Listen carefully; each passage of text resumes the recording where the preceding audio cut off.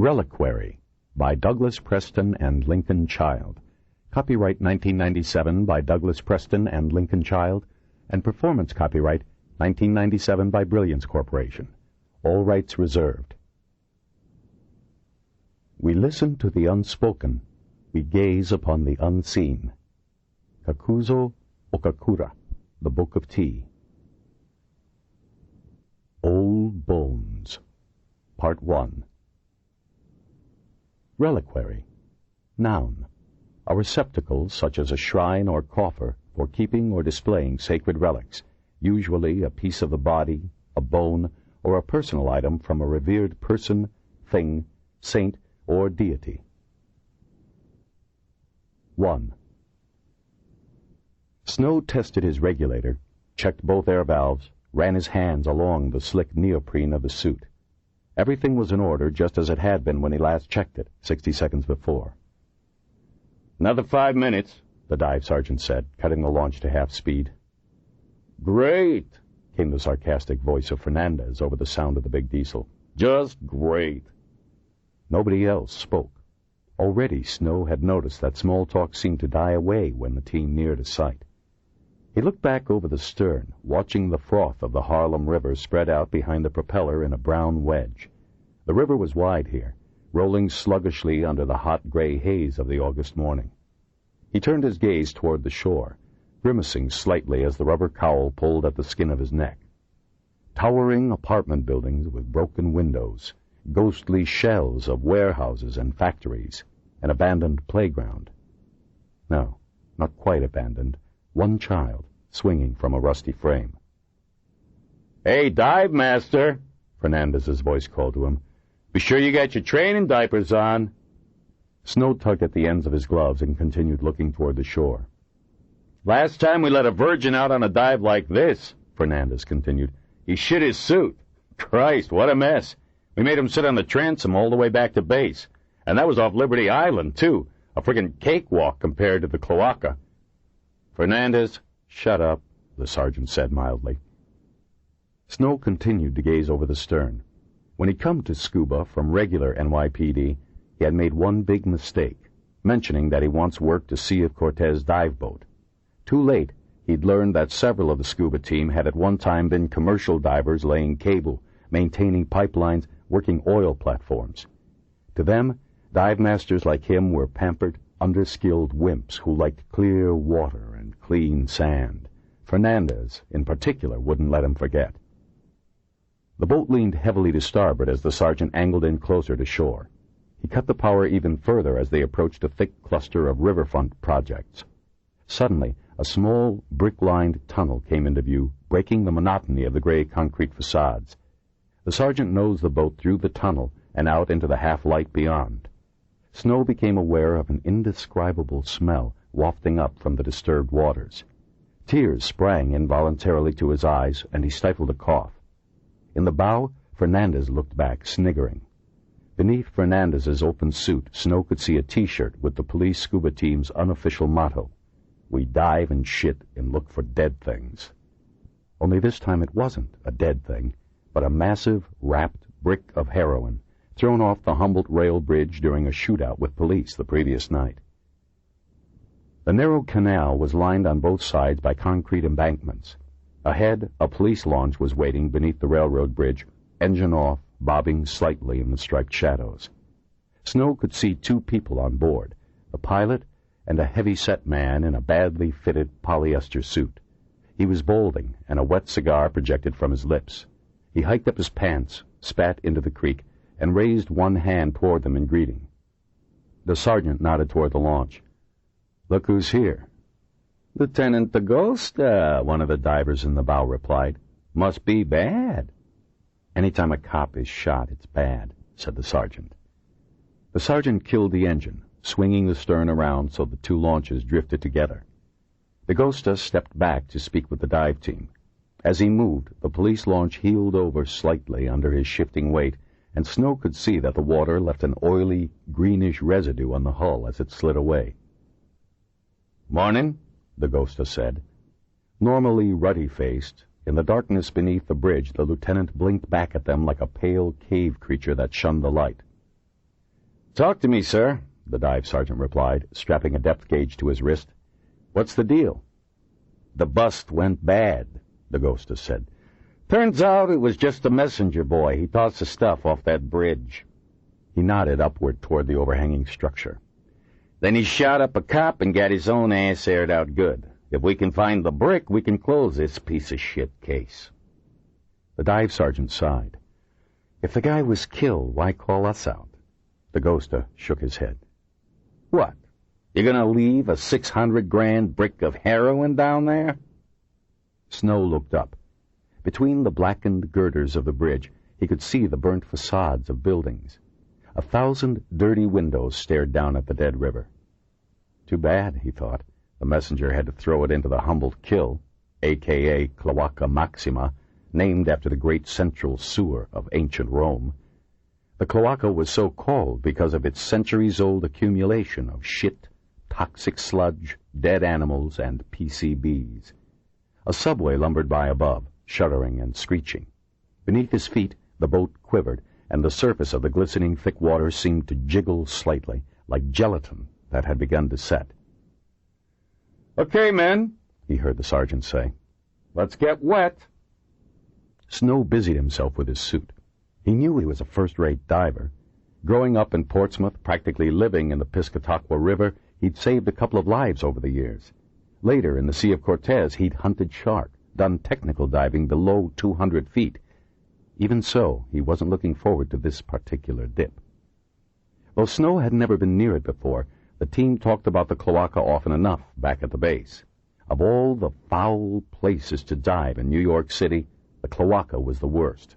Worse than the Arthur Kill, Hellgate, even the Gowanus Canal. Once, he'd heard, it had been a sizable tributary of the Hudson, cutting through Manhattan just south of Harlem's Sugar Hill.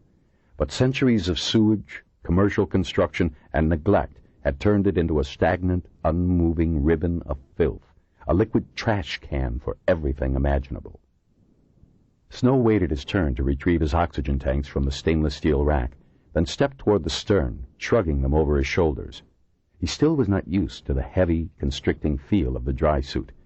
Out of the corner of his eye, he could see the sergeant approaching. "All set?" came the quiet baritone. "I think so, sir," Snow said. What about the headlamps?" The sergeant stared at him blankly.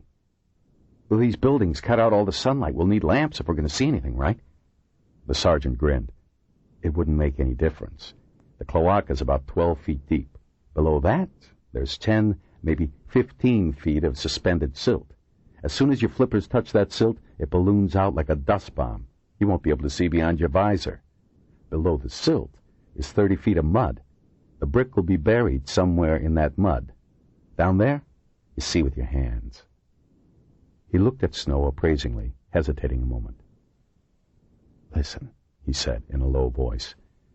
"This won't be like those practice dives in the Hudson. I only brought you along because Cooney and Schultz are still in the hospital." Snow nodded. The two divers each had gotten a case of the blastomycosis, a fungal infection that attacked the solid organs, while searching for a bullet-ridden body in a limo at the bottom of a North River the week before. Even with mandatory weekly blood work to screen for parasites, bizarre diseases ruin the health of divers every year. "If you'd rather sit this one out, it's okay," the sergeant continued. "You can stay here on deck, help me with the guide ropes." Snow looked over at the other divers as they strapped on their weight belts, snugged the zippers of their dry suits tight, let the lines over the sides. He remembered the first rule of the scuba team. Every man dives. Fernandez, making a line fast to a cleat, looked back toward them and smirked knowingly. "I'm diving, sir," Snow said.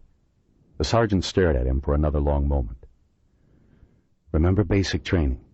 Pace yourself.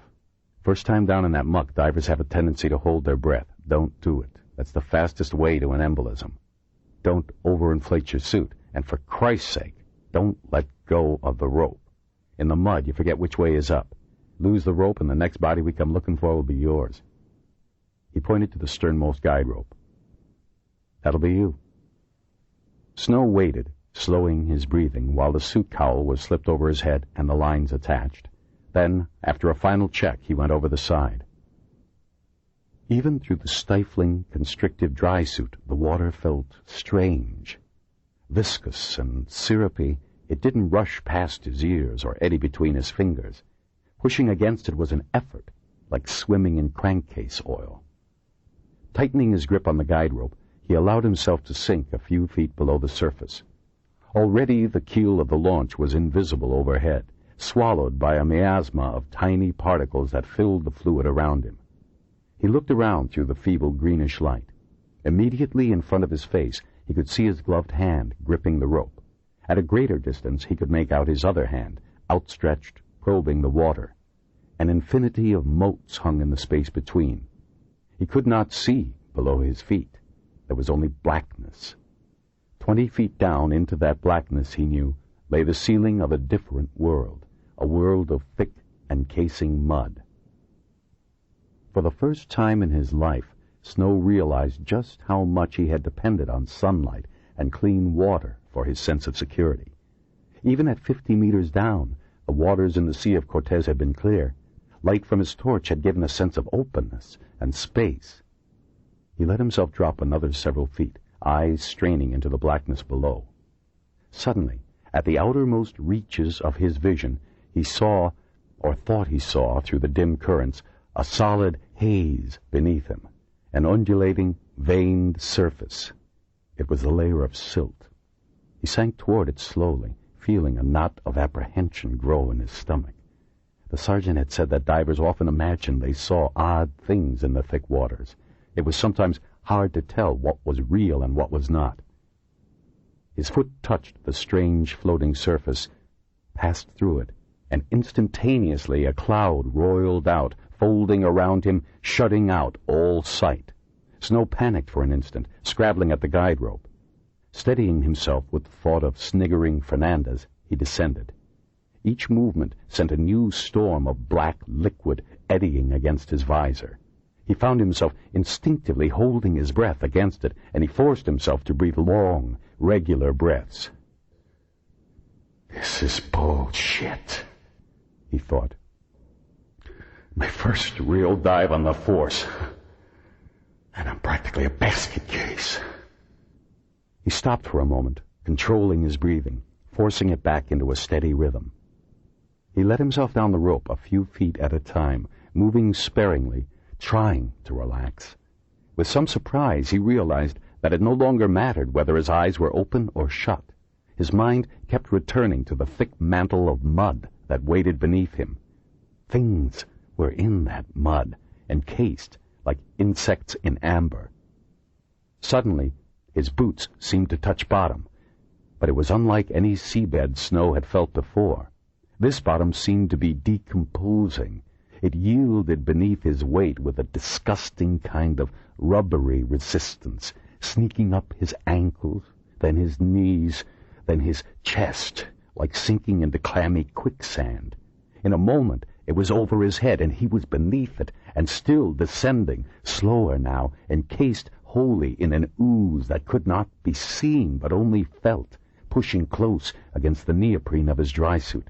He could hear the bubbles of his own exhalations working their way upwards around him, not with the quick abandon he was used to, but instead with a slow, flatulent rolling. The mud seemed to offer more resistance as he descended. How far down was he supposed to go in this shit? He swung his free hand about as he had been taught, sweeping it through the muck. It bumped into things. In the blackness with his thick gloves, it was hard to tell what they were. Limbs of trees, crankshafts, nasty snarls of wire, the collected waste of centuries trapped in this graveyard of mud. Another 10 feet, and he'd go back up. Even that bastard Fernandez couldn't snigger after this. Abruptly, his swinging arm bumped against something. When Snow pulled at it, the thing drifted toward him slowly, with the kind of slow resistance that implied weight. Snow tucked the guide rope around the crook of his right arm and felt the thing. Whatever it was not a brick of heroin. He let it go, pushing himself away. The thing swung around in the treacly eddy of his flippers and bumped up against him in the blackness, knocking his visor back and momentarily loosening his regulator. Regaining his balance, Snow began moving his hand over the object, looking for a hold with which to push it away. It was like reaching into a tangle of something, a large tree branch maybe, but it was inexplicably soft in places. He felt along it, feeling the smooth surfaces, the rounded knobs, the pliable lumps. Then, in a flash of understanding, Snow realized he was feeling along a bone. Not just one bone, but several, connected by leathery strips of sinew. It was a half-skeletonized remains of something, a horse, maybe. But as he felt further along its length, he realized that it could only be human. A human skeleton. He tried again to slow his breathing, get his mind working properly. Common sense and training told him he couldn't just leave it there, he'd have to bring it up. He began threading the guide rope through the hip joint and down around the long bones as best he could in the thick muck. He figured there was still enough gristle on the bones to hold the thing together on its trip to the surface. Snow had never tried to tie a knot with gloved fingers in pitch-black mud before. This was something the sergeant hadn't gone into during basic. He hadn't found the heroine, but it was still a stroke of luck. Snow had stumbled onto something important. An unsolved murder, perhaps. Muscle-bound Fernandez would shit a brick when he found out. Yet somehow Snow felt no exhilaration. All he wanted was to get the hell up and out of this mud. His breath was coming in quick, short pants, and he no longer made any effort to control it. His suit was cold, but he couldn't stop to inflate it now. The rope slipped, and he tried again, holding the skeleton close to him in the ooze to make sure it didn't slip away. Again and again he thought of the yards of mud above his head, the whirlpool of silt above that, the viscous water through which sunlight never penetrated. The rope pulled tight at last, and he gave a mental whimper of thanks. He'd just make sure it was secure, then give 3 tugs on the line, signaling he'd found something. And then he'd climb up the line and out of this black horror, onto the boat and onto dry land, and maybe then he'd shower for 90 minutes, get drunk, and think about getting his old job back. Dive boat season was just a month away. He checked the rope, feeling it tight around the corpse's long bones. His hands moved up, probing for the ribs, the sternum, threading more rope through the bones, ensuring the fit was snug and that the rope would not slip off when they hauled it topside. His fingers continued to travel upward, only to find that the spinal column tapered off into nothing but black muck. No head. Instinctively, Snow jerked his hand away, then realized in a surge of panic that he had let go of the guide rope. He windmilled his arms and bumped against something, the skeleton again. He grabbed at it desperately, almost hugging it with relief. He quickly felt downward for the rope, grasping and feeling along the long bones, trying to remember just where he'd tied it. The rope wasn't there.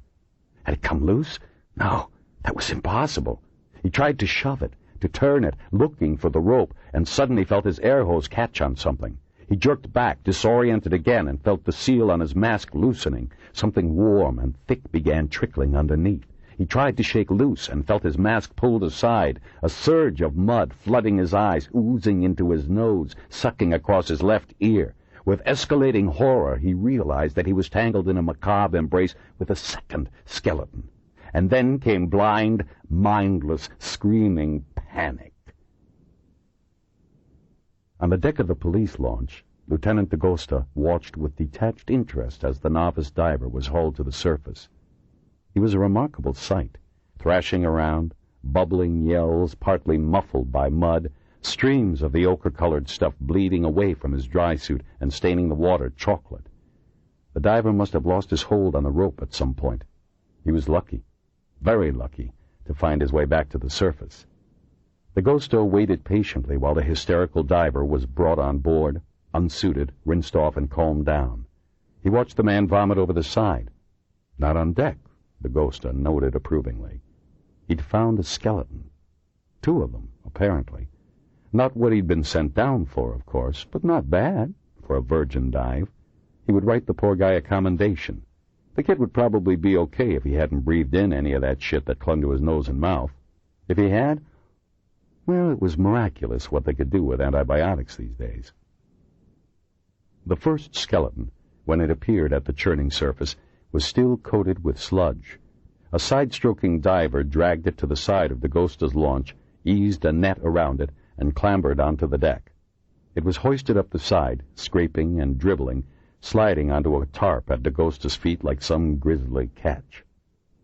Jesus, you could have rinsed it off a bit, Dagosta said, wincing at the smell of ammonia. Above the surface, the skeleton became his jurisdiction, and he fervently wished it could simply go back from whence it came. He could see that where the skull should have been, there was nothing. "Shall I hose it down, sir?" the diver asked, reaching for the pump. "Hose yourself down first." The diver looked ridiculous, an unraveled condom plastered to the side of his head, filth dribbling from his legs. Two divers climbed aboard and began gingerly hauling in another rope, while a third diver brought up the other skeleton, buoying it with a free hand. When it landed on the deck and those aboard saw that it, too, had no head, an awful silence fell. Dagosta glanced over at the huge brick of heroin, also recovered and safely sealed in a rubber evidence bag. Suddenly, the brick had grown a lot less interesting. He drew thoughtfully on his cigar and looked away, scanning the cloaca. His eyes came to rest on the ancient mouth of the west side lateral drain. A few stalactites dripped from the ceiling like small teeth. The west side lateral was one of the biggest in the city, draining practically the entire upper west side. Every time Manhattan got a hard rain, the lower Hudson sewage treatment plant hit capacity and shunted thousands of gallons of raw sewage out the west side lateral right into the cloaca. He tossed the remains of his cigar over the side. "You guys are going to have to get wet again," he said, exhaling loudly. "I want those skulls." 2. Louis Podelsky, assistant medical examiner for the city of New York, glanced at the clock, feeling his gut rumble. He was, quite literally, starving. He'd had nothing but slim-curved shakes for 3 days, and today was his day for a real lunch. Popeye's fried chicken. He ran his hand over his ample gut, probing and pinching, thinking that there might be less there. Yep, definitely less there. He took a gulp from his 5th cup of black coffee and glanced at the ref sheet. At last, something interesting, not just another shooting, stabbing, or OD. The stainless steel doors at the end of the autopsy suite banged open, and the ME nurse, Sheila Rocco, rolled in a brown corpse and laid it out on a gurney. Podelsky glanced at it, looked away, glanced back again. Corpse was the wrong word, he decided. The thing on the gurney was little more than a skeleton, covered with shreds of flesh. Podelsky wrinkled his nose. Rocco positioned the gurney under the lights and began hooking up the drainage tube. "Don't bother," Podelsky said. The only thing that needed draining around here was his coffee cup. He took a large swallow, tossed it into the wastebasket, checked the corpse's tag against the ref sheet and initialed it, then pulled on a pair of green latex gloves. "What have you brought for me now, Sheila?" he asked. "Piltdown man?" Rocco frowned and adjusted the lights above the gurney. "This one must have been buried for a couple centuries at least. Buried in shit, too, from the smell of it. Whew! Yeah, perhaps it's King Shit-and-Common himself." Rocco pursed her lips and waited while Podelsky roared with laughter. When he was finished, she silently handed him a clipboard. Podelsky scanned the sheet, lips moving as he read the typed sentences. Suddenly he straightened up. "Dredged out of humble kill," he muttered. "Christ almighty." He eyed the nearby glove dispenser, considered putting on an extra pair of gloves, decided against it. Decapitated, head still missing, no clothing, but found with a metal belt around its waist. He glanced over at the cadaver and spied the ID bag hanging from the gurney. "Let's have a look," he said, taking up the bag. Inside was a thin gold belt with an Uffizi buckle, set with a topaz. It had already been run through the lab, he knew, but he still wasn't allowed to touch it. He noticed the belt had a number on its back plate. "Expensive," Podelsky said, nodding toward the belt. "Maybe it's Piltdown woman. Or a transvestite." And he roared again. Rocco frowned. "May we show the dead a little more respect, Dr. Podelsky?" "Oh, of course, of course." He hung the clipboard on a hook and adjusted the microphone that hung above the gurney. "Switch on the tape recorder, will you, Sheila, darling?" As the machine snapped on, his voice suddenly became clipped and professional. "This is Dr. Louis Podolsky. It's August 2nd, 12:05 p.m. I am assisted by Sheila Rocco, and we're commencing examination of—" He glanced at the tag. "Number A1430.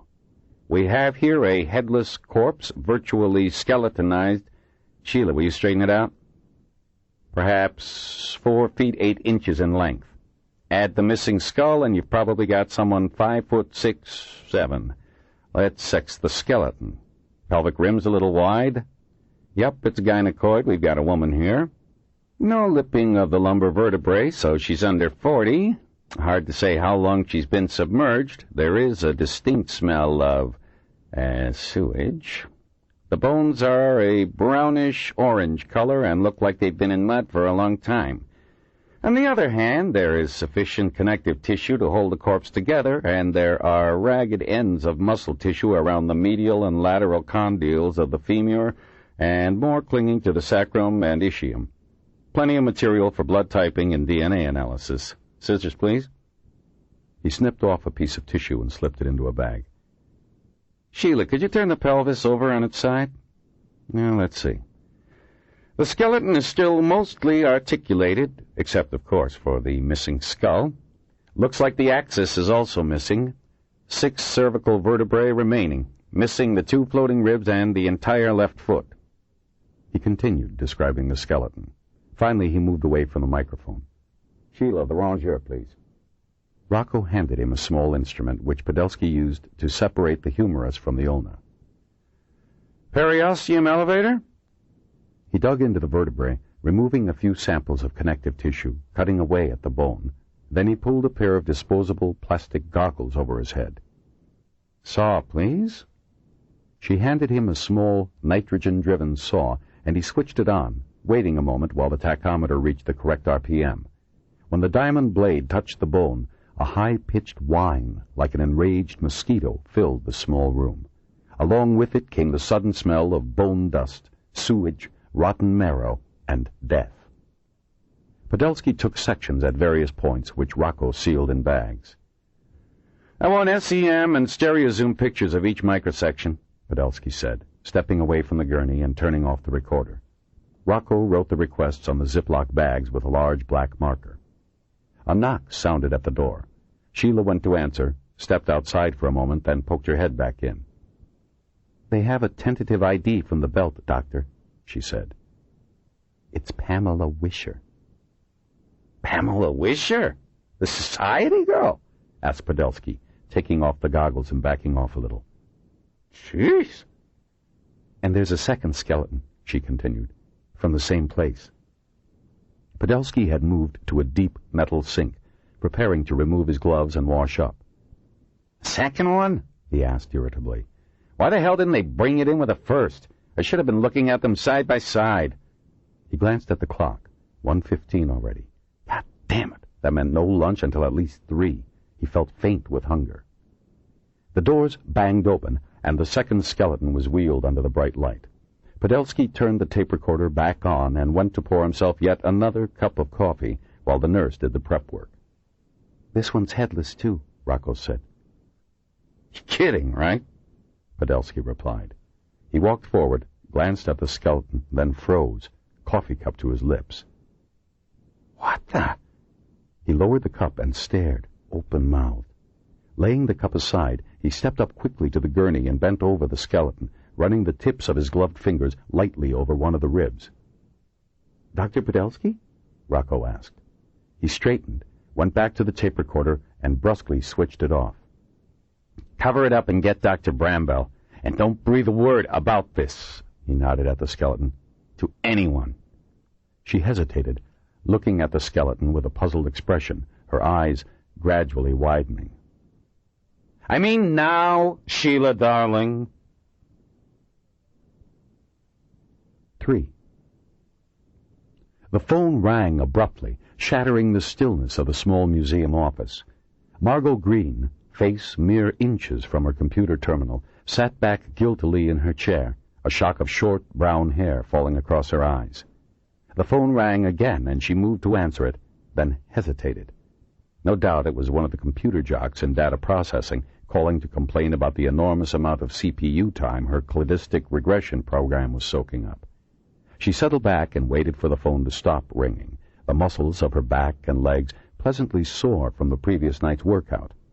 Picking up the hand trainer from her desk, she began squeezing it in a routine so familiar it had grown almost instinctive.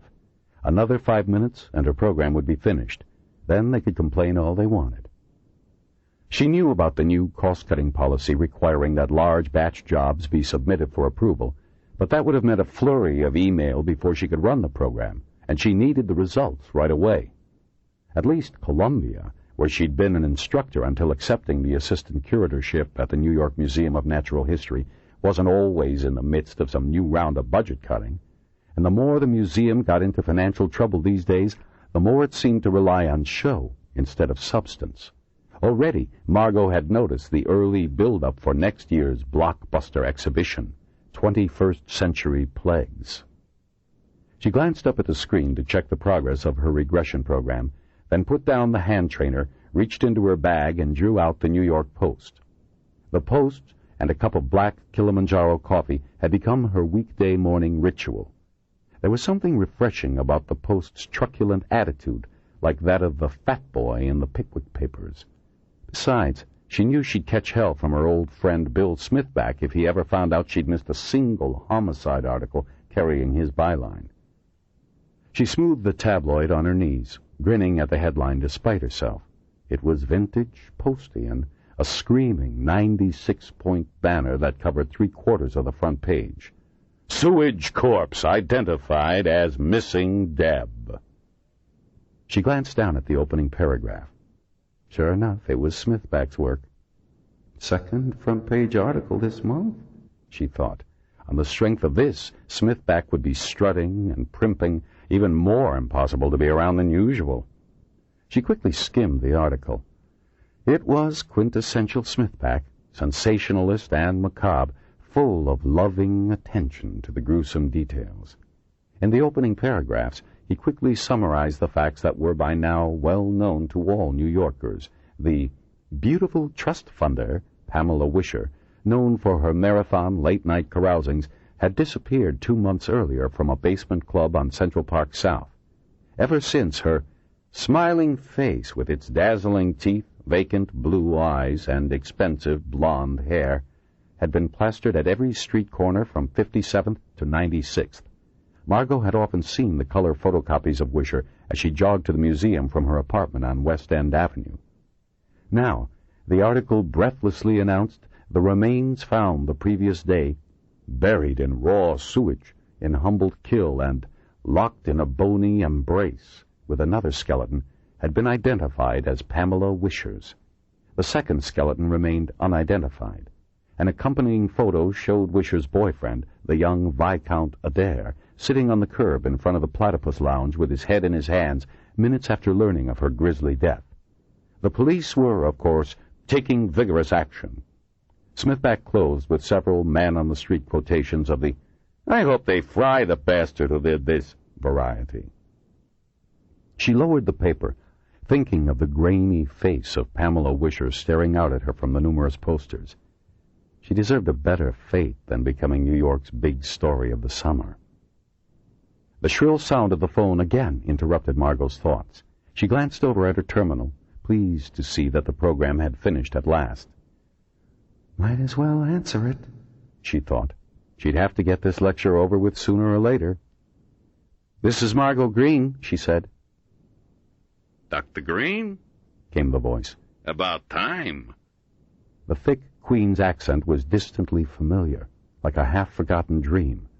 Gruff, authoritarian. Margo searched her memory for the face belonging to the voice on the other end of the phone. "All we can say is that a body has been found on the premises under circumstances we are currently investigating." She sat back in surprise. "Lieutenant DaGosta?" she asked. We need you in the forensic anthropology lab. The ghostess said. Right away, please. Can I ask? You may not. Sorry. Whatever you're doing, forget it and come downstairs. The line went dead with a sharp click. Margo held the phone away from her face, looking at the mouthpiece as if waiting for further explanation. Then she opened her carryall and replaced the post, carefully covering a small semi-automatic pistol in the process, pushed the chair away from the computer, and stepped quickly out of her office. 4.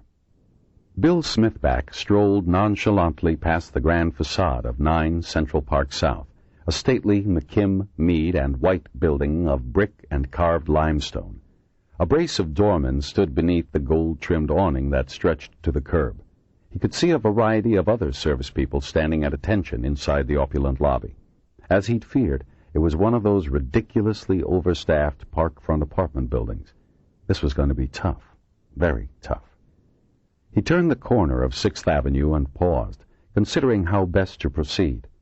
He felt in the outside pocket of his sports jacket, locating the record button of his microcassette recorder. He could turn it on unobtrusively when the time came. He glanced at his image, reflected among countless Italian shoes in a nearby shop window. He was the very model of preppydom, or as near as his wardrobe would permit. He took a deep breath and returned around the corner, walking with confident step toward the cream-colored awning. The closer of the 2 uniformed doormen gazed at him imperturbably, one gloved hand on the great brass handle of the door. "I'm here to see Mrs. Wisher," Smithback said. "Name, please?" the man asked in a monotone. "A friend of Pamela's." "I'm sorry," the man said, unmoving, "but Mrs. Wisher is not receiving any visitors." Smithback thought quickly. The doorman had asked who was calling before telling him this. That meant Mrs. Wisher was expecting someone. "If you must know, it's about this morning's appointment," Smithback said. "I'm afraid there's been a change. Could you ring her for me?" The doorman hesitated a moment, then opened the door, leading Smithback across the gleaming marble floor. The journalist looked around.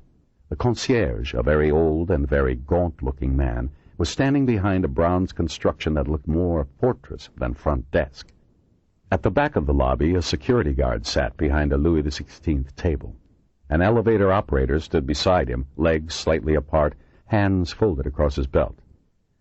"This gentleman is calling on Mrs. Wisher," the doorman said to the concierge. The concierge gazed down at him from his marble pillbox. "Yes?" Smithback took a deep breath. At least he'd broached the lobby. "It's about the appointment she's expecting. There's been a change." The concierge paused a moment, his hooded eyes checking out Smithback's shoes, running up his sport coat, examining his haircut. Smithback waited, silently chafing under the examination, hoping he'd captured the look of an earnest young man from a well-to-do family. "Who may I say is calling?" the concierge rasped. "A friend of the family will do." The concierge waited, staring at him. "Bill Smithback," he added quickly. Mrs. Wisher, he was certain, did not read the New York Post. The concierge looked down at something that was spread in front of him. "What about the 11 o'clock appointment?" he asked. "They sent me instead," Smithback replied, suddenly glad that it was 10:32 a.m. The concierge turned around and disappeared into a small office. He came out again 60 seconds later. "Please pick up the house telephone on the table beside you," he said. Smithback held the receiver to his ear. "What? Did George cancel?" said a small, crisp, expensive voice. "Mrs. Wisher, may I come up and speak with you about Pamela?" There was a silence. "Who is this?" the voice asked. "Bill Smithback."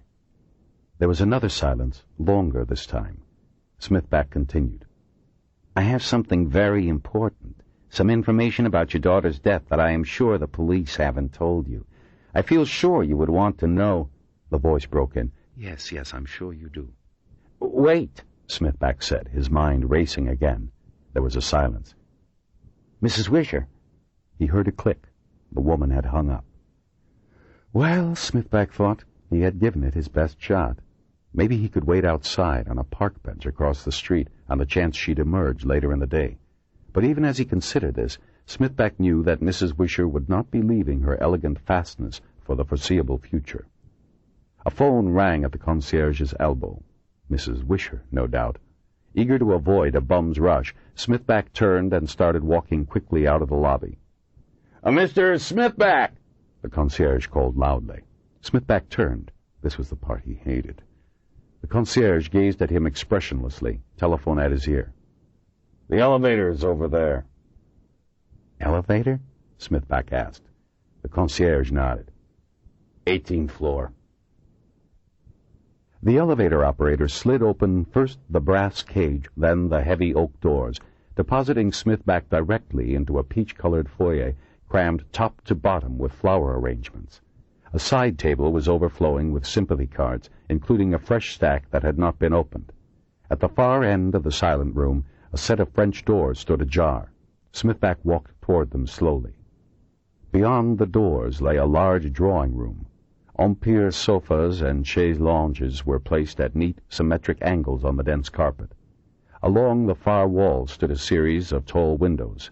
Smithback knew that, when open, they would afford a spectacular view of Central Park, but now they were tightly closed and shuttered, throwing the tastefully appointed space into heavy gloom. There was a brief movement to one side. Turning, Smithback saw a small, neat woman with well-coiffed brown hair seated at one end of a sofa. She was wearing a dark, simple dress. Without speaking, she motioned him to sit down. Smithback selected a wing chair opposite Mrs. Wisher.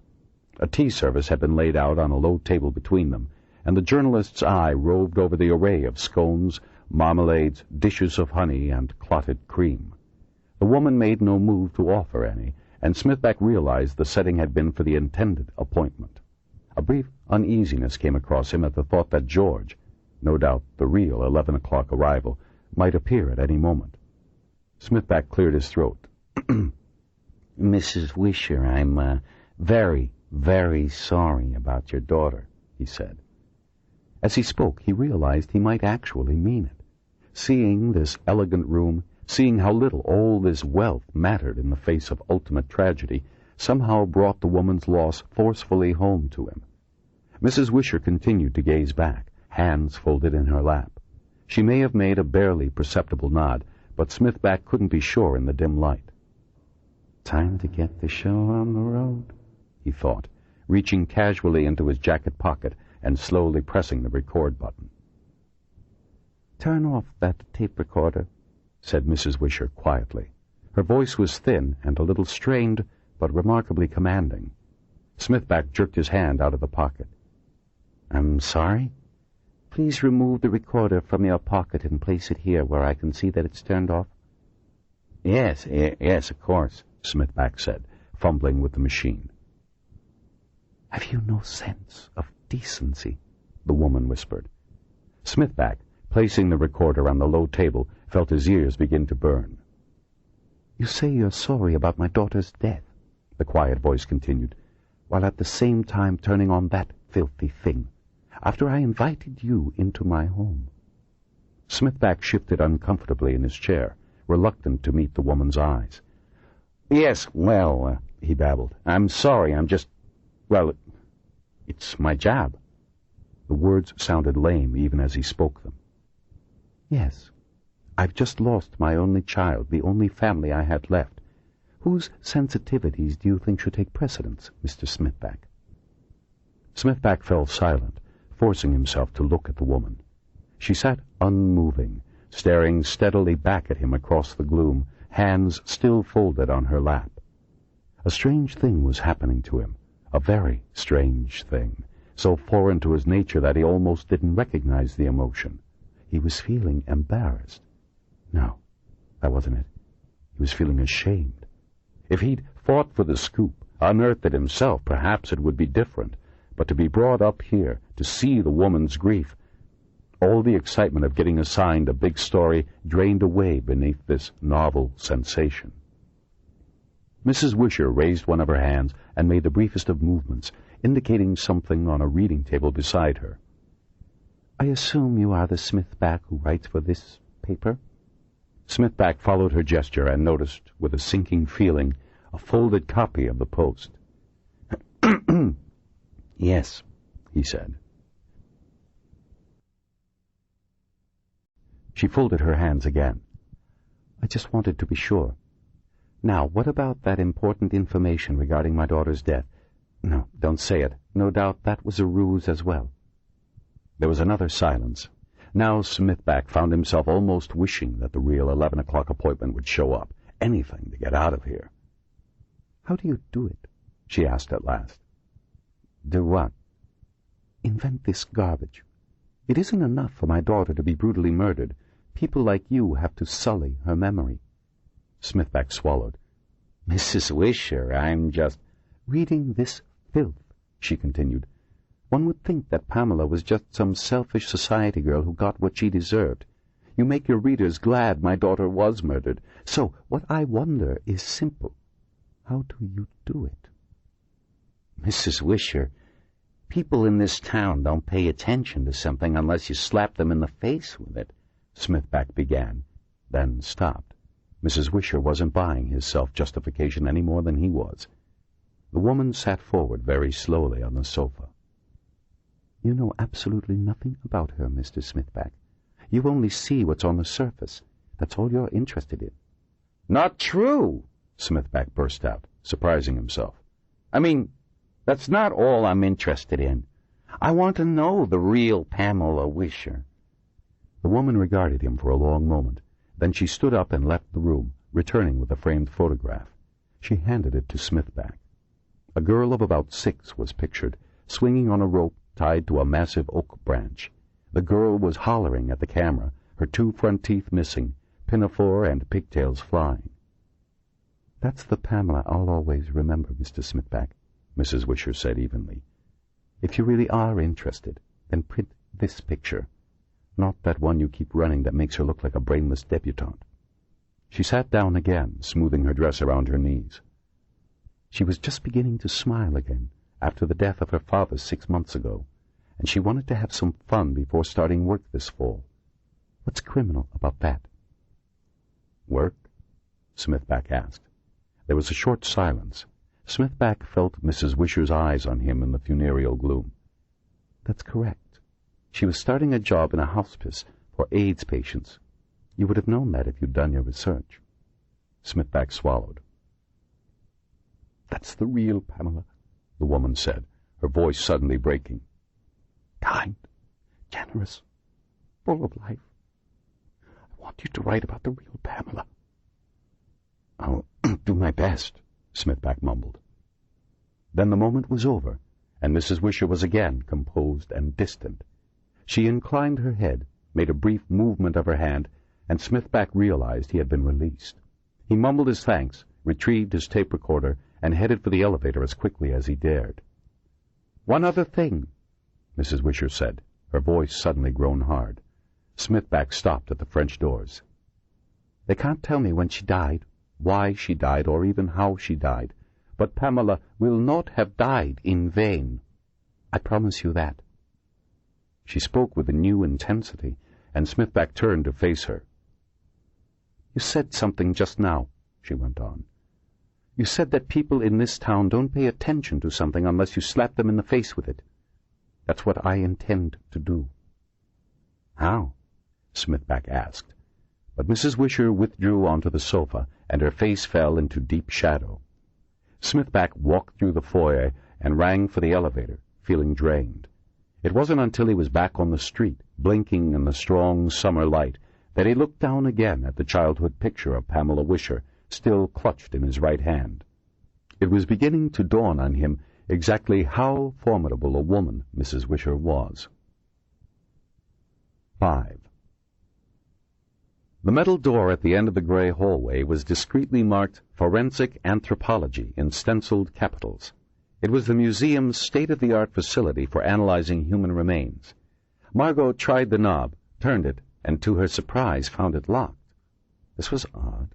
She'd been here countless times, assisting in examinations of everything from Peruvian mummies to Anasazi cliff-dwellers, and the door had never been locked before. She lifted her hand to knock, but the door was already being opened from the inside, and she found her wrap falling onto thin air. She stepped in, then stopped abruptly. The lab, normally brightly lit and bustling with grad students and curatorial assistants, looked dim and strange. The bulky electron microscopes, X-ray viewers, and electrophoresis apparatus sat against the walls, silent and unused. The window that normally boasted a panoramic view of Central Park was covered by a heavy curtain. A single pool of brilliant light illuminated the center of the room. At its edge, a semicircle of suited figures stood among the shadows. In the center of the light lay a large specimen table. Something brown and knobby lay on it, along with the blue plastic sheet covering some other long, low object.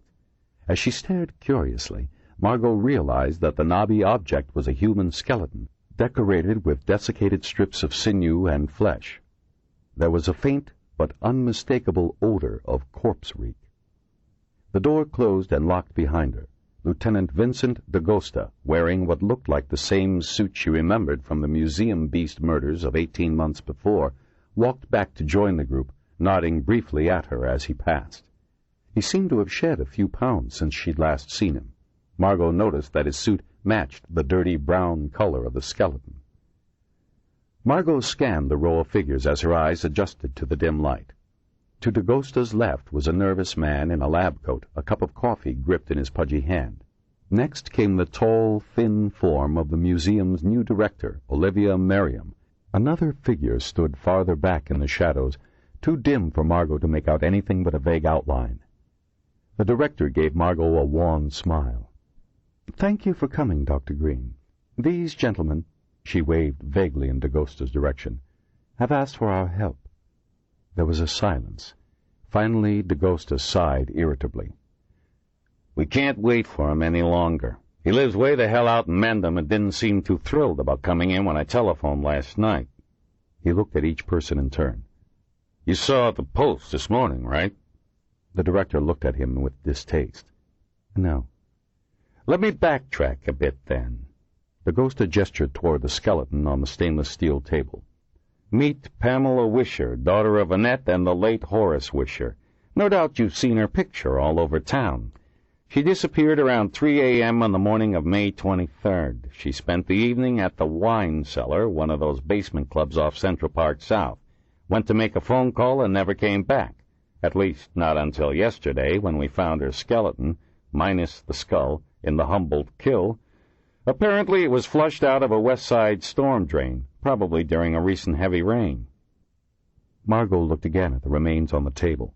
She had seen countless skeletons before, but none belonging to anyone she'd known, or even heard of. It was difficult to believe that this grisly assemblage of bones had once been the pretty blonde woman she had been reading about barely 15 minutes before. "And with the remains of Pamela Wisher, we also found this." d'Agosta nodded at the thing lying beneath the blue plastic sheet. "So far, the press knows only that a second skeleton was found. Thank God." He glanced at the figure standing apart in the shadows. "I'll let Dr. Simon Bramwell, Chief Medical Examiner, do the talking." As the figure stepped into the light, Margo saw a slender man of about 65. The skin lay tight and smooth across a devious old skull, and a pair of beady black eyes glittered at the assembled company behind ancient horn rims. His long, lean face was as devoid of expression as his head was devoid of hair. He laid a finger across his upper lip. "If you would all take a few steps forward," he said in a soft Dublin accent, "you might have a better view." There was a sound of reluctant shuffling. Dr. Bramwell grasped the end of the blue sheet, paused a moment to look impassively around again, then flipped it off with a deft motion. Beneath, Margo saw the remains of another headless corpse, as brown and decayed as the first. But as her eyes scanned the remains, she sensed there was something odd. Her breath drew in sharply as she realized what it was. The bizarre thickening of the leg bones, the odd curvatures of several of the major joint structures, was all wrong. "What the hell?" she thought. There came a sudden thump on the door. "Christ!" d'Agosta moved toward it quickly. "At last!" The door swung wide to reveal Whitney Cadwallader Frock, the famous evolutionary biologist, now a reluctant guest of Lieutenant Dagosta. His wheelchair creaked as it approached the specimen table. Without looking at the assembled company, he examined the bony corpses, his eyes coming to rest on the second skeleton. After a few moments, he leaned back, a shock of white hair falling away from his wide pink forehead. He nodded at Dagosta and the museum director. Then he saw Margo, and a look of surprise came over his face, changing quickly to a delighted smile. Margo smiled and nodded in return. Although Frock had been her primary adviser during her graduate work at the museum, she had not seen him since his retirement party. He had left the museum to concentrate on his writing, yet there was still no sign of the promised follow-up volume to his influential work, Fractal Evolution. The medical examiner, who had paid Frock's entrance only the briefest of glances, now continued. "I invite you," he said pleasantly, "to examine the ridging of the long bones, the bony spicules and osteophytes along the spine and at the joints. Also the 20-degree outward rotation of the trochanthers. Note that the ribs have a trapezoidal instead of the normal prismatic cross-section. Finally, I would direct your attention to the thickening of the femurs. On the whole, a rather unbecoming fellow.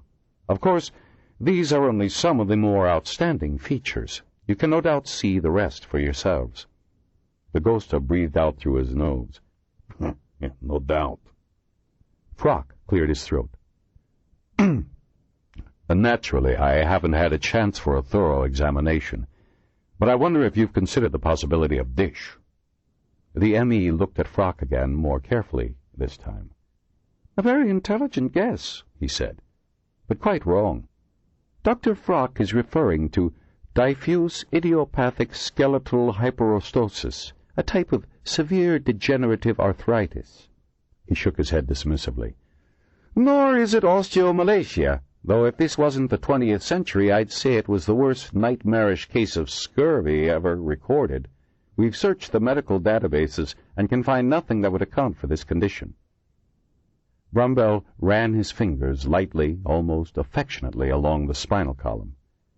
"There is another curious anomaly shared by both skeletons, which we only noticed last night.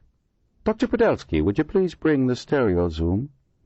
The overweight man in the lab coat disappeared into the gloom, then returned, rolling before him a large stereo zoom microscope with an open stage. He positioned it over the neck bones of the deformed skeleton, peered through the eyepieces, made a few adjustments, then stepped back. Brumbell gestured with the palm of his hand. "Dr. Frock?" Frock rolled forward and, with some difficulty, fit his face to the visor. He remained motionless for what seemed several minutes, leaning over the skeletonized cadaver. At last he rolled his wheelchair back, saying nothing. "Dr. Green?" the M.E. said, turning to her. Margo stepped up to the microscope and peered in, aware of being the focus of attention. At first she could make nothing of the image. Then she realized that the stereo zoom was focused on what appeared to be a cervical vertebra. There were several shallow, regular scores along one edge. Some foreign, brownish matter clung to the bone, along with bits of cartilage, strings of muscle tissue, and a greasy bulb of adipocere. Slowly she straightened up, feeling the old familiar fear return, unwilling to consider what those scores along the bone reminded her of. The M.E. raised his eyebrows. "Your opinion, Dr. Green?" Margo drew in her breath. "If I were to guess, I'd say they look like teeth marks." She and Frock exchanged glances. She knew now, they both knew, exactly why Frock had been called to this meeting. Brumbell waited while the others took turns staring through the microscope. Then, wordlessly, he wheeled the stereo zoom over to Pamela Wisher's skeleton, focusing this time on the pelvis. Again, Frock took up a position at the microscope, followed by Margo. No denying it this time. Margo noticed that some of the marks had punctured the bone and penetrated into the marrow spaces. Frock blinked in the cold white light. "Lieutenant Dagosta told me these skeletons came out of the west side lateral drain." "That's right," said Dagosta. "Flushed out by the recent storm?" "That's the theory." "Perhaps feral dogs worried our couple while their dead bodies lay in the drain system." "That's one possibility," said Brumbell. "I would estimate the pressure required to make the deepest of those pressure marks at around 1200 psi. A bit high for a dog, don't you think? Not for, say, a Rhodesian ridgeback, said Frock. Bramwell inclined his head. Or the hound of the Baskervilles, Professor? Frock frowned at the sarcasm.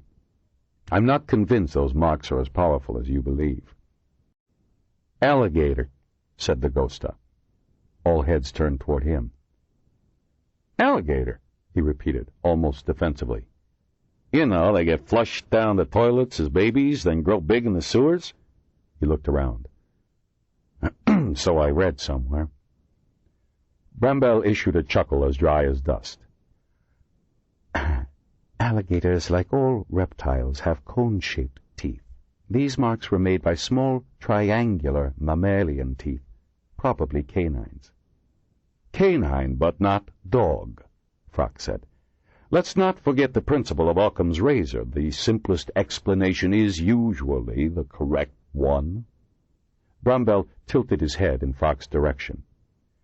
I know that Occam's razor is held in great esteem in your profession, Dr. Frock. In mine, we find the Holmesian philosophy more apt. When you have eliminated the impossible, whatever remains, however improbable, must be the truth. So what answer remains, Dr. Bramwell? Frock snapped. As of this moment, I have no explanation. Frock settled back in the wheelchair. This second skeleton is interesting, perhaps even worth the trip in from Mendham, but you forget that I am now retired. Margo watched him, frowning. Normally, the professor would have been more entranced by a puzzle such as this. She wondered if, perhaps in the same way as herself, Frock was reminded of the events of 18 months before. If so, perhaps he was resisting. It was not the kind of reminiscence likely to ensure tranquil retirement. Olivia Merriam spoke up. Dr. Frock, she said, we were hoping that you would be willing to assist in the analysis of the skeleton. Because of the unusual circumstances, the museum has agreed to put its laboratory at the disposal of the police. We'll be happy to provide you an office on the 5th floor with secretary for as long as necessary. Frock raised his eyebrows. Surely the city morgue has all the latest equipment, not to mention the luminous medical talents of Dr. Bramwell here. You are correct about the luminous talent, Dr. Frock, Bramwell replied. But as for having the latest equipment, you are sadly in error. The budget shortfalls of recent years have left us rather behind the times. Besides, the morgue is a bit public for this sort of thing. Right now we are infested with reporters and television crews. He paused. And, of course, we don't have your particular expertise at the city morgue. Thank you, Frock said. He gestured at the second skeleton. But how hard could it be to identify someone who in life must have looked like the missing link? Believe me, we've tried, said the ghosta. Over the last 24 hours, we've checked every missing Tom, Dick, and Harry in the tri-state area. Nothing. And as far as we can tell, no freak like this ever existed, let alone one who got himself lost and chewed up in the New York City sewers. Frock seemed not to hear the answer to his question. His head sunk slowly to his chest, and he remained motionless for several minutes. Except for an impatient cluck from Dr. Bramwell, the laboratory was still. At last, Frock roused himself, sighed deeply, and nodded with what to Margo seemed like weary resignation. Very well. I can give you a week. I have other business in the city to attend to. I assume you wish Dr. Green here to assist me? Too late, Margo realized she hadn't given any thought to why she herself had been invited to this secret gathering. But now it was clear. She knew that Frock trusted her completely. Together they had solved the mystery of the museum beast killings. They must have figured, she thought, that Frock would work with me and nobody else. Wait a minute, she blurted. I can't do that. All eyes turned toward her, and Margo realized she had spoken more sharply than she'd meant to. What I mean is, I don't think I can spare the time right now, she stammered. Frock looked at her, comprehension in his eyes. More than anyone else, he understood this assignment was guaranteed to stir up fearsome memories. Director Merriam's narrow features creased into a frown. I'll speak to Dr. Hawthorne, she said. You'll be given whatever time necessary to assist the police." Margo opened her mouth to protest, then decided against it. Too bad, she thought, that her curatorial appointment at the museum was too recent for her to refuse. "Very good," said Bramwell, a tight smile briefly cracking his dry face. "I will be working alongside the two of you, of course. Before we disperse, I might just emphasize that the utmost discretion will be required. It was bad enough having to release the news that Pamela Wisher had been found dead and decapitated. If word ever gets out that our socialite was nibbled on after death, or perhaps before—" His voice trailed off, and he smoothed a hand over his bald pate. Frock glanced up sharply. "The teeth marks are not post-mortem?" "That, Dr. Frock, is the question of the hour. Or one of them, at least. The mayor and the chief of police are waiting rather impatiently for results." Frock made no reply, and it was clear to everybody that the meeting was at an end. The group turned to go, most of them eager to distance themselves from the gaunt, brownish things that lay on the specimen tables. As she walked past, the museum director turned briefly toward Margo. "Let me know if I can help in any way," she said. Dr. Bramwell took in Frock and Margo with one last sweep of his eyes, then followed the director out the door. Last to leave was Lieutenant D'Agosta. In the doorway he paused for a moment. "If you have to talk to anyone, talk to me." He opened his mouth as if to say more, then stopped, nodded, and turned away abruptly.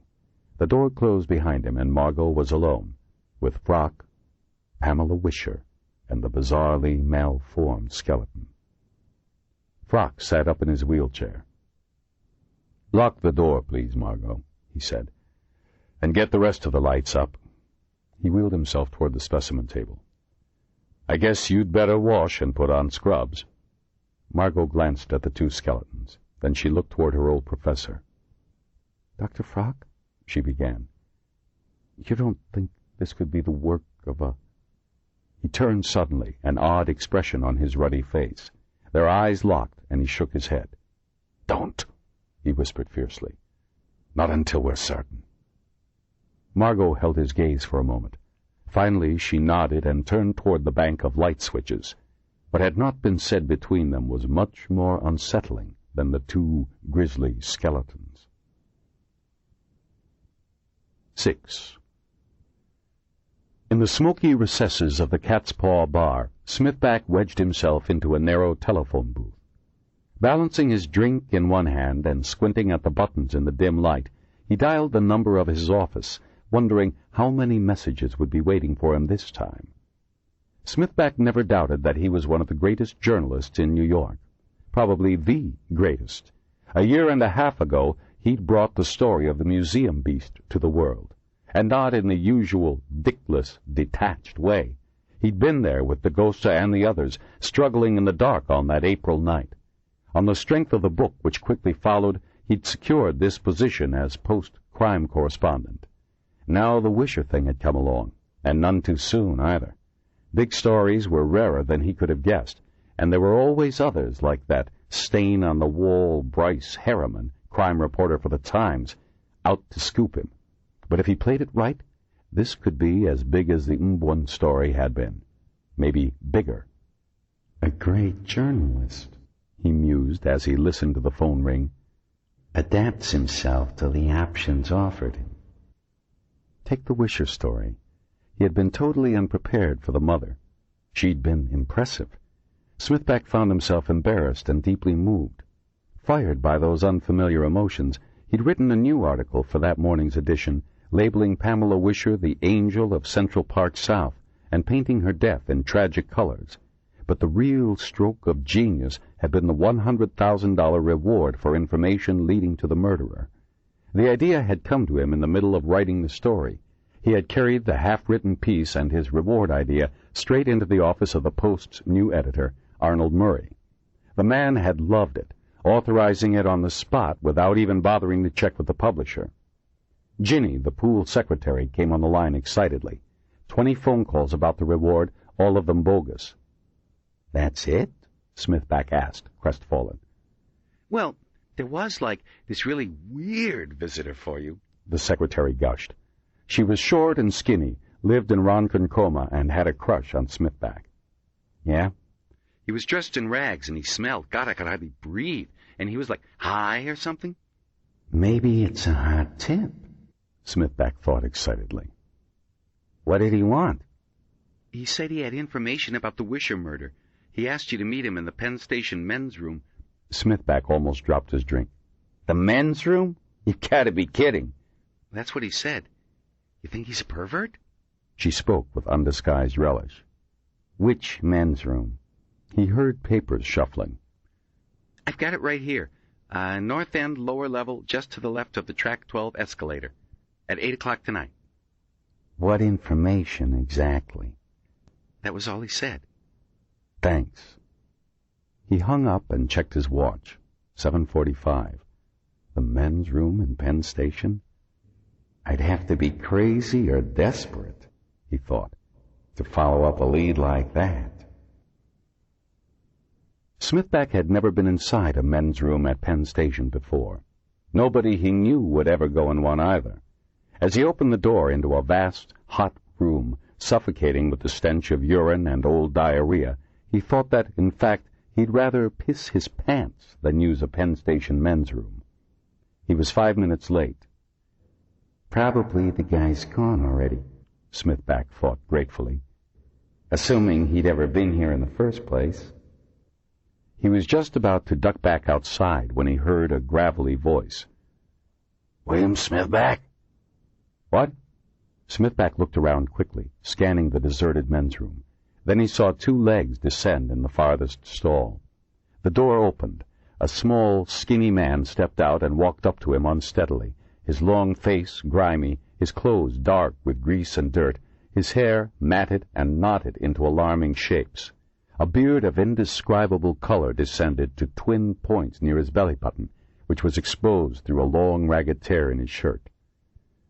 William Smithback? The man repeated, peering at him through filmy eyes. Who else? Without another word, the man turned and moved back toward the rear of the men's room. He stopped at the open last stall, then turned, waiting. You have some information for me? Smithback asked. Come with me. He gestured back toward the stall. No way, said Smithback. If you want to talk, we can talk out here, but I'm not going in there with you, pal. The man gestured again. But this is the way to go. Go where? Down. Cautiously, Smithback approached the stall. The man had stepped inside and was standing behind the toilet, prying back a large piece of painted sheet metal that, Smithback now saw, covered a ragged hole in the dirty tile wall. In there? Smithback asked. The man nodded. Where does it go? Down, the man repeated. Forget it, said Smithback. He started to back away. The man held his gaze. I'm supposed to bring you to Mephisto, he said.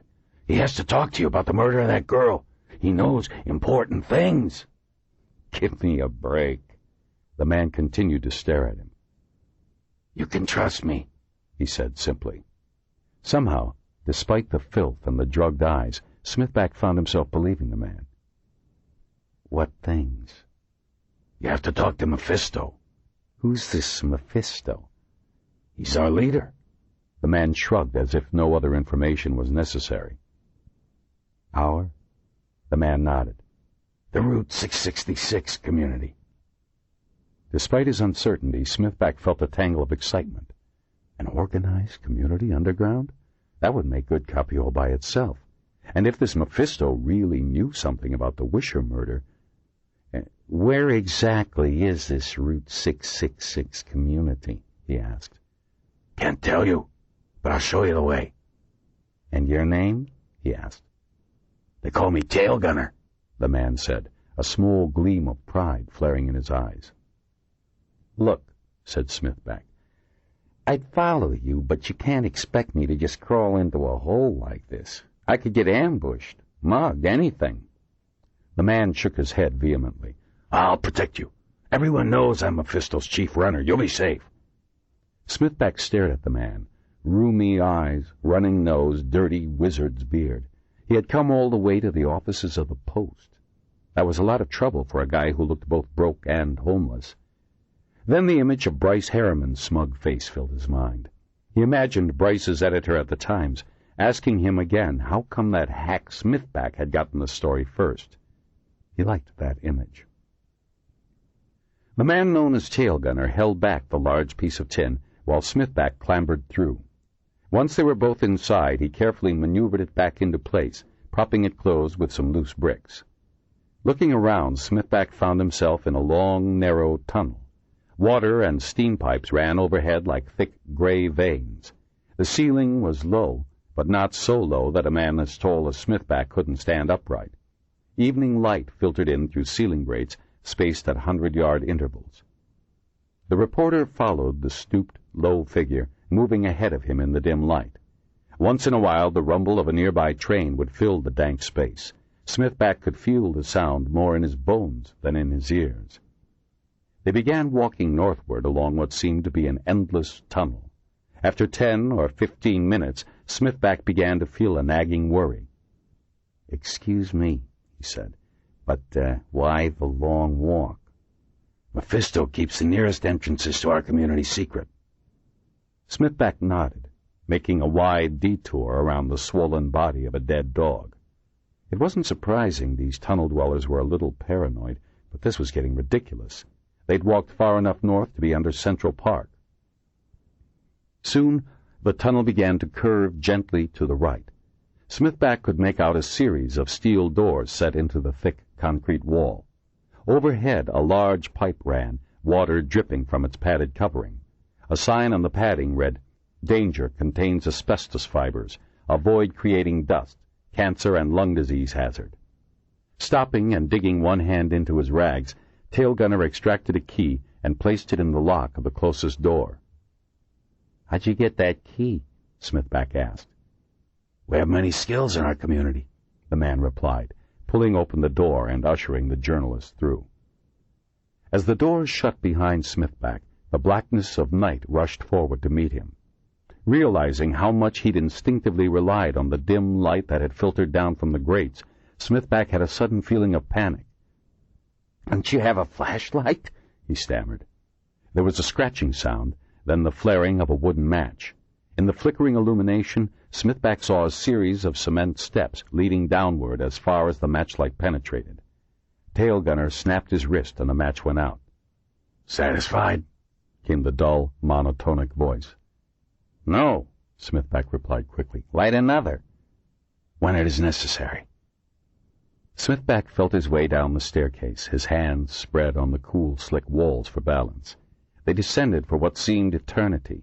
Suddenly, another match flared, and Smithback saw that the stairs ended in an enormous railroad tunnel, its silver tracks gleaming dully in the orange light. "Where are we now?" Smithback asked. "Track 100, the man said. 2 levels down." "Are we there yet?" The match flickered out, and the darkness descended again. "Follow me," came the voice. "When I say stop, you stop. Immediately." They ventured onto the tracks. Smithback found himself fighting down panic once again as he stumbled over the iron rails. "Stop," came the voice. Smithback halted as another match flared. "See that?" Tail Gunner said, pointing to a gleaming bar of metal with a bright yellow line painted next to it. "That's a 3rd rail. It's electrified. Don't step on it." The match died out. Smithback heard the man take a few steps in the close, humid darkness. "Light another!" he cried. A match flared. Smithback took a broad step over the 3rd rail. "Are there any more of those?" he asked, pointing to the rail. "Yes," the little man said. "I'll show you."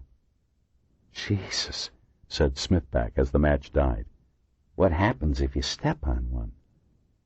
"The current explodes your body, blows off your arms, legs, and head," the disembodied voice said. There was a pause. "It's always better not to step on it." A match flared again, illuminating another yellow-painted rail. Smithback stepped gingerly over it, then watched as Tail Gunner pointed to a small hole in the far wall, about 2 feet high and 4 across, chiseled out of the bottom of an old archway that had been bricked up with cinder block. "We go down there," Tailgunner said. Smithback could feel a hot draft coming up from below, tinged with a foul odor that made his gorge rise. Interwoven with the stench, Smithback thought he caught, for a moment, the smell of wood smoke. "Down?" he asked in disbelief, turning his face away. "Again? What, you mean slide in there on my belly?" But his companion was already wriggling his way through. "No way!" Smithback called out, squatting down near the hole. "Listen, I'm not going down there. If this Mephisto wants to talk, he has to come up here." There was a silence, and then Tailgunner's voice echoed out of the gloom on the far side of the cinder block. "Mephisto never comes higher than level 3. "He's going to have to make an exception, then." Smithback tried to sound more confident than he felt. He realized that he had put himself into an impossible situation, relying totally on this bizarre, unstable man. It was pitch black again, and he had no way of finding his way back. There was a long silence. "You still with me?" Smithback asked. "Wait there," the voice demanded suddenly. "You leaving? Give me some matches," Smithback pleaded. Something poked him in the knee, and he cried out in surprise. It was Tailgunner's grimy hand holding something out to him through the hole. "Is that all?" Smithback asked, counting the 3 matches by touch. "All I can spare," came the voice, faint now and moving away. There were some more words, but Smithback could not make them out. Silence descended. Smithback leaned back against the wall, afraid to sit down, clutching the matches tightly in one hand. He cursed himself for being foolish enough to follow the man down here. "No story is worth this," he thought. Could he get back with only 3 matches? He shut his eyes and concentrated, trying to remember every twist and turn that had brought him here. Eventually, he gave up. The 3 matches would barely get him across those electrified rails. When his knees began to protest, he rose from the squatting position. He stared into the lightless tunnel, eyes wide, ears straining. It was so utterly black that he began to imagine things in the dark, movement, shapes. He remained still, trying to breathe calmly as an infinity of time passed. This was insane. If only he... "Scriblarian!" A ghostly, incorporeal voice sounded from the hole at his feet. "What?" Smithback yelped, spinning around. "I am addressing William Smithback, Scriblarian, am I not?" The voice was cracked and low, a sinister sing-song rising from the depths beneath him. Yes, I'm Smithback, Bill Smithback. Who are you?" he called, unsettled at speaking to this disembodied voice out of the darkness. "Mephisto," came the voice, drawing the S of the name into a fierce hiss. "What took you so long?" Smithback replied nervously, stooping down again toward the hole in the cinder block. "It is a long way up." Smithback paused a minute, contemplating how this man, now standing somewhere below his feet, had needed to travel several levels up to reach this place. "Are you coming up?" he asked. "No. You should feel honored, Scriblarian. This is as close as I have been to the surface in 5 years. "Why is that?" Smithback asked, groping in the darkness for the microcassette recorder. "Because this is my domain. I am lord of all you survey." "But I don't see anything." A dry chuckle rose from the hole in the cinder block.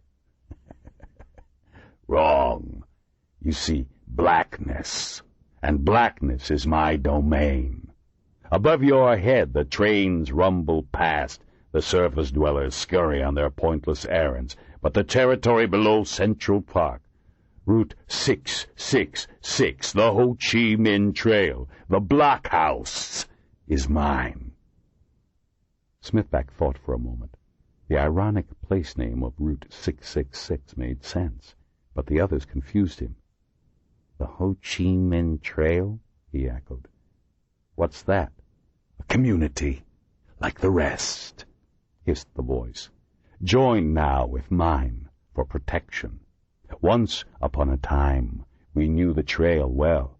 Many of us here fought in that cynical struggle against an innocent, backward nation, and were ostracized for it.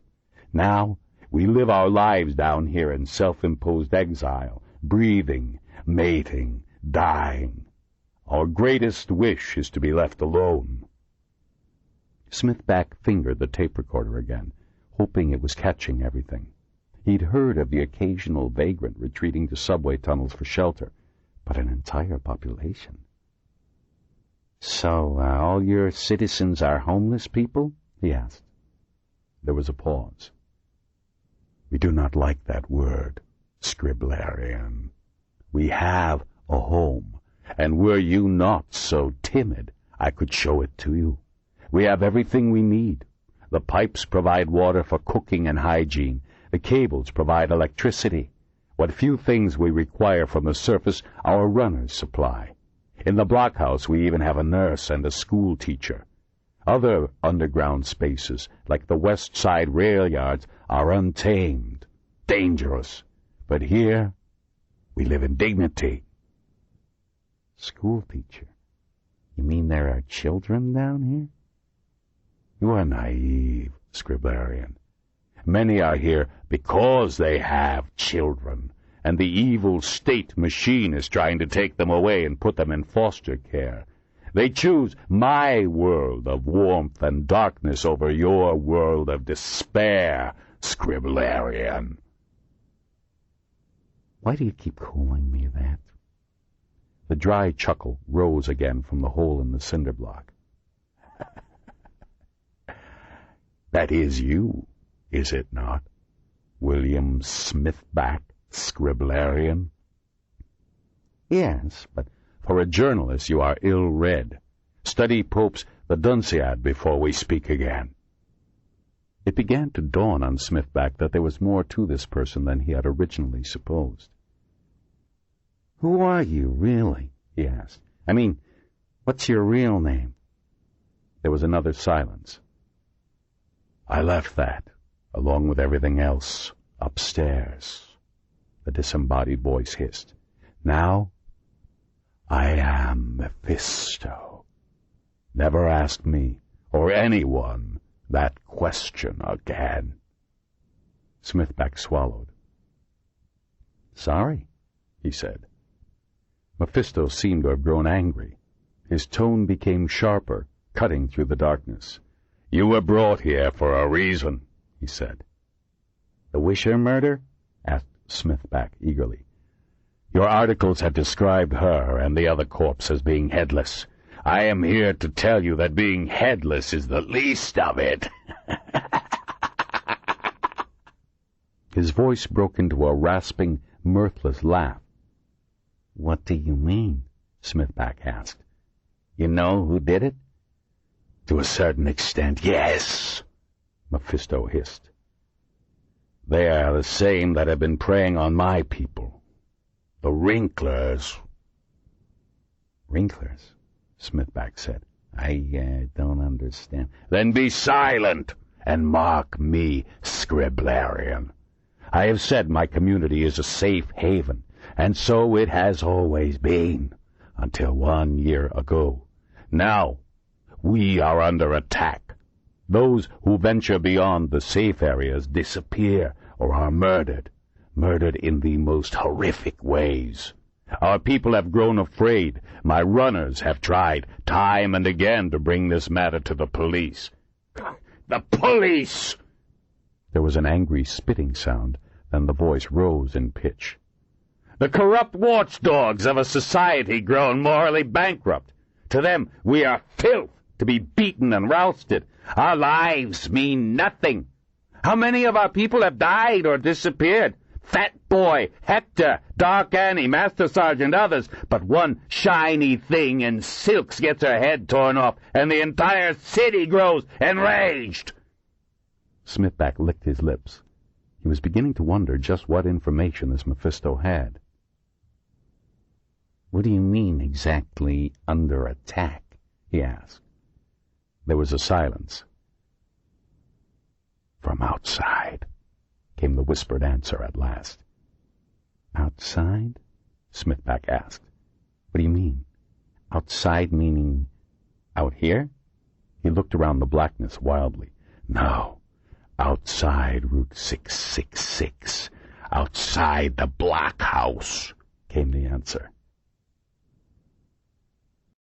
Smithback licked his lips. He was beginning to wonder just what information this Mephisto had. "What do you mean exactly under attack?" he asked. There was a silence. "From outside," came the whispered answer at last. "Outside?" Smithback asked. "What do you mean? Outside meaning out here?" He looked around the blackness wildly. "No, outside Route 666. Outside the blockhouse," came the answer. "There is another place. A shunned place. 12 months ago, rumors began to emerge. Rumors that this place had become occupied. Then the killings began. Our people began disappearing. At first, we sent out search parties. Most of the victims were never found, but those we did find had their flesh eaten, their heads ripped from their bodies." "Wait a minute," Smithback said. "Their flesh eaten? You mean there's a group of cannibals down here, murdering people and stealing their heads?" Perhaps Mephisto was nuts after all. Once again, Smithback began to wonder how he would return to the surface. "I do not appreciate the doubting tone in your voice, Scribblarian," Mephisto replied. "That is exactly what I mean. Tail gunner?" "Yes?" said a voice in Smithback's ear. The journalist jumped to one side, neighing in surprise and fright. "How did you get back here?" Smithback gasped. "There are many ways through my kingdom," came the voice of Mephisto. "And living here, in lovely darkness, our night vision becomes acute." Smithback swallowed. "Look," he said, "it isn't that I don't believe you. I just—" "Be silent!" Mephisto warned. "We have spoken long enough. Tail gunner, return him to the surface." "But what about the reward?" Smithback asked, surprised. "Isn't that what you brought me here?" "Have you heard nothing I told you?" came the hiss. "Your money means nothing to me.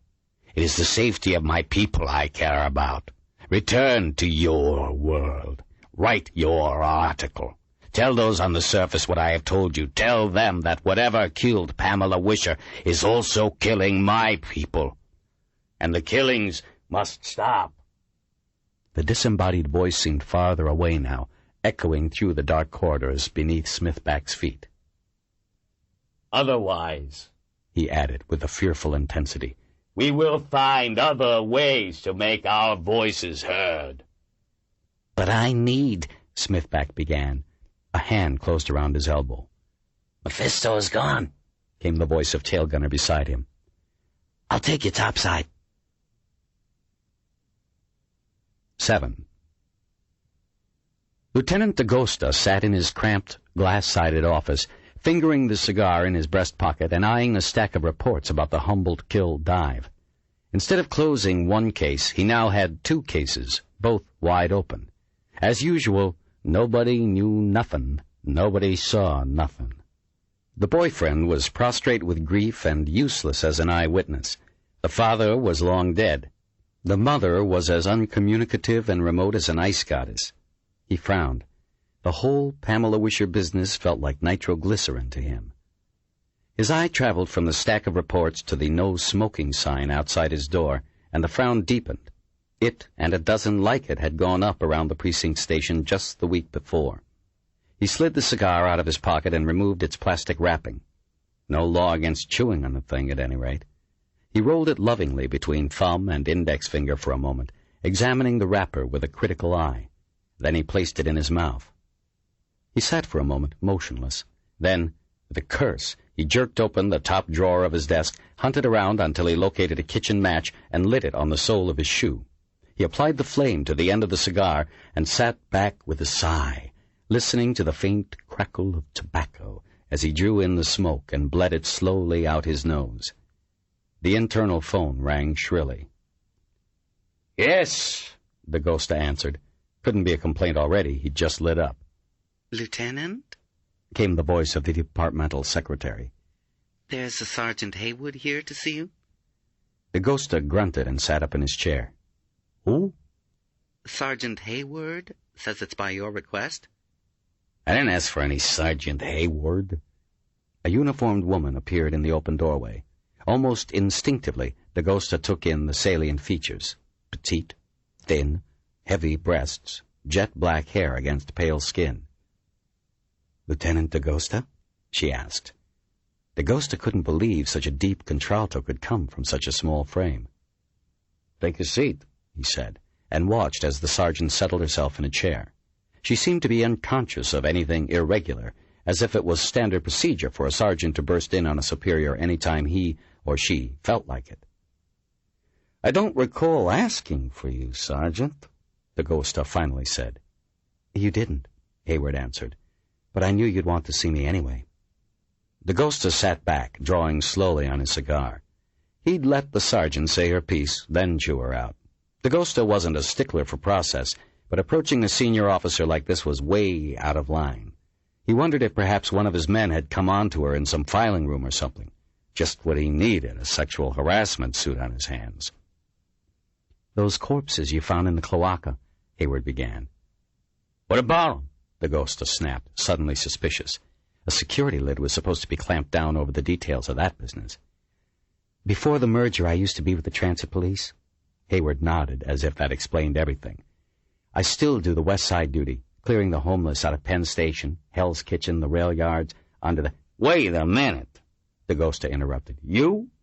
A rouster?" Immediately, he knew he'd said the wrong thing. Hayward tensed in the chair, her eyebrows contracting at the obvious disbelief in his voice.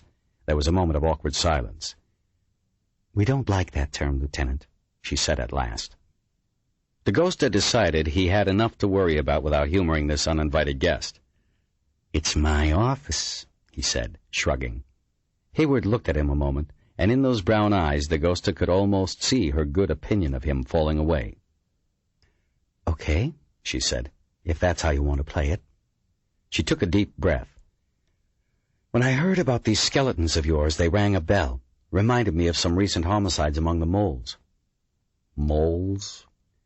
"Tunnel people, of course," she said, with a condescending look DaGosta found irritating. "Underground homeless. Anyway, then I read that article in today's Post, the one about Mephisto." DaGosta grimaced.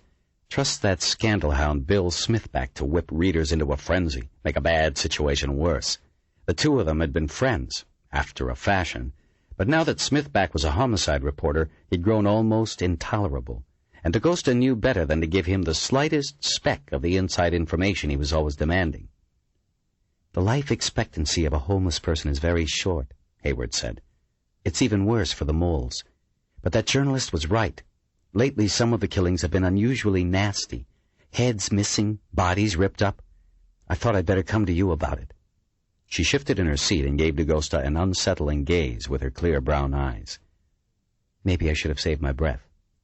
DaGosta let that pass. "So how many headless bodies we talking about, Hayward?" he asked.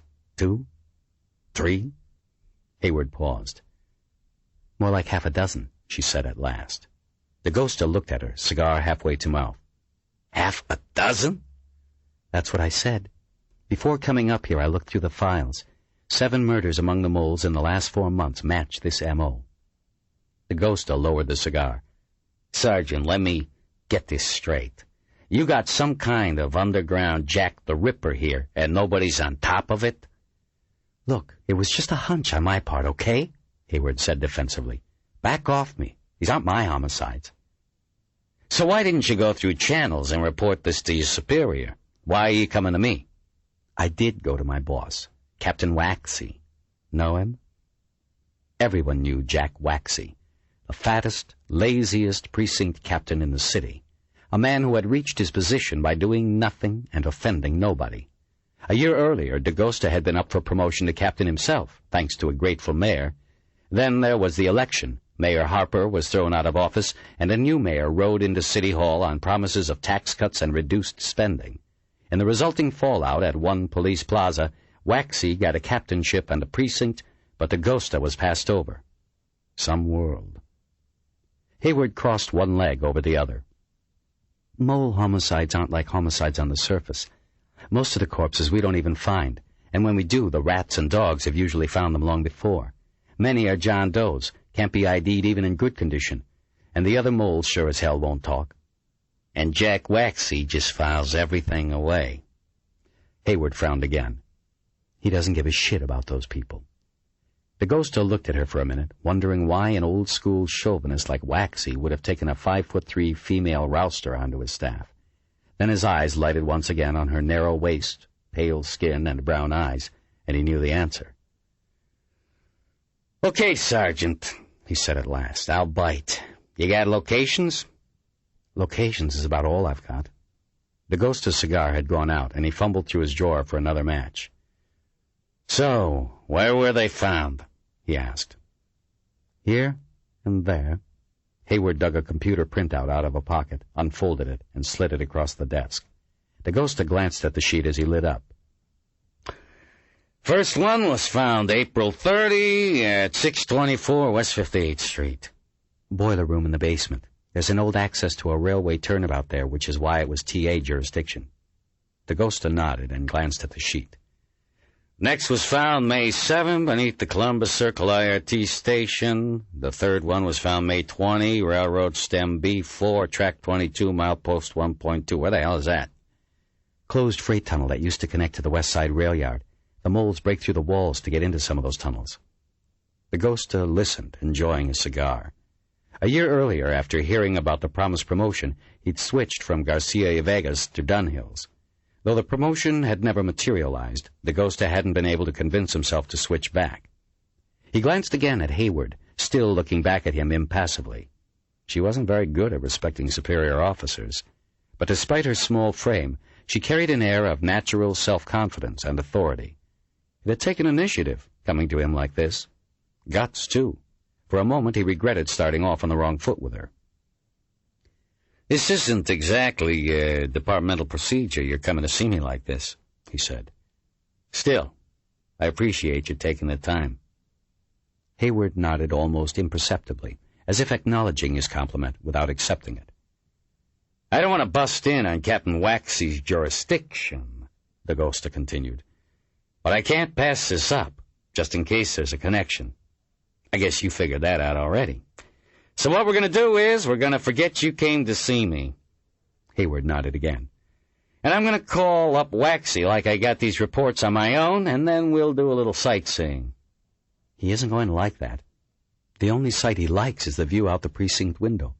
"Oh, he'll come along. It wouldn't look too good if a lieutenant did his job for him while he sat there on his ass. Especially if this turns out to be big. A serial killer among the homeless, that could be politically explosive.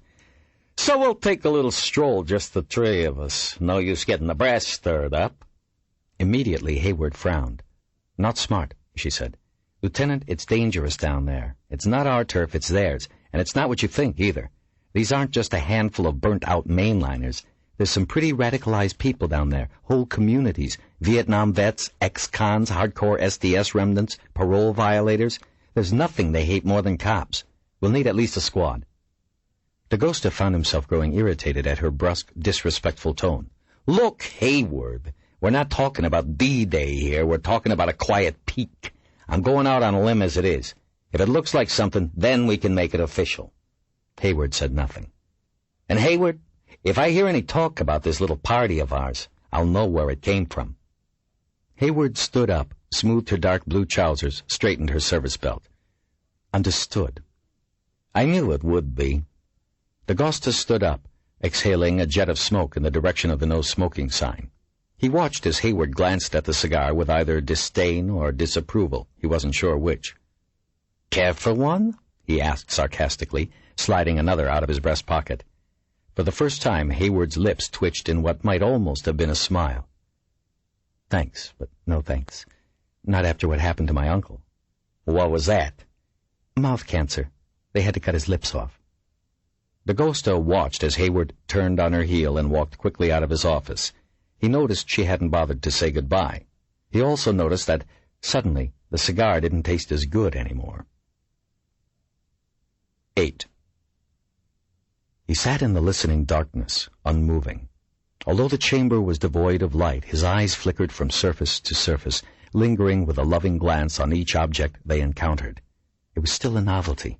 He could sit motionless for hours, enjoying the marvelous acuteness of his own senses. Now he closed his eyes and allowed himself to listen to the distant sounds of the city.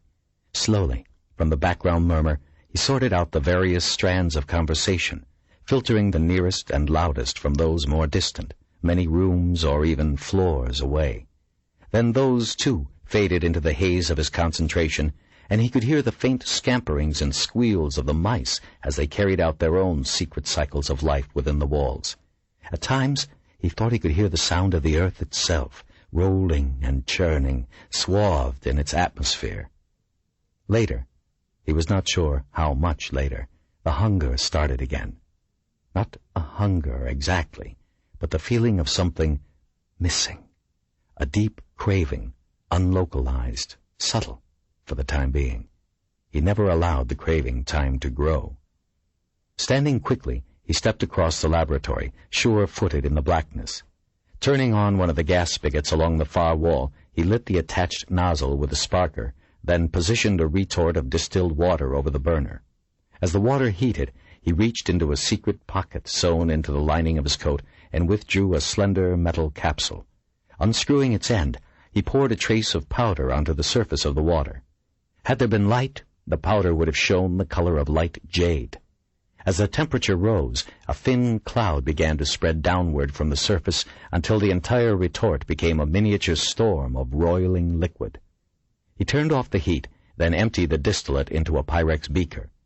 This was the point at which the decoction should be placed between the hands, the mind emptied, the ritual movements performed, the caressing vapor allowed to rise and fill the nostrils. But he could never wait. Once again he felt his palate burn as he swallowed the liquid greedily. He laughed to himself, amused at his own inability to follow the precepts he had set so sternly for others. Even before he was seated again, the hollow feeling was gone, and the long, slow rush had started, a flush that began in his extremities, then spread inward until it seemed that the very core of his being was on fire. An indescribable feeling of power and well-being surged through him. His senses, already hyper-acute, seemed to expand until he could see infinitesimal dust motes hanging in the pitch black, until he could hear all of Manhattan in conversation with itself, from cocktail chat in the Rainbow Room 70 stories above Rockefeller Center to the hungry wailing of his own children far below ground in secret, forgotten spaces. They were growing hungrier. Soon, not even the ceremony would control them all. But by then it would no longer be necessary. The darkness seemed almost painfully bright, and he closed his eyes, listening to the vigorous rush of blood through the natural gates and alleys of his inner ears. He would keep his eyelids closed until the peak of sensation and the odd, silvery sheen that temporarily covered his eyes had gone. Whoever named it glaze, he thought with amusement, named it well. Soon, all too soon, the fierce bloom faded. But the power remained, a constant reminder in his joints and sinews of what he had become. If only his former colleagues could see him now, then they'd understand. Almost regretfully, he stood again, unwilling to leave the sight of so much pleasure. But there was much that needed doing. It would be a busy night. 9. Margo approached the door, noting with distaste that it was as dirty as ever. Even in a museum known for its high dust tolerance, the door to the physical anthropology lab, or skeleton room as the staff universally referred to it, was almost unbelievably grimy. This can't have been washed since the turn of the century, she thought. A patina of hand oils coated the knob and the surrounding area like a shiny varnish. She considered getting a tissue out of her carryall, then dismissed the thought, grabbed the knob tightly, and turned. As usual, the room was dimly lit, and she had to squint to make out the tiers of metal drawers that rose to the ceiling like the stacks of some vast library. Each of the 12,000 drawers contained, either whole or in part, the remains of a human skeleton. Although most belonged to native peoples of Africa and the Americas, Margo was interested in the subset of skeletons that had been collected for medical rather than anthropological purposes. Dr. Frock had suggested that, as a first step, they examine the remains of people with acute bone disorders. Perhaps, he'd hypothesized, the victims of such ailments as acromegaly and Proteus syndrome could help shed some light on the bizarre skeleton that waited for them under the blue plastic sheet in forensic anthropology. As she threaded her way between the giant stacks, Margo sighed. She knew the impending encounter would be unpleasant. Cy Hagedorn, administrator of the physical anthropology lab, was almost as old and desiccated as the skeletons he watched over. Along with Curly manning the staff entrance, Emmeline Spragg of invertebrate biology, and a few others, Cy Hagedorn was the last remnant of the museum old guard. Despite the museum's computerized collection database, and despite the high-tech laboratory that lay just beyond the skeleton room, he steadfastly refused to bring his cataloging methods into the 20th century. When her erstwhile colleague, Greg Kawakita, had made his office in the lab, he'd had to endure Hagedorn's withering scorn every time he opened up his laptop. Behind Hagedorn's back, Kawakita had nicknamed the administrator Stumpy. Only Margo and a few of Frock's other graduate students had known the name referred not to Hagedorn's diminutive size, but to Stumpiniceps troglodytes, a particularly mundane kind of bottom feeder that populated the oceans of the Carboniferous period. At the thought of Kawakita, Margo frowned guiltily. He'd left a message on her answering machine maybe 6 months before, apologizing for dropping out of touch, saying he needed to speak to her, that he'd try again the same time the following evening. When her phone had rung again at the appointed time 24 hours later, Margo had reached for it automatically, then frozen, her hand inches from the handset. Nobody left a message when the machine picked up, and she had drawn her hand back slowly, wondering exactly what instinct had prevented her from answering Kawakita's call. But even as she'd done so, she'd known the answer. Kawakita had been a part of it all, along with Pendergast, Smithback, Lieutenant DeGosta, even Dr. Frock. His extrapolation program had been the key that helped them understand Mbun, the creature that had terrorized the museum and that still roamed her uneasy dreams. Selfish as it was, the last thing she'd wanted was to talk to someone who would unnecessarily remind her of those awful days. Silly, in retrospect, now that she was chin-deep in an investigation that... The sudden, fussy clearing of a throat brought Margo back to the present. She looked up to see a short man standing before her, wearing a worn tweed suit, his leathery face lined with innumerable wrinkles. "I thought I heard somebody wandering around my skeletons," Hagedorn said, frowning, tiny arms crossed in front of his chest. "Well?" Despite herself, Margo felt annoyance begin to take the place of her daydreams. His skeletons, indeed. Stifling her irritation, she pulled a sheet of paper from her carryall. "Dr. Frock wants these specimens sent up to the forensic anthropology lab," she replied, handing the sheet to Hagedorn. He scanned it, the frown deepening. "3 skeletons," he said. "That's somewhat irregular." "Up yours, Stumpy." "It's important we get these right away," she said. "If there's a problem, I'm sure Dr. Merriam will give whatever authorization you need." Mentioning the director's name had the desired effect. "Oh, very well, but it's still irregular. Come with me." He led her back toward an ancient wooden desk, heavily scarred and pitted from years of neglect. Behind the desk, in rows of tiny drawers, was Hagedorn's filing system. He checked the first number on Frock's list, then ran a thin, yellow finger down drawers. Stopping at last, he pulled out a drawer, rifled through the cards within, and plucked one out, harumphing in displeasure. 1930, 262, he read. "Just my luck, on the very top tier. I'm not as young as I used to be, you know. Heights bother me." Suddenly he stopped.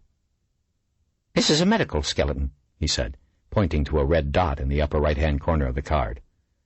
"All of the requests are," Margo replied. Though it was clear Hagedorn wanted an explanation, she fell into a stubborn silence. At last the administrator cleared his throat again, his eyebrows contracting at the irregularity of the request. "If you insist," he said, sliding the card across the desk toward her. "Sign this, add your extension and department, and don't forget to place Frock's name in the supervisor column." Margo looked at the grimy paper, its edges soft with wear and age. "It's a library card," she thought. "How quaint." The skeleton's name was printed neatly at the top, Homer McLean. That was one of Frock's requests, all right, a victim of neurofibromatosis, if she remembered correctly. She bent forward to scrawl her name in the first blank row, then stopped abruptly. There, 3 or 4 names up the list of previous researchers, was the jagged scroll she remembered so well. G.S. Kawakita, Anthropology. He'd taken this very skeleton out for research 5 years earlier. Not surprising, she supposed. Greg had always been fascinated by the unusual, the abnormal, the exception to the rule. Perhaps that's why he'd been attracted to Dr. Frock and his theory of fractal evolution. She remembered how Greg had been notorious for using this very storage room for fly-casting practice, snapping nymphs down the narrow rows during practically every coffee break. When Hagedorn was not around, of course. She suppressed a grin. "That does it," she thought. "I'll look up Greg's number in the phone book this evening. Better late than never." There was a high-pitched, rattling wheeze, and she looked up from the card into the small, impatient eyes of Hagedorn. "It's just your name I want," he said waspishly. "Not a line of lyric poetry, so stop thinking so hard and let's get on with it, shall we?" 10. The broad, ornate front of the Polyhymnia Club squatted on West 45th Street, its marble and sandstone bulk heaving outward like the stern of some Spanish galleon. Above its awning, a gilt statue of the club's namesake, the Muse of Rhetoric, stood on one foot as if poised to take flight. Beneath it, the club's revolving door did a brisk Saturday evening business, although patronage was limited to members of the New York press, that still let in, as Horace Greeley once complained, half the unemployed young dogs south of 14th Street. Deep within its oak fastness, Bill Smithback stepped up to the bar and ordered a Cowl Isla without ice. Though he was for the most part uninterested in the club's pedigree, he was very interested in its unique collection of specially imported Scotch whiskey. The single malt filled his mouth with the sensation of peat smoke and Loch Namban water. He savored it for a long moment, then glanced around, ready to drink in the congratulating nods and admiring glances of his fellow pressmen. Getting the Wisher assignment had been one of the biggest breaks of his life. Already it had netted him 3 front-page stories in less than a week. He'd even been able to make the ramblings and vague threats of the homeless leader, Mephisto, seem incisive and pertinent. Just that afternoon, as Smithback was leaving the office, Murray had thumped him heartily on the back. Murray, the editor who never had a word of praise for anyone. His survey of the clientele unsuccessful, Smithback turned toward the bar and took another sip. It was extraordinary, he thought, the power of a journalist. A whole city was now up in arms because of him. Ginny, the pool secretary, was at last growing overwhelmed by the volume of calls about the reward, and they'd had to bring in a dedicated switchboard operator. Even the mayor was taking heat. Mrs. Wisher had to be pleased with what he'd accomplished. It was inspired. A vague thought that somehow Mrs. Wisher had deliberately manipulated him flitted across his field of consciousness and was quickly pushed aside. He took another sip of scotch, closing his eyes as it trickled down his gullet like a dream of a finer world. A hand gripped his shoulder, and he turned eagerly. It was Bryce Harriman, the Times crime reporter who was also covering the Wisher case. "Oh," Smithback said, his face falling. "Way to go, Bill," said Bryce, his hand still on Smithback's shoulder as he elbowed up to the bar and rapped a coin on the zinc. "Killian's," he said to the bartender. Smithback nodded. Christ, he thought, of all the people to run into. "Yep," said Harriman. Pretty clever. I bet they loved it over at the Post. He paused slightly before uttering the final word. They did, as a matter of fact, Smithback said. Actually, I ought to thank you. Harriman picked up his mug and sipped daintily. It gave me a good angle for a story. Really? Said Smithback without interest. Really? How the whole investigation's ground to a halt? Paralyzed? Smithback looked up, and the Times porter nodded smugly. With this reward posted, too many crazy calls have been flooding in. The police have no choice but to take every last one seriously. Now they're chasing after 1,000 bullshit tips, wasting time. A bit of friendly advice, Bill? I wouldn't show your face around one police plaza for a while. Like maybe 10 years. Don't give me that, Smithback said irritably. We've done the police a big favor. Not the ones I talked to. Smithback turned away and took another sip of his drink. He was used to being needled by Harriman. Bryce Harriman, the Columbia J-School grad who thought he was God's gift to journalism. In any case, Smithback still had a good relationship with Lieutenant DeGosta. That's what really mattered. Harriman was full of shit. So tell me, Bryce, how did the Times do on the newsstand this morning? He asked. We're up 40% at the Post since last week. I wouldn't know and I wouldn't care. Sales shouldn't be of concern to a real journalist. Smithback pressed his advantage. Face it, Bryce, you got scooped. I got the interview with Mrs. Wisher, and you didn't. Harriman's face darkened. He'd hit a nerve there. The guy had probably been scolded by his editor. Yeah, Harriman said. She got your number all right. Wrapped you around her little finger while the real story is taking place somewhere else. And what real story might that be? Such as the identity of the second skeleton, or even where they took the bodies. Harriman eyed Smithback as he nonchalantly drained his beer. You mean you didn't know? Too busy talking to nutcases in railroad tunnels, I guess. Smithback glanced back at the reporter, struggling to conceal his surprise. Was this some kind of false lead? But no. The cool eyes behind the tortoise-shell glasses were scornful, but serious. Haven't been able to find that out yet, he said guardedly. You don't say. Harriman slapped him on the back. $100,000 reward, huh? That might just pay your salary for the next 2 years, if the Post doesn't go belly up again. He laughed, dropped a $5 bill on the counter, and turned to go.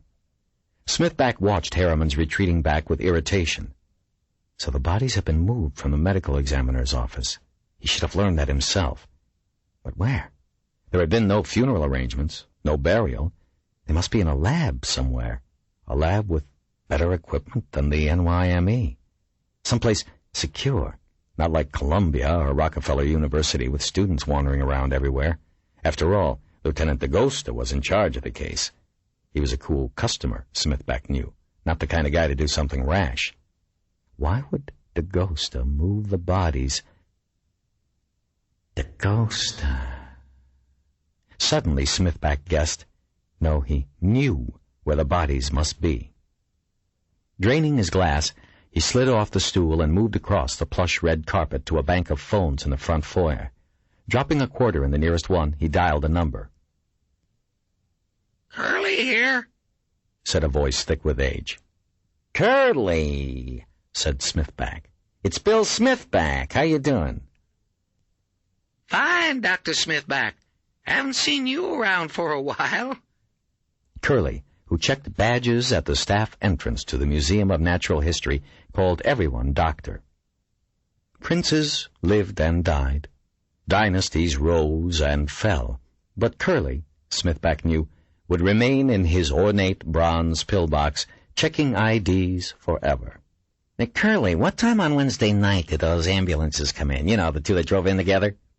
Smithback spoke fast, praying that the old guard didn't know he'd become a reporter after leaving his writing assignment at the museum. Well, let's see, Curly said in his unhurried way. Can't say I remember anything like that, Doctor. Really? Smithback asked, crestfallen. He'd been absolutely sure. Not unless you mean that one that came in with the lights and sirens off. But that was early Thursday, not Wednesday. Smithback could hear Curly rustling through his log. Yep, just after 5 a.m. it was. That's right, Thursday. What was I thinking of? Smithback thanked Curly and hung up exultantly. Grinning, he returned to the bar. With one phone call, he'd discovered what Harriman had no doubt been searching for, unsuccessfully, for days. It made perfect sense. He knew that DeGosta had used the museum's laboratory on other cases, not least of all the museum beast murders. It was a high-security lab in a high-security museum. No doubt he'd have called in that pompous old curator, Frock, and maybe Frock's ex-assistant, Margo Green, Smithback's own friend from his days at the museum.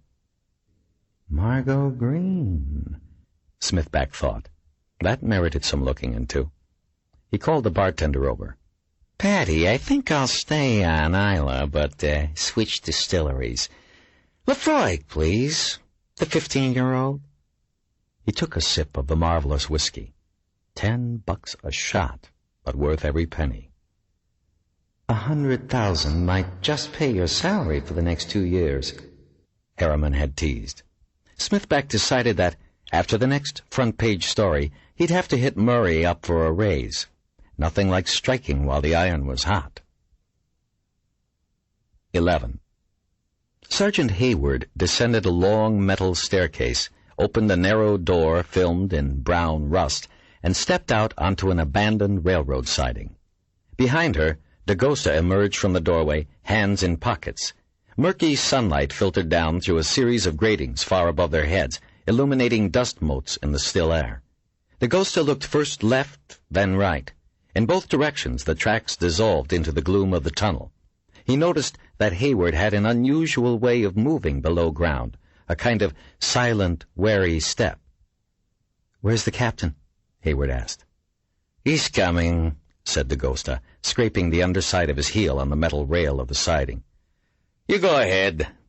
He watched Hayward move cat-like down the tunnel, her flashlight throwing a narrow beam into the darkness ahead. Any hesitation he felt at letting this petite woman lead the way had evaporated as he watched the ease with which she handled herself underground. Waxy, on the other hand, had slowed considerably in the 2 hours since they'd visited the brownstone basement where the first body had been found more than 3 months before. It was a damp room, crammed with old boilers. Rotting wires dangled from the ceiling. Hayward had pointed out the mattress tucked behind a blackened furnace, littered with empty plastic water bottles and torn newspapers, the dead man's living space.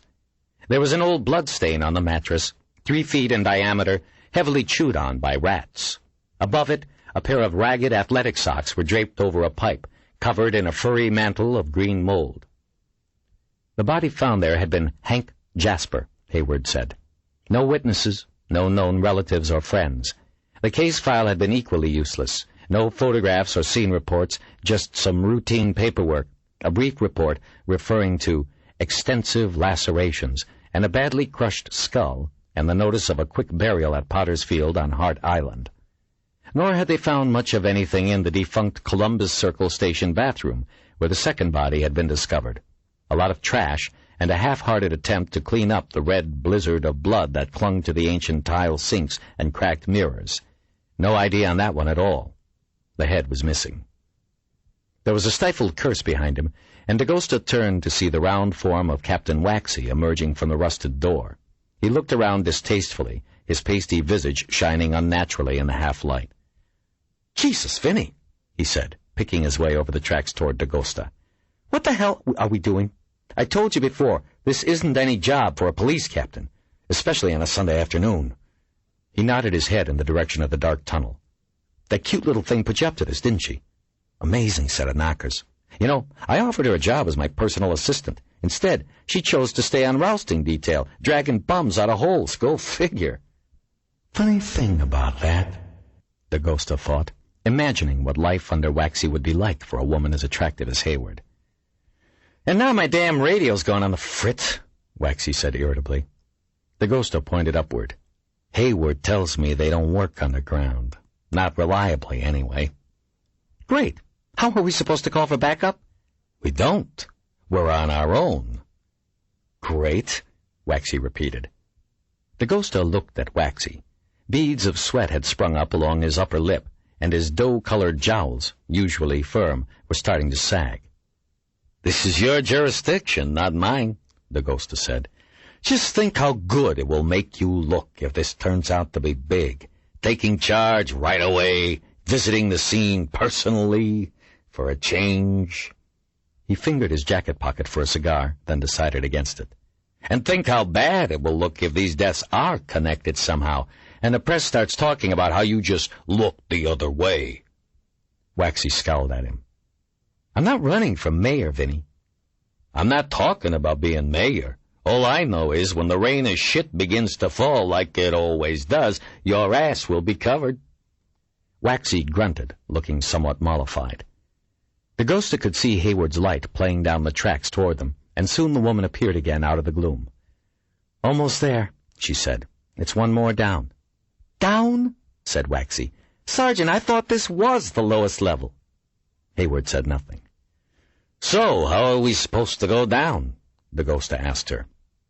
Hayward nodded in the direction from which she'd come. "North along the tracks, about 400 yards, there's another staircase along the right wall." "What if a train comes?" Waxy asked. "This is a deserted stem," Hayward said. "No trains have come along here in a long time." "How do you know?" Hayward silently played her beam along the rails beneath their feet, illuminating the thick orange rust.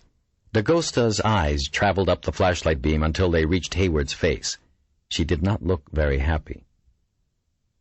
"Is there anything unusual about the next level?" the ghosta asked quietly. Hayward was silent for a moment. "Ordinarily, we only sweep the upper levels, but you hear stories. They get crazier the lower you go." She paused. "That's why I suggested backup," she said pointedly. "People living down here?" Waxy asked, sparing the ghosta the necessity of a reply. "Of course." Hayward made a face as if Waxy should know better. "Warm in the winter, no rain or wind. Only people they have to worry about down here are the other moles." "So when was the last time they rousted that level?" "They don't roust the lower levels, Captain." "Why not?" There was a silence. "Well, for one thing, you can't find the deeper moles. They've got night vision, living in the dark. You hear something, and by the time you've turned around, they're gone. They only do a couple random sweeps a year with dogs trained to find bodies, and even they don't go that deep. Besides, it's very dangerous. Not all the moles come down here just for shelter. Some come to hide. Some are running from something, the law usually. Still others are predatory." "What about that article in the Post?" the ghosta asked. "It said there was some kind of underground community. Didn't sound all that hostile." "That was under Central Park, Lieutenant, not the West Side rail yards," Hayward said. "Some areas are tamer than others. And don't forget that article mentions something else. Something about cannibals." "What about that article in the Post?" the ghosta asked. "It said there was some kind of underground community. Didn't sound all that hostile."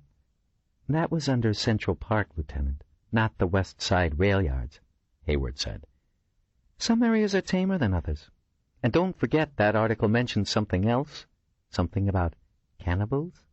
She smiled sweetly. Waxy opened his mouth to respond, then closed it again, swallowing loudly. They began moving down the tracks in silence. As they walked, the ghosta realized he was unconsciously fingering his S&W Model 4946 double action. Back in '93, there'd been some controversy in the department about moving to a 9mm semi-automatic. Now the ghosta was glad he had it. The staircase, when they reached it, was fronted by a steel door canted at a crazy angle across the doorframe. Hayward pulled it open, then stepped aside. The ghosta stepped through and immediately felt his eyes begin to water. A smell like ammonia violated his nostrils. "I'll go first, Lieutenant," Hayward said. The ghosta stepped aside. No argument there. The lime-coated staircase descended to a landing, then made a turn. The ghosta felt his watering eyes begin to sting. The smell was searing, indescribable. "What the hell is that?" he asked. "Piss," said Hayward matter-of-factly. "Mostly, plus other things you don't want to hear about." Behind them, Waxy's wheezing became more pronounced. They stepped through a ragged opening into a dark, humid space. As Hayward played her light about, D'Agosta saw that they were in what looked like the cavernous end of an old tunnel. But there were no tracks here, just a rough dirt floor scattered with pools of oil and water and the charred remains of small campfires. Garbage lay strewn everywhere, old newspapers, a torn pair of pants, an old shoe, a plastic diaper, freshly soiled. D'Agosta could hear Waxy blowing hard behind him. He was beginning to wonder why the captain had abruptly stopped complaining. Maybe it's the stench, he thought. Hayward was moving toward a passage that led away from the cavern. "Over here," she said. "The body was found in a cubby down this way. We'd better stay close. Watch out you don't get piped." "Piped?" D'Agosta asked. "Someone reaches out from the dark and whacks you over the head with a pipe." "I don't see anyone," D'Agosta said. "They're here," Hayward replied. Waxy's breathing became more labored. They began following the passage, moving slowly. Hayward periodically pointed her light along the sides of the tunnel. Every 20 feet, a large rectangular space had been cut into the rock. Work and storage areas, she explained, of railway crews a century before. Filthy bedding lay in many of the cubbyholes. Frequently, large brown rats, disturbed by the light, would stir among the trash, waddling away from the flashlight beams with insolent slowness. But there were no signs of people. Hayward stopped, removed her police cap, and drew a damp strand of hair back into place behind one ear. "The report said it was the cubby directly across from a collapsed iron catwalk," she said. D'Agosta tried breathing through his hand, and when that didn't help, he loosened his tie and pulled his shirt collar over his mouth as a kind of mask. "Here it is." Hayward shone her beam on a rusted heap of iron struts and I-beams. She swept the flashlight across the tunnel, locating the cubby. From the outside, it looked just like the others, 5 feet across, 3 feet deep, cut into the rock at about 2 feet above grade. D'Agosta stepped closer and peered in. Naked bedding lay askew, caked thickly with dried blood. Blood was also spattered about the walls, along with bits of something that D'Agosta didn't want to think about. There was the ubiquitous packing crate, tipped over and partly crushed. The floor of the cubby was paved with newspapers. The stench was beyond description. "This guy," Hayward whispered, "was also found without his head.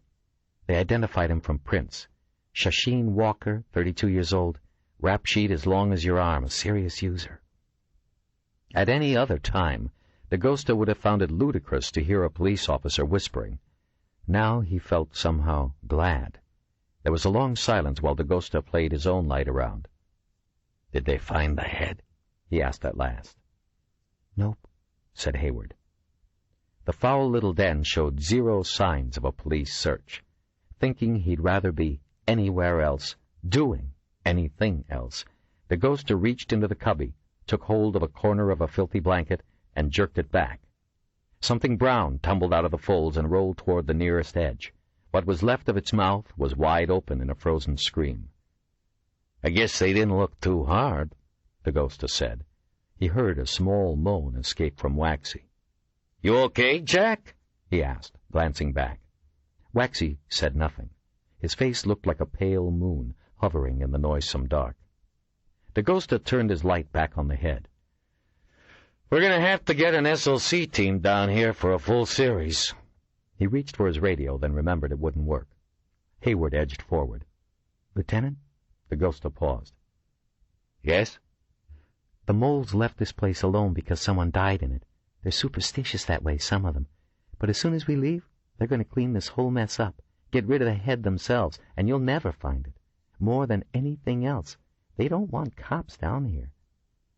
"How the hell will they know we were here?" "I keep telling you, Lieutenant. They're around, listening." D'Agosta shone his light about. The corridor was silent and dead. "So what's your point?" "If you want the head, you're going to have to take it with you." "Shit," breathed D'Agosta. "Okay, Sergeant. We'll have to improvise. Grab that towel over there." Stepping in front of the motionless Waxy, Sergeant Hayward picked up the filthy, waterlogged towel and spread it on the damp concrete next to the head. Then, pulling the sleeve of her uniform over her hand, she nudged the head toward the towel with her wrist. DaGosta watched with mixed disgust and admiration as Hayward gathered the ends of the towel into a ball. He blinked his eyes, trying to wipe away the smart of the foul reek. "Let's go. Sergeant, you may do the honors." "No problem." Hayward lifted the towel, holding it away from her body. As DaGosta stepped forward, shining his flashlight back down the corridor toward the staircase, there was a sudden whistling sound, and a bottle came winging out of the dark, just missing Waxy's head. It shattered loudly on the wall. Farther down the passageway, DaGosta could hear a rustling noise. "Who's there?" he yelled. "Halt! Police officers!" Another bottle came flying wildly out of the dark. DaGosta realized, with a strange, crawly feeling at the base of his spine, that he could feel, but not see, shapes moving toward them. "There's only 3 of us, Lieutenant," Hayward said, tension suddenly evident in her dusky voice. "May I suggest we get the hell out of here?" There was a raspy call from out of the dark, then a shout, and the sound of running. He heard a neigh of terror at his shoulder, and turned to see Waxy, still transfixed. "For Christ's sake, Captain, get hold of yourself!" DaGosta shouted. Waxy began to whimper. From the other side, DaGosta heard a hissing noise, and he turned to Hayward's petite figure standing tense and erect. Her slender hands were at her sides with the knuckles pointed in, the towel and its burden dangling from her fingers. She took another deep, hissing breath, as if in preparation. Then she looked around quickly and turned back toward the staircase, once again holding the head at arm's length. "Jesus, don't leave me!" Waxy howled. DaGosta gave Waxy's shoulder a vicious tug. With a low groan, Waxy began to move, first slowly and then faster, bursting past Hayward. "Move!" DaGosta called, pushing Hayward ahead of him with one hand. He felt something whiz past his ear, and he stopped, turned, drew his gun, and fired toward the ceiling. In the muzzle flash, he saw a dozen or more people coming up the dark tunnel, dividing, preparing to circle him. They ran low across the ground, moving with horrible speed through the darkness. He turned and fled for the stairway. One level up, on the far side of the hanging door, he stopped at last to listen, gulping air. Hayward waited beside him, gun in hand. There was no sound except the footsteps of Waxy, far ahead of them now, running down the rail siding toward the pool of light. After a moment, DaGosta stepped back.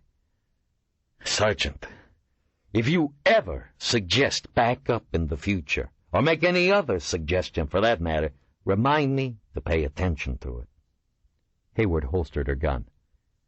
"I was afraid you'd wig out down there like the captain did," she said. "But you did well for a virgin, sir." DaGosta looked at her, realizing this was the first time she had addressed him as a superior officer. He thought about asking just what the hell that weird breathing of hers had been about, but decided against it. "Still got it?" he said instead. Hayward raised the towel. "Then let's get the hell out. We'll see the rest of the sights some other time." On the way to the surface, the image that kept returning to DaGosta was not the circling mob or the endless, dank tunnel. It was the freshly soiled baby's diaper. 12. Margo washed her hands in the deep metal sink of the forensic anthropology lab, then dried them on a coarse hospital cloth. She glanced over at the gurney on which the sheeted remains of Pamela Wisher lay. The samples and observations had all been taken, and the corpse would be released to the family later that morning. Across the room, Bramble and Frock were at work on the unidentified skeleton, bending over its grotesquely twisted hips and taking elaborate measurements. "If I may make an observation," Dr. Bramble said, putting a vibrating striker saw to one side. "Be my guest," Frock replied in his buttery rumble, waving a hand magnanimously. They detested each other. Margo slipped 2 latex gloves onto each hand, turning to hide a smile. It was probably the first time she'd seen Frock face a man with an intellect or an ego equal to his own. It was a miracle that any work had been accomplished. Yet over the past few days they had performed antibody testing, osteological analysis, tests for toxic residues and teratogens, as well as numerous other procedures. All that remained was the DNA sequencing and forensic analysis of the teeth marks. Yet the unknown corpse remained a riddle, refusing to yield up its secrets. Margo knew this only added to the highly charged atmosphere within the lab. It should be obvious to the meanest intelligence, Bramble was saying, his high Irish voice trembling with irritation, that the puncture cannot have originated on the dorsal side. Otherwise, the transverse process would have been clipped. I fail to see what clipping has to do with anything, muttered Frock. Margo tuned out the argument, most of which was uninteresting to her anyway. Her specialty was ethnopharmacology and genetics, not gross anatomy. She had other problems to solve. She leaned over the latest gel electrophoresis run on tissue from the unidentified corpse, feeling her trapezius muscles cry out in protest as she reached forward. 5 sets of 10 reps with the upright rows the night before instead of her normal 3. She'd upped her workout routine dramatically over the last several days. She would have to be more careful not to overdo it. 10 minutes of close scrutiny confirmed her suspicions. The dark stripes of the various protein elements could tell her little beyond being common human muscle proteins. She straightened up with a sigh. Any more detailed genetic information would have to come from a much more sensitive DNA sequencing machine. Unfortunately, reliable results would not be available for several more days. As she placed the gel strips to one side, rubbing her shoulder thoughtfully, she noticed a manila envelope lying next to the Spark 10 workstation. X-rays, she thought. They must have arrived first thing this morning. Obviously, Bramble and Frock had been too busy arguing over the corpse to look at them. It was understandable. With a body that was almost completely skeletonized already, X-rays weren't likely to tell them very much. Margo? Frock called. She walked over to the examining table. My dear, Frock said, pushing his wheelchair away and gesturing toward the microscope, please examine this groove running down the right femur. The stereo zoom was on lowest power, yet it was still like gazing into another world. The brown bone leaped into view, revealing the ridges and valleys of a miniature desert landscape.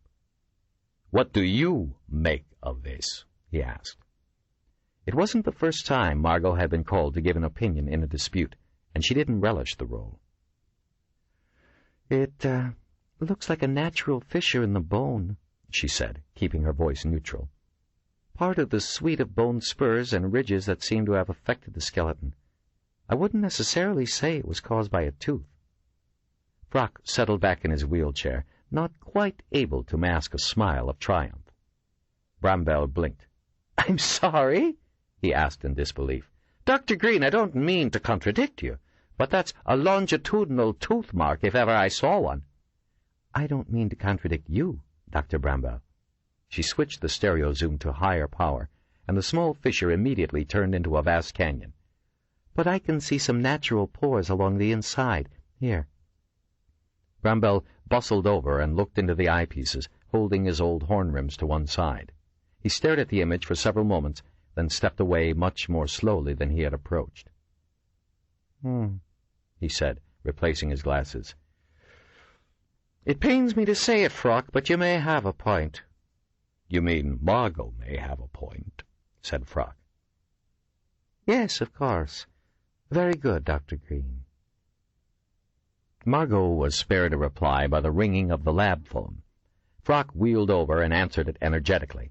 Margo watched him, realizing that this was the first time she had really stopped to look at her old advisor since the ghost's call brought them back together the week before.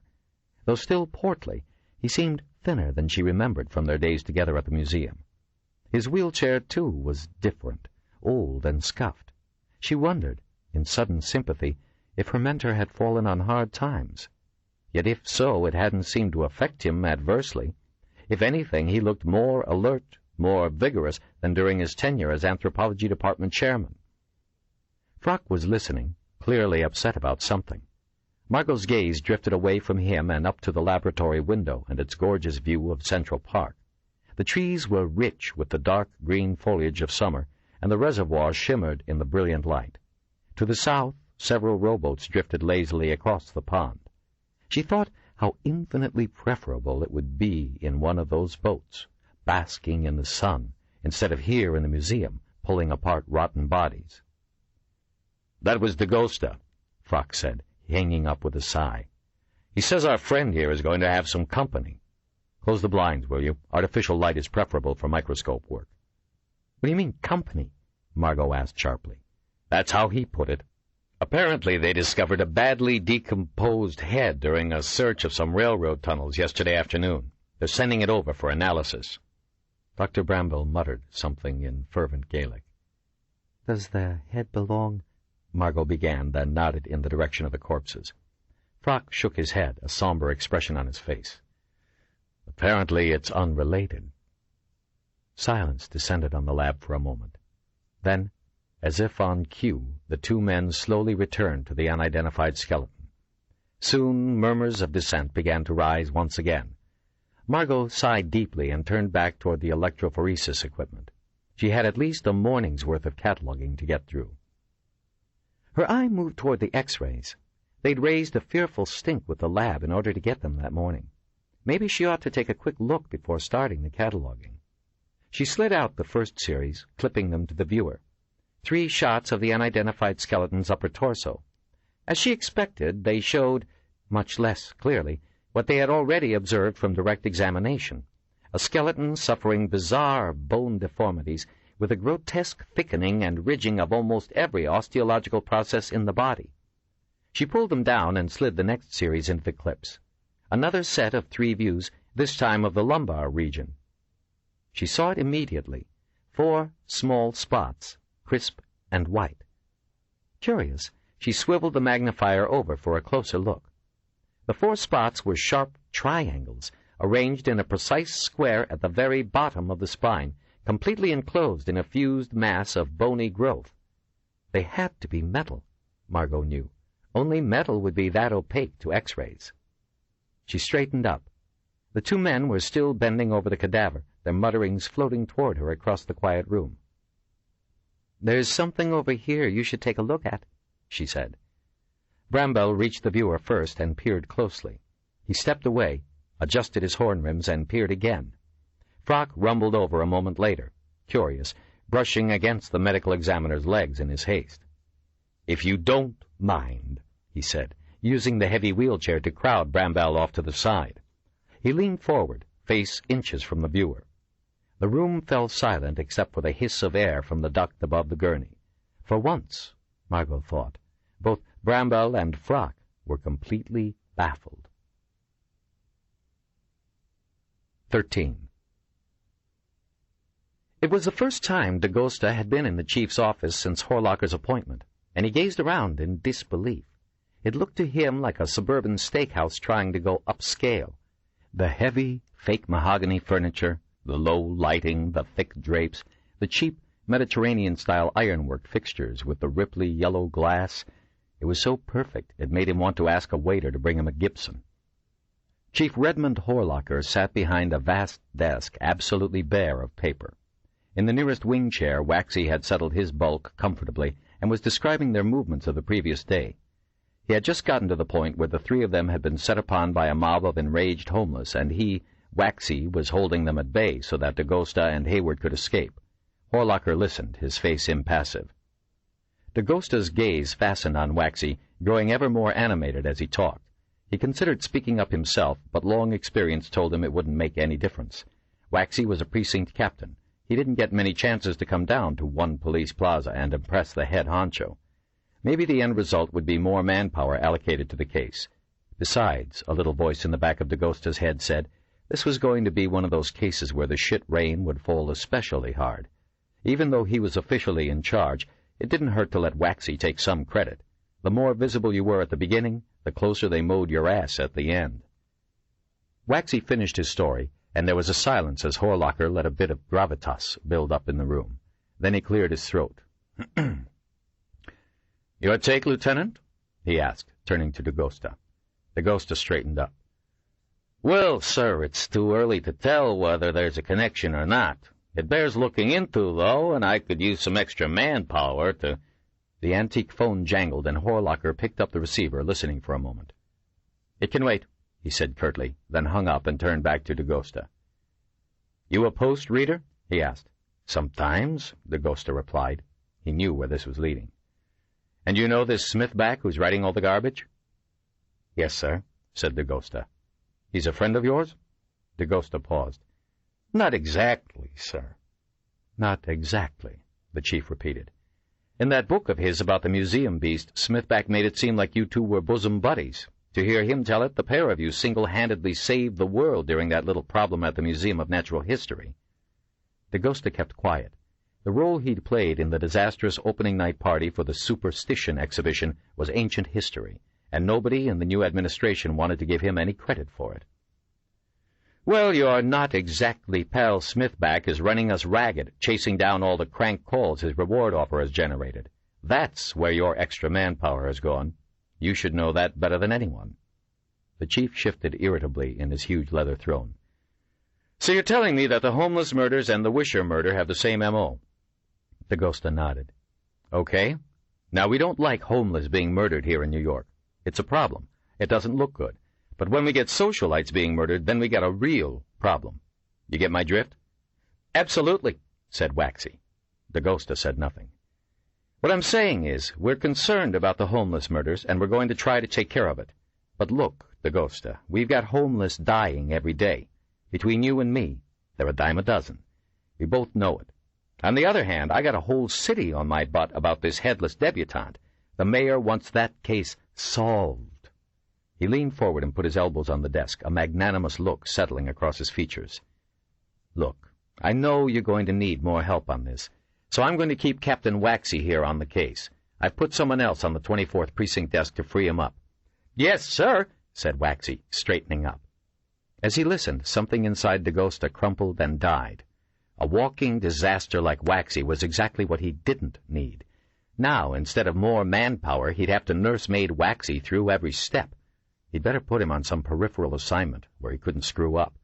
But that led to a whole new chain-of-command problem, putting a precinct captain on a case being run by a lieutenant in the homicide division. Just how the hell was that going to fall out? DeGosta, the chief snapped. DeGosta looked up. What? I asked you a question. What's going on at the museum? They've completed tests on the Wisher corpse and have released it to the family, DeGosta replied. And the other skeleton? They're still trying to identify it. What about the teeth marks? There seems to be some disagreement about their origin. Horlocker shook his head. Jesus, DeGosta, I thought you said those people knew what they were doing. Don't make me sorry I took your advice and moved those corpses out of the morgue. We've got the chief and me and some top museum staff working on it. I know these people personally, and there aren't any better— Horlocker sighed loudly and waved his hand. I don't care about their pedigrees. I want results. Now that you've got Waxy on the case, things should move faster. I want something by the end of the day tomorrow. Got that, DeGosta? DeGosta nodded. Yes, sir. Good. The chief waved his hand. Then get to it, you two. 14. It was, Smithback thought, the most bizarre demonstration he had seen in the 10 years he had lived in New York.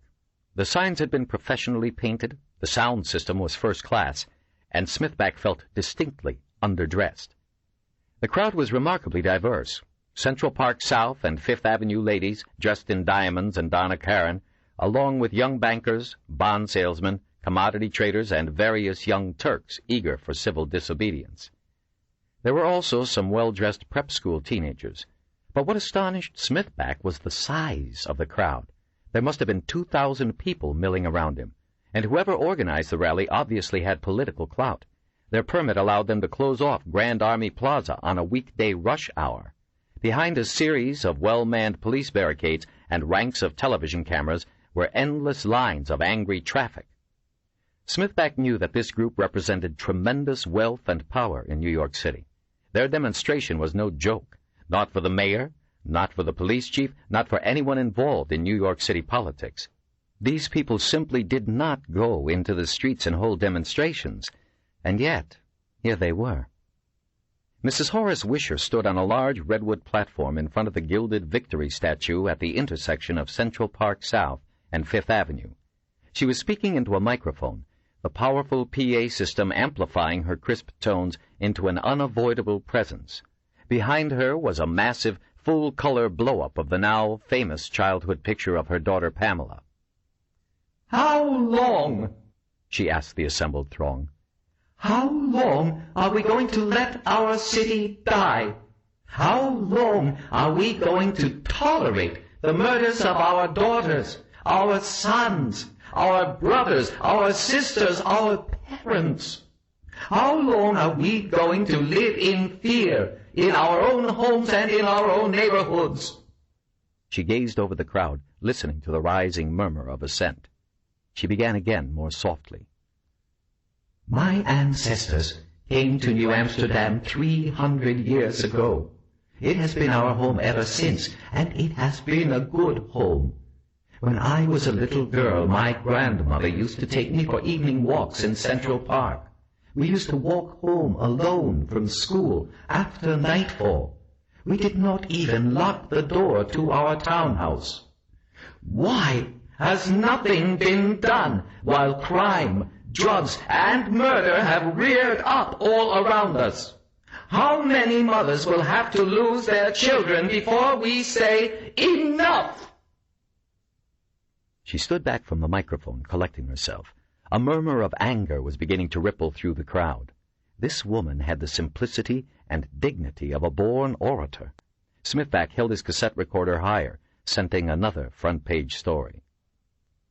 The time has come, Mrs. Wisher said, her voice rising once again, to take back our city, to take it back for our children and grandchildren. If it means executing drug dealers, if it means erecting $1 billion in new prison space, it must be done. This is war. If you don't believe me, look at the statistics. Every day they are killing us. 1,900 murders in New York City last year. 5 murders a day. We are at war, my friends, and we are losing. Now we must fight back with everything we've got. Street by street, block by block, from Battery Park to the Cloisters, from East End Avenue to Riverside Drive, we must take back our city. The angry murmur had grown. Smithback noticed that more younger men were now joining the throng, attracted by the noise and the crowd. Hip flasks and pint bottles of wild turkey were being passed around. Gentlemen bankers, my ass, he thought. Suddenly, Mrs. Wisher turned and pointed. Smithback turned to see a flurry of activity beyond the barricade.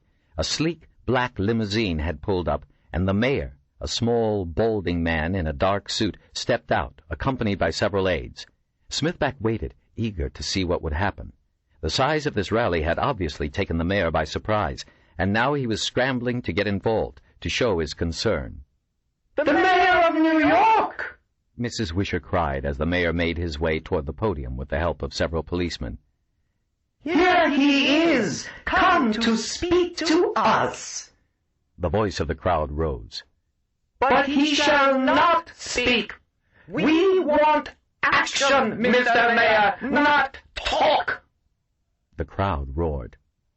Action, not talk. Action, roared the crowd. The young men began jeering and whistling. The mayor was stepping up to the podium now, smiling and waving. It appeared to Smithback that the mayor was asking Mrs. Wisher for the microphone. She took a step backward. We don't want to hear another speech. We don't want to hear any more bullshit. And with that, she ripped the microphone out of its plug and stepped down from the platform, leaving the mayor standing alone above the crowd, a plastic smile frozen on his face, deprived of any possibility of being heard over the roar. More than anything, it was her final expletive that caused the crowd to explode. A great, unintelligible roar rose up, like the sound of some vast, angry animal, and the crowd surged toward the podium. Smithback watched, a strange sensation rippling up his spine as the assembled group turned dangerously angry before his eyes. Several empty liquor bottles came sailing towards the stage, one shattering not 5 feet from the mayor. The groups of younger men had consolidated into a single body, and they began muscling their way towards the stage, cursing and jeering. Smithback caught a few isolated words. Asshole, faggot, liberal scum. More pieces of trash came flying out of the crowd, and the mayor's aides, realizing all was lost, quickly hustled him off the stage and back into his limousine. Well, Smithback thought, Interesting to see how mob mentality affects all classes. He couldn't remember having seen quite so brief or so fine a display of mob oratory as Mrs. Wisher's. As the sense of menace faded and the crowd began dissolving into seething knots, the journalist threaded his way toward a park bench to jot down his impressions while they were fresh. Then he checked his watch. 5:30. He stood up and began trotting northwest through the park. Better get in position, just in case. 15. As Margo jogged around the corner onto 65th Street, her Walkman radio tuned to an all-news channel, she stopped short, surprised to see a familiar, lanky form lounging against the front railing of her apartment building, cowlick rearing above the long face like a brunette antler. "Oh," she panted, snapping off the Walkman and tugging the speakers from her ears. "It's you." Smithback reared back, mock incredulity flooding his features. Can it be? How sharper than a serpent's tooth indeed is a thankless friend. All we've been through together, all that vast shared reservoir of memories, and I merit just an "oh, it's you"? "I keep trying to put that vast reservoir of memories behind me," Margo said, stuffing the Walkman into her carryall and bending forward to massage her calves. "Besides, whenever you run into me these days, it's to talk about one subject, my career and how great it is." "Ooh, a hit, a palpable hit," Smithback shrugged. "Fair enough. So let's pretend I'm here to make amends, Lotus Blossom. Let me buy you a drink." He eyed her appreciatively. My, you're looking good these days. Going for the Miss Universe title?" Margo straightened up. "I've got things to do." He caught hold of her arm as she maneuvered past him toward the door. "Café des Artistes?" he said teasingly. Margo stopped and sighed. "Very well," she said with a slight smile, disengaging her arm. "I'm not cheap, but I guess I can be had. Give me a few minutes to shower and change." They entered the venerable café through the lobby of the Hôtel des Artistes. Smithback nodded at the maître d'hôtel, and they made their way toward the quiet old bar. "Looks good," Margo said, nodding toward the quiche tray that was waiting to make its rounds among the tables. "Hey, I said a drink, not an 8-course dinner." Smithback selected a table, positioning himself beneath the Howard Chandler Christie painting of naked women frolicking tastefully in a garden. "I think the redhead likes me," he said, winking and pointing his thumb at the painting. An ancient waiter, his face creased by wrinkles and a perpetual smile, came by and took their drink orders. "I like this place," Smithback said as the waiters shuffled away, a study in white and black. "They're nice to you in here. I hate waiters who make you feel like low-class shit." He caught Margo in an interrogating gaze. "So, quiz time. Have you read all my articles since last we met?" "I'll have to plead the fifth on that," Margo replied. "But I did see your pieces on Pamela Wisher. I thought the second article was especially well done. I liked the way you made her out to be a real human being, not just something to exploit. New tack for you, isn't it?" "That's my Margo," Smithback said. The waiter returned with their drinks and a bowl of filberts, then departed. "I just came from the rally, actually," Smithback continued. "That Mrs. Wisher is a formidable woman." Margo nodded. "I heard about it on NPR just now. Sounds wild. I wonder if this Mrs. Wisher realizes what she's unleashed." "It became almost scary toward the end. The rich and influential have suddenly discovered the power of the vulgus mobile." Margo laughed, still careful not to drop her guard. You had to be wary around Smithback. For all she knew, he had a tape recorder running in his pocket as they spoke. "It's strange," Smithback continued. "What is?" He shrugged.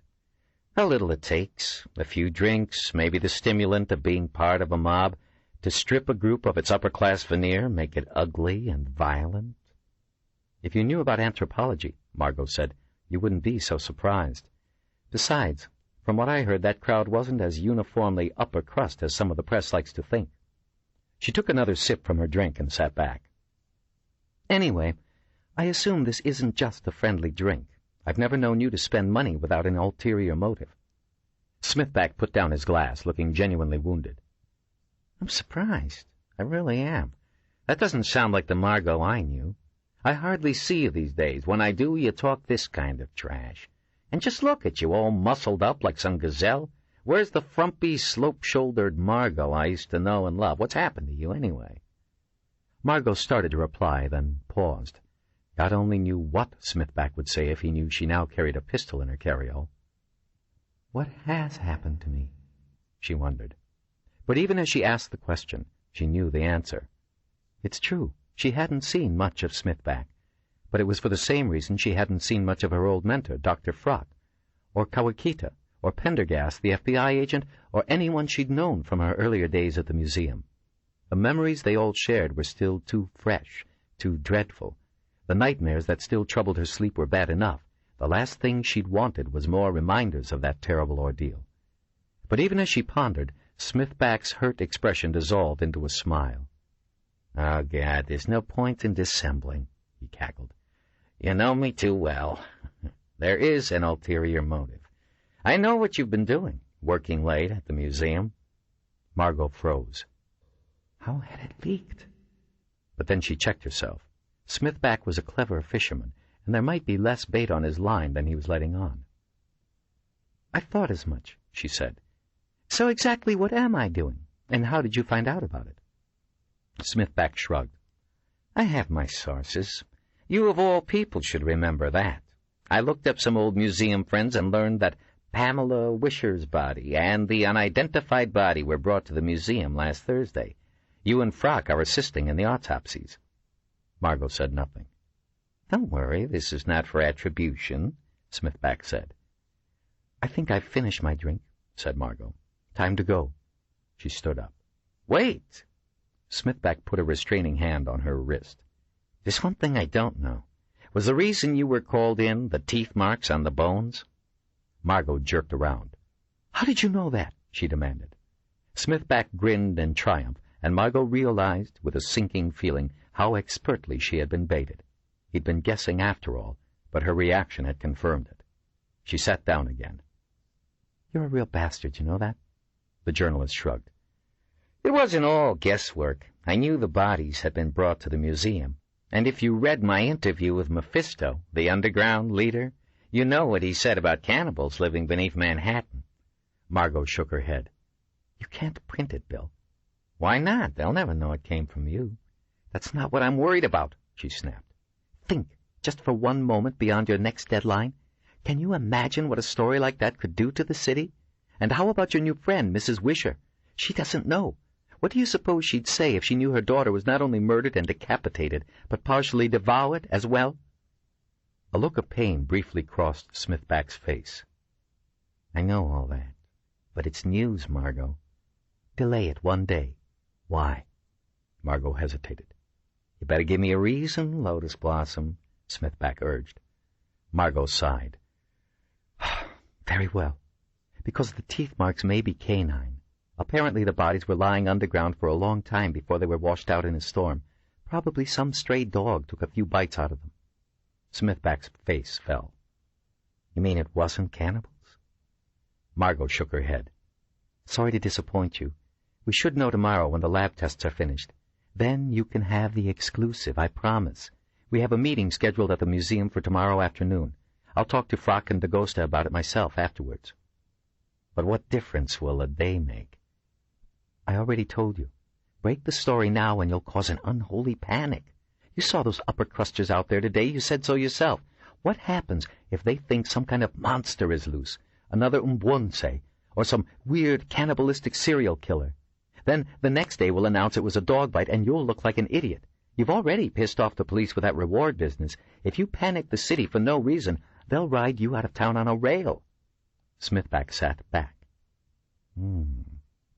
"Wait just one day, Bill," Margo pleaded. "It's not a story yet." Smithback was silent, thinking. "All right," he said at last, grudgingly. "All my instincts tell me I'm crazy, but you can have one more day. Then I get an exclusive, remember. No leaking the story to anyone." Margo smiled slightly. "Don't worry." They sat for a moment in silence. At last Margo sighed. "Earlier you asked what's happened to me? I don't know. I guess these killings are just bringing back all the bad memories." The museum beast, you mean? Smithback said. He was methodically attacking the bowl of filberts. That was a tough time. I guess you could put it that way. Margot shrugged. After all that happened, well, I just wanted to put everything behind me. I was having bad dreams, waking up in a cold sweat night after night. After I went to Columbia, things got better. I thought it was over. But then I came back to the museum. All this started happening. She fell silent for a moment. Bill, she said suddenly, do you know whatever happened to Gregory Kawakita? Greg? Smithback asked. He'd finished the bowl of filberts and was turning it over in his hands, as if looking for more underneath. Haven't seen him since he took that leave of absence from the museum. Why? His eyes narrowed craftily. You and he didn't have a thing going, did you? Margot waved her hand dismissively. No, nothing like that. If anything, we were always in competition for Dr. Frock's attention. It's just that he tried to reach me once, several months ago, and I never followed through. I think maybe he was sick or something. His voice sounded different than I remembered it. Anyway, I was feeling kind of guilty about it, so I finally looked him up in the Manhattan directory. He's not listed. I was curious if he'd moved away, maybe gotten a position elsewhere. Beats me, Smithback said. But Greg's the kind of guy that always lands on his feet. He's probably moonlighting in some think tank, earning $300,000 a year. He checked his watch. I've got to file my story on the rally by 9, which means we have time for another drink. Margot stared at him in mock amazement. Bill Smithback? Buying a friend a second round? How could I leave now? History is being made here tonight. Beats me, Smithback said. But Greg's the kind of guy that always lands on his feet. He's probably moonlighting in some think tank, earning $300,000 a year. He checked his watch. I've got to file my story on the rally by 9, which means we have time for another drink. Margot stared at him in mock amazement. Bill Smithback? Buying a friend a second round? How could I leave now? History is being made here tonight. 16. Nick Bitterman eagerly climbed the stone steps of Belvedere Castle, then waited at the parapet for Tanya to catch up. Below him, the dark bulk of Central Park was spread out beneath a setting sun.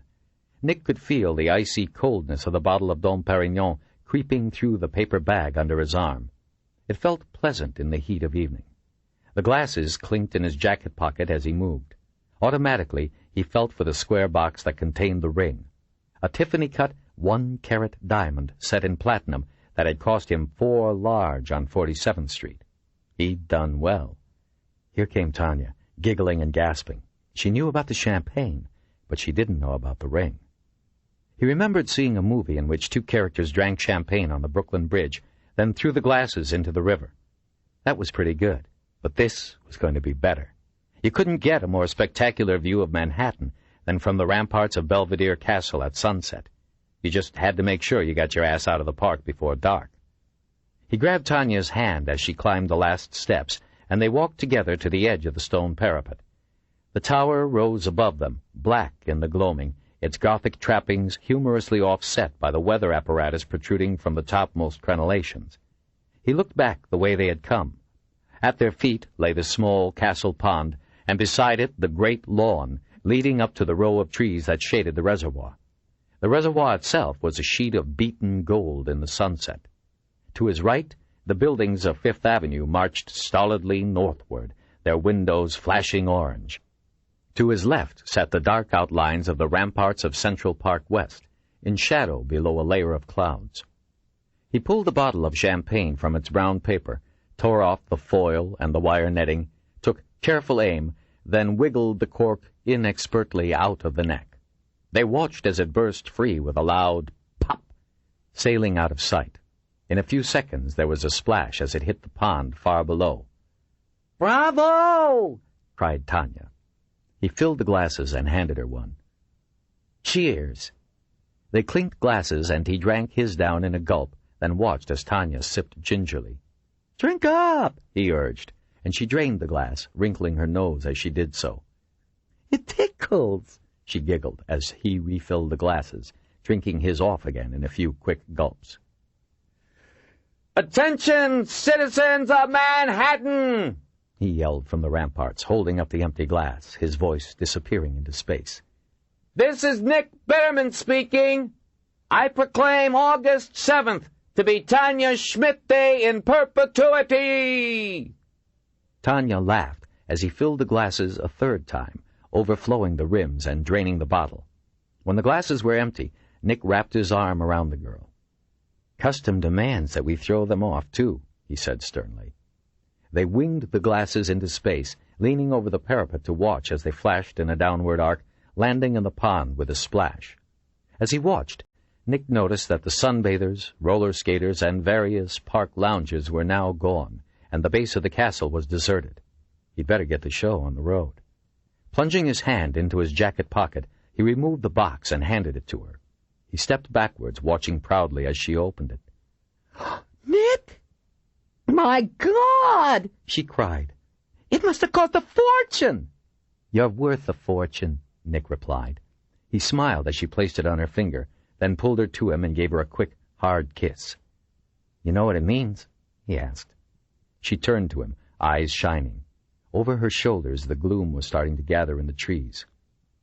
"Well?" he urged. She kissed him back and whispered in his ear. "Until death do us part, baby," he replied, and kissed her again, longer this time, cupping one of her breasts in his hand. "Nick," she said, laughing and pulling away. "There's nobody here," he said, placing his other hand on her rear and pulling her hips hard against his. "Just the whole city watching," she said. "Let them. They might learn something." His hand slipped inside her shirt and teased her hard little nipple as he glanced around at the encroaching darkness. "We better move this to my apartment," he whispered into her ear. She smiled, then moved away from him toward the stone stairs. Watching her, admiring the natural grace in her walk, Nick felt the expensive champagne running through his veins. Nothing like a champagne buzz. Goes straight to the head. Straight to the bladder, too. "Hold on," he said aloud. "I gotta drain the main vein."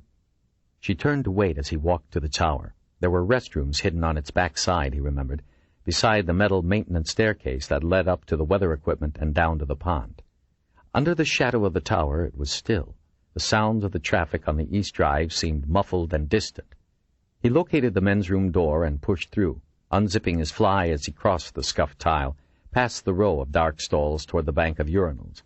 The room was deserted, as he knew it would be. He leaned against the cool porcelain and closed his eyes. He opened them again quickly as a slight sound broke his champagne reverie. No, he realized. It was nothing. He laughed, shaking his head at the paranoia that was always bubbling just under the skin of even the most jaded New Yorker. The sound came again, much louder, and he turned in surprise and fear, his dick still in his hand as he saw that someone was in one of the stalls after all and was coming out. Fast. Tanya waited, standing at the parapet, the night breeze quickening on her face. She felt the engagement ring, heavy and foreign on her finger. Nick was taking his sweet time. The park was dark now, the great lawn deserted, the bright lights of Fifth Avenue winking off the surface of the pond. Impatient, she walked toward the tower, then skirted around its dark bulk. The men's room door was shut. She knocked, timidly at first, then louder. "Nick? Hey, Nick! You in there?" There was no sound, only the wind sighing through the trees. The wind carried a strange smell, a pungent odor that reminded her unpleasantly of feta cheese. "Nick! Stop playing games!" She pushed open the door and stepped inside. For a moment, silence settled again over Belvedere Castle, and then the screams began, ululating, rising louder and louder as they rent the soft summer night. 17. Smithback took a seat at the counter of his favorite Greek coffee shop, nodding at the griddle man for his unusual breakfast order, 2 poached eggs on a double portion of red flannel hash. He sipped the cup of coffee that was placed in front of him, sighed contentedly, and slipped the newspapers out from under his arm. He turned first to the Post, frowning slightly as he scanned Hank McCloskey's front-page article on the Belvedere Castle murder. His own piece on the rally at Grand Army Plaza had been demoted to page 4. By rights, he should have owned the front page that day, with his story on the museum's involvement and the teeth mark angle. But he's promised Margo. Tomorrow would be different. Besides, maybe his forbearance would land him more scoops down the road. The breakfast arrived, and he dug into the hash with relish, putting aside the Post and cracking open the New York Times as he did so. He scanned the top headlines, tastefully understated and tidy, with derision. Then his eye, traveling below the fold, stopped at a one-column headline that read merely, "Museum Beast Returns." It was bylined Bryce Harriman, special to the Times. Smithback read on, the hash turning to wallpaper paste in his mouth. August 8th. Scientists at the New York Museum of Natural History are continuing their analysis of the headless corpses of Pamela Wisher and an unknown person, trying to determine if teeth marks found on the bones are the post-mortem work of feral animals or possibly the cause of death itself. The brutal murder and decapitation of Nicholas Bitterman at Belvedere Castle in Central Park yesterday evening has increased the pressure on the forensic team to find answers. Several deaths among homeless persons over the past months also may fit the pattern. It is not known if these corpses will also be brought to the museum for analysis. Pamela Wisher's remains have been returned to her family and will be interred in a 3 p.m. service this afternoon at Holy Cross Cemetery, Bronxville. The autopsies have been proceeding under a cloak of secrecy at the museum. They don't want to have a panic on their hands, said a source. But the unspoken word on everyone's lips is Umbwan.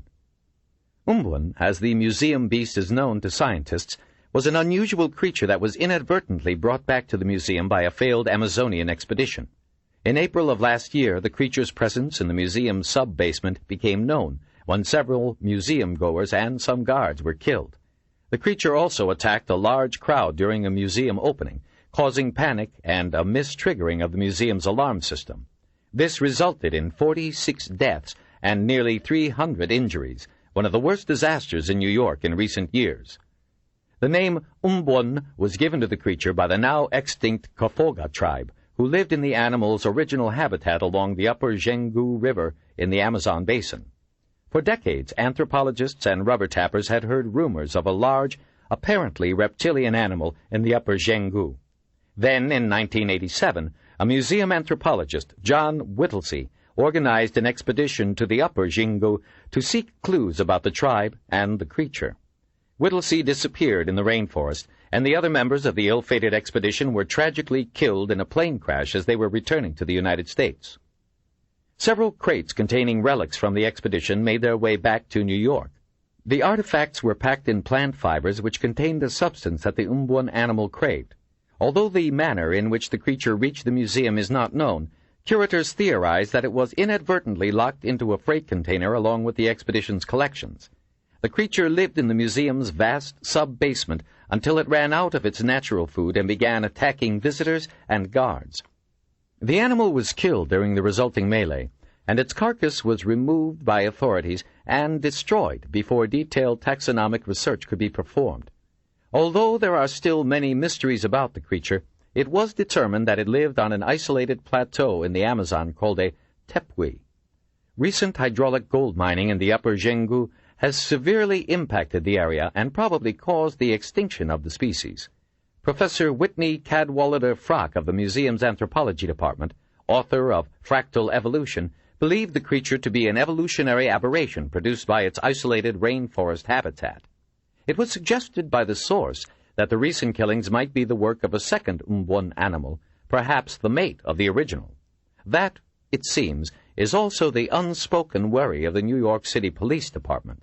Apparently, the police have asked the museum laboratory to determine if the teeth marks on the bones are consistent with a feral dog or something far more powerful, something like Umbwan. Smithback pushed the uneaten eggs away with a hand that was trembling with rage. He didn't know what was worse, having that prick Harriman scoop him, or the knowledge that he, Smithback, already had the story and allowed himself to be talked out of running it. Never again, Smithback vowed. Never again. On the 15th floor of one police plaza, Dagosta put aside the same newspaper with a withering expletive. The NYPD public affairs spin doctors were going to have to work overtime to avert hysteria. Whoever had leaked this, he thought, was going to have his barbecued butt served up on a rotisserie. At least, he thought, this time it wasn't his pain-in-the-ass friend Smith back. Then he reached for the telephone and dialed the office of the chief of police. While on the subject of asses, he'd better take care of his own while he still had one. With Horlocker, it was always better to call than be called. All he got was the voicemail of the chief's secretary. Dagosta reached for the newspaper again, then pushed it away, frustration welling up inside him. Waxy would be here in a minute, no doubt bawling about the Belvedere Castle murder and the chief's deadline. At the thought of seeing Waxy, Dagosta shut his eyes involuntarily, but the feeling of weariness that surged over him was so great that he immediately opened them up again. He'd only had 2 hours of sleep, and was bone-tired after spending much of the night clambering over Belvedere Castle in the aftermath of the Bitterman murder. He stood up and walked over to the window. Below, amidst the gray urban sprawl, he could make out a small square of black, the playground of PS 362. The tiny shapes of young kids were racing around it, playing tag and hopscotch, no doubt screeching and hollering their way through mid-morning recess. God, he thought, what he wouldn't give to be one of them now. As he turned back to the desk, he noticed that the edge of the newspaper had knocked over the framed photograph of his 10-year-old son, Vinny Jr. He righted it carefully, smiling involuntarily at the face that smiled back at him. Then, feeling a little better, he dug into his coat pocket and pulled out a cigar. The hell with Horlocker. What was going to happen was going to happen. He lit up, tossed the match into an ashtray, and walked over to a large map of the west side of Manhattan, tacked to a bulletin board. The precinct board was pocked with white and red pins. A legend taped to one corner showed that the white pins indicated disappearances over the last 6 months, while the red pins indicated deaths that fit the suspect M.O. Dagosta reached into a plastic tray, pulled out a red pin, located Central Park Reservoir on the board, and carefully pressed the pin directly to its south. Then he stood back, staring at it, trying to see the pattern through the visual noise. The white pins outnumbered the red pins 10-1. Of course, many of those wouldn't pan out. People disappeared for a lot of reasons in New York. Still, it was an unusually high number, over 3 times the norm for a 6-month period, and a remarkable number seemed to be in the region of Central Park. He kept staring. The dots didn't look random somehow. His brain told him there was a pattern, but he hadn't any idea what it was. "Daydreaming, Lieutenant?" came the familiar, dusky voice. Dagosta jumped in surprise, then turned around. It was Hayward, now officially on the case, along with Waxy. "Ever hear of knocking?" Dagosta snapped. "Yeah, I've heard of it. But you said you wanted this stuff as soon as possible." Hayward held a thick sheaf of computer printouts in her slender hand. Dagosta took the papers and began leafing through them. More homeless murders going back 6 months, most in Waxy's Central Park West Side jurisdiction. None had been investigated, of course. "Christ," he muttered, shaking his head. "Well, we better get these mapped." He began reading out locations while Hayward pressed red pins into the precinct board. Then he paused for a moment, glancing up at her shock of dark hair, her pale skin. Though he hadn't let her know it, of course, Dagosta was secretly glad Hayward was assisting him. Her imperturbable self-assurance was like a calm haven at the center of a howling storm. And he had to admit she didn't hurt the eyes either. From the hall came the sound of running and raised voices. Something heavy fell over with a crash. Frowning, Dagosta nodded for Hayward to check it out. Soon there was more yelling, and Dagosta heard his own name being spoken in a whiny, high-pitched voice. Curious, he poked his head out the door. An almost unbelievably filthy-looking man was standing in the homicide lobby, struggling with 2 cops who were trying to subdue him. Hayward was on the sidelines, her small frame tensed as if awaiting an opportunity to wade in. Dagosta took in the dirt-clotted hair, the sallow, jaundiced skin, the narrow, hungry frame, the ubiquitous black garbage bag holding the man's worldly possessions. I want to see the lieutenant, the homeless man screeched in a thin, reedy voice. I have information! I demand— Fella, said one officer, a look of disgust on his face as he restrained the man by his greasy coat. If you have anything to say it to me, okay? The lieutenant's busy. There he is now! The man pointed a trembling finger at Dagosta. See, he's not busy. Get your hand off me. You're up by a complaint. You hear me? I'll call my lawyer. Dagosta retreated into his office, shut the door, and resumed his scrutiny of the map. The barrage of voices continued, the shrill whine of the homeless man particularly grating, punctuated by the increasingly irritated tones of Hayward. This one didn't want to leave. Suddenly, the door banged open, and the homeless man half fell, half stumbled inside, a furious Hayward on his heels. The man backed into a corner of the office, holding the garbage bag in front of him protectively. You have to listen to me, Lieutenant, he yelped. You slippery bastard, Hayward panted, wiping her hands on her slender thighs. Quite literally. Stay back! The homeless man squealed at Hayward. Dagosta sighed wearily. It's okay, Sergeant, he said. Then he turned to the homeless man. All right, 5 minutes, but leave that outside. He gestured toward the bag as its ripe smell reached his nostrils. They'll steal it, the man said hoarsely. This is a police station, snapped Dagosta. Nobody's going to steal any of your shit. It's not shit, the man whined, but he nevertheless handed the greasy bag to Hayward, who hurriedly deposited it outside, returning and closing the door against the stench.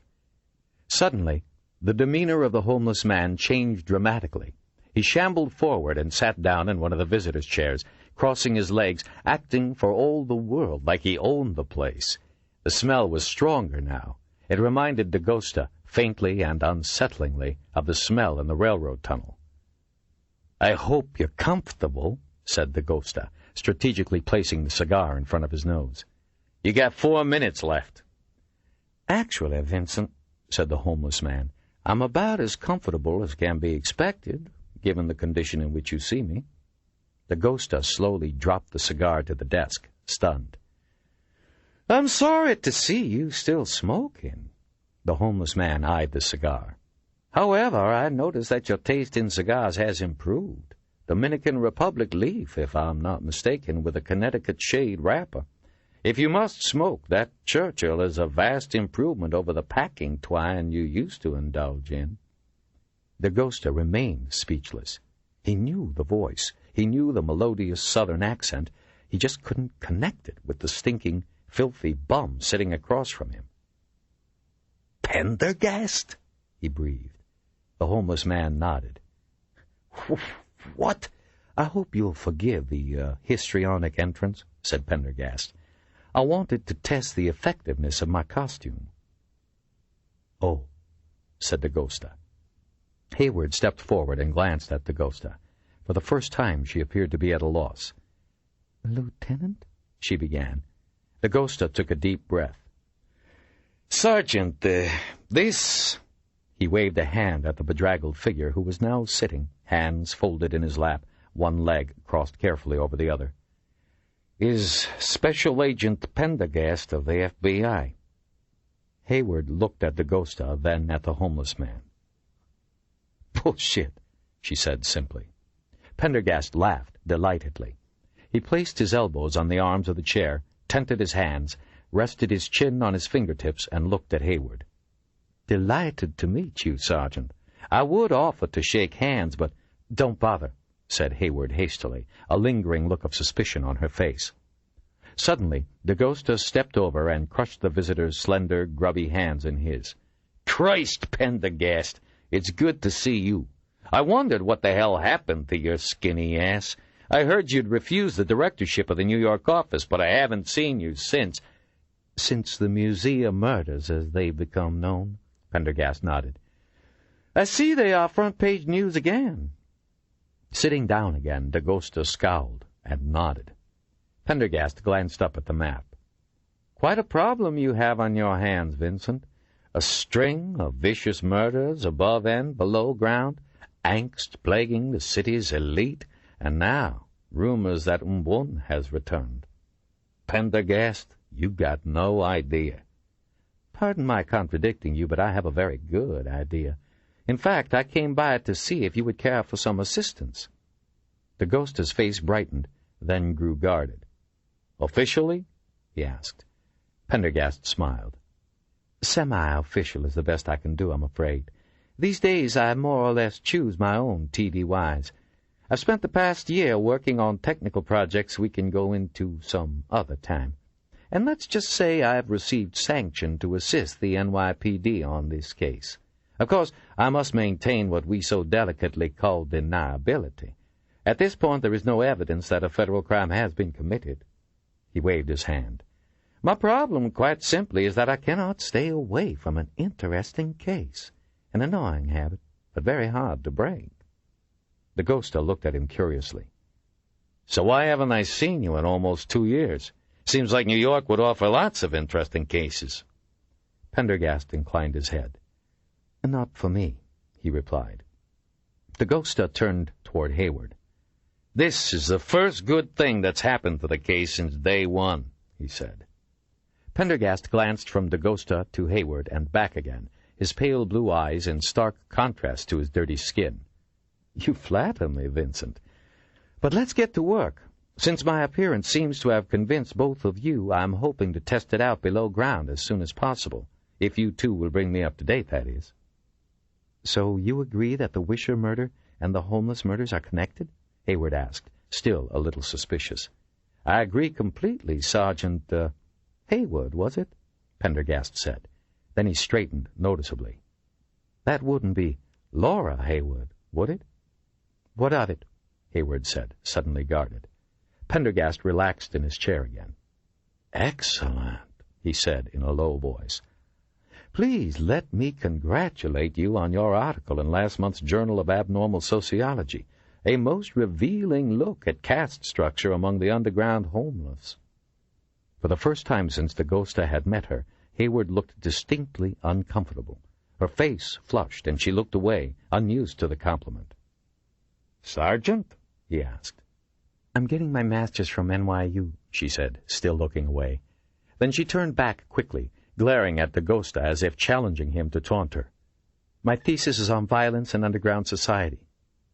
That's great, the ghoster said, surprised at her defensiveness, but feeling a little defensive himself. How come she never told me? She think I'm stupid? But why publish in such an obscure journal? Pendergast continued. I'd have thought the Law Enforcement Bulletin would be the obvious choice. Hayward gave a low laugh, her poise fully recovered. Are you kidding? She said. All at once the ghoster understood. Hard enough to be a pint-sized, pretty female rouster in the TA division, who were for the most part hulking thugs, but to be working on an advanced academic degree on the very people she had to roust. He shook his head, imagining the kind of relentless derision she would have been subjected to in the ranks. Ah, yes, I see, Pendergast said, nodding. Well, it's a pleasure to meet you in any case. But let's get to business. I'll need to see the analyses of the crime scenes. The more we can learn about the unsub, the sooner we'll find him. Or them. He's not a rapist, correct? Correct.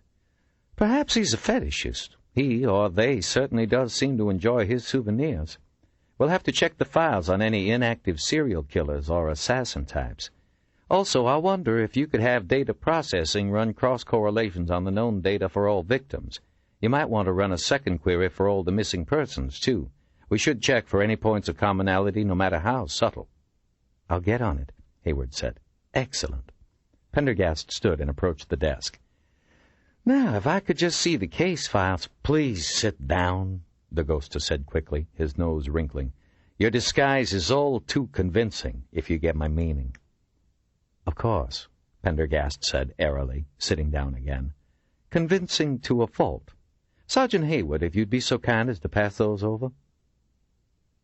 18. Margo took a seat in the vast Linnaeus Hall, deep within the original massing of the Museum of Natural History, and looked curiously around. It was an elegant space, originally constructed in 1882. Soaring vaults rose above dark oak paneling. Around the long dome of the hall, an intricate frieze had been carved, displaying evolution in all its grandeur, from beautifully carved animalcules at one end to the great figure of man at the other. She gazed at the image of man, dressed in frock coat, top hat, and walking stick. It was a marvelous monument to the early Darwinian view of evolution, the steady upward march from simple to complex, with man the crowning glory. Margo knew that the modern view was very different. Evolution was proving to be a more random, haphazard affair, full of dead ends and bizarre twists. Dr. Frock, sitting in his wheelchair in the aisle next to her, had made major contributions to this understanding with his theory of fractal evolution. Now, evolutionary biologists no longer considered man the apotheosis of evolution, but merely the dead end of a minor side branch of a generalist, less evolved subgroup of mammalia. And, she thought with an inward smile, the word man itself had gone out of favor, a definite improvement. Margo craned her neck to look back toward the narrow projectionist's booth high up in the rear wall. The grand old facade had become a very modern lecture hall, retrofitted with concealed mechanical blackboards, retractable movie screens, and the latest in computerized audiovisual equipment. For the 100th time that day, she wondered who had leaked the story of the museum's involvement. Whoever it was, they obviously didn't know everything. They hadn't mentioned the grotesque deformities on the second skeleton, but they knew enough. Her relief at not having to intervene on Smithback's behalf was tempered by what she now knew about the nature of the teeth marks on the corpses. She was dreading the arrival of the Bitterman corpse, almost afraid of what corroborative evidence it might hold. A loud humming sound brought Margot's eyes forward again. At the front of the hall, the proscenium and wings were retracting as a massive screen descended toward the floor. There were exactly 7 tense people in the 2,000-seat hall. Beside her, Frock was humming a tune from a Wagner opera, his thick fingers tapping on the battered arms of his wheelchair. His face was expressionless, but Margo knew that inside he was fuming. Protocol held that Bramwell, as chief medical examiner, should do the presentation, but Frock was obviously rankled by the arrangement. Several rows nearer the front, Margo could see Lieutenant Dagosta sitting with an overweight police captain in a rumpled uniform and 2 bored-looking homicide detectives. By now the main lights were fully dimmed, and Margo could see only Bramwell's long, bony face and bald pate, illuminated from below by the light on the lectern. In one hand he clutched an odd-looking plastic rapier that acted as wireless slide controller and light pointer. He looked positively cadaverous, she thought. Boris Karloff in a lab coat. "Let's get right to the evidence, eh?" Bramwell said, his high-pitched, cheerful voice booming from numerous speakers along both sides of the hall. Beside her, Margo could feel Frock stiffen with irritation. The huge image of a magnified bone appeared on the screen, bathing the hall and its occupants in a ghostly gray light. "Here is a photograph of Pamela Wisher's 3rd cervical vertebra. Notice the dentition pattern that's clearly visible?" The next slide came up. "Here is one of those tooth marks, magnified 200 times. And here is a cross-section reproduction. As you can see, the tooth is clearly mammalian." The next series of slides displayed results of lab tests done on a variety of bones from the 2 corpses, recording the pressures per square inch needed to make marks of varying depths. "We identified 21 clear marks, punctures, or scratches made by teeth on the bones of the 2 victims," Bramwell continued. "There are also some marks that seem to come from a dull instrument, too regular for teeth but too rough for a well-finished knife, such as you'd see, perhaps, from a primitive axe or stone knife. These are particularly prevalent on the cervical vertebrae, perhaps indicative of the mode of decapitation. In any case, the pressure required to make the teeth marks," Bramwell indicating the results with his electronic pointer, "vary from 500 to about 900 pounds per square inch. This is considerably less than our initial estimate of 1,200 pounds per square inch." "Less than your initial estimate," Margo thought, glancing toward Frock. Another photograph came on the screen. "Our detailed study of thin bone sections here, around the marks, shows blood leakage through the interstitial areas of the bone and into the marrow itself. That indicates they were made pre-mortem. There was a silence. In other words, the marks occurred at the time of death. Bramwell cleared his throat. Due to the highly advanced state of decomposition, it is impossible to determine a definitive cause of death. But I think we can say with fair certainty that these victims died of massive trauma and blood loss inflicted at the time these teeth marks were made. He turned toward his audience dramatically. There is, I know, a question on all of your minds. The question. What made these marks? As we know, there has been speculation in the press that the killer might be another One. He is enjoying this, Margot thought. She could feel the tension building in the room. Dagosta, in particular, was on the edge of his seat. We did a thorough analysis of these marks, vis-à-vis those made by One 18 months ago, which, of course, this museum of all places has a great deal of data on. And we have come to two firm conclusions. He took a deep breath and looked around. 1. These teeth marks are not consistent with the teeth of One. They do not match the cross-section, the size, or the length. Margot saw Dagosta's shoulders relax, almost slump with relief. 2. The force used to make these marks never exceeded 900 pounds per square inch, which definitely puts it squarely in the canine, or even more squarely, in the human category, not in the Umbun category. The slides were flashing by more quickly now, showing various micrographs of teeth marks and bite patterns.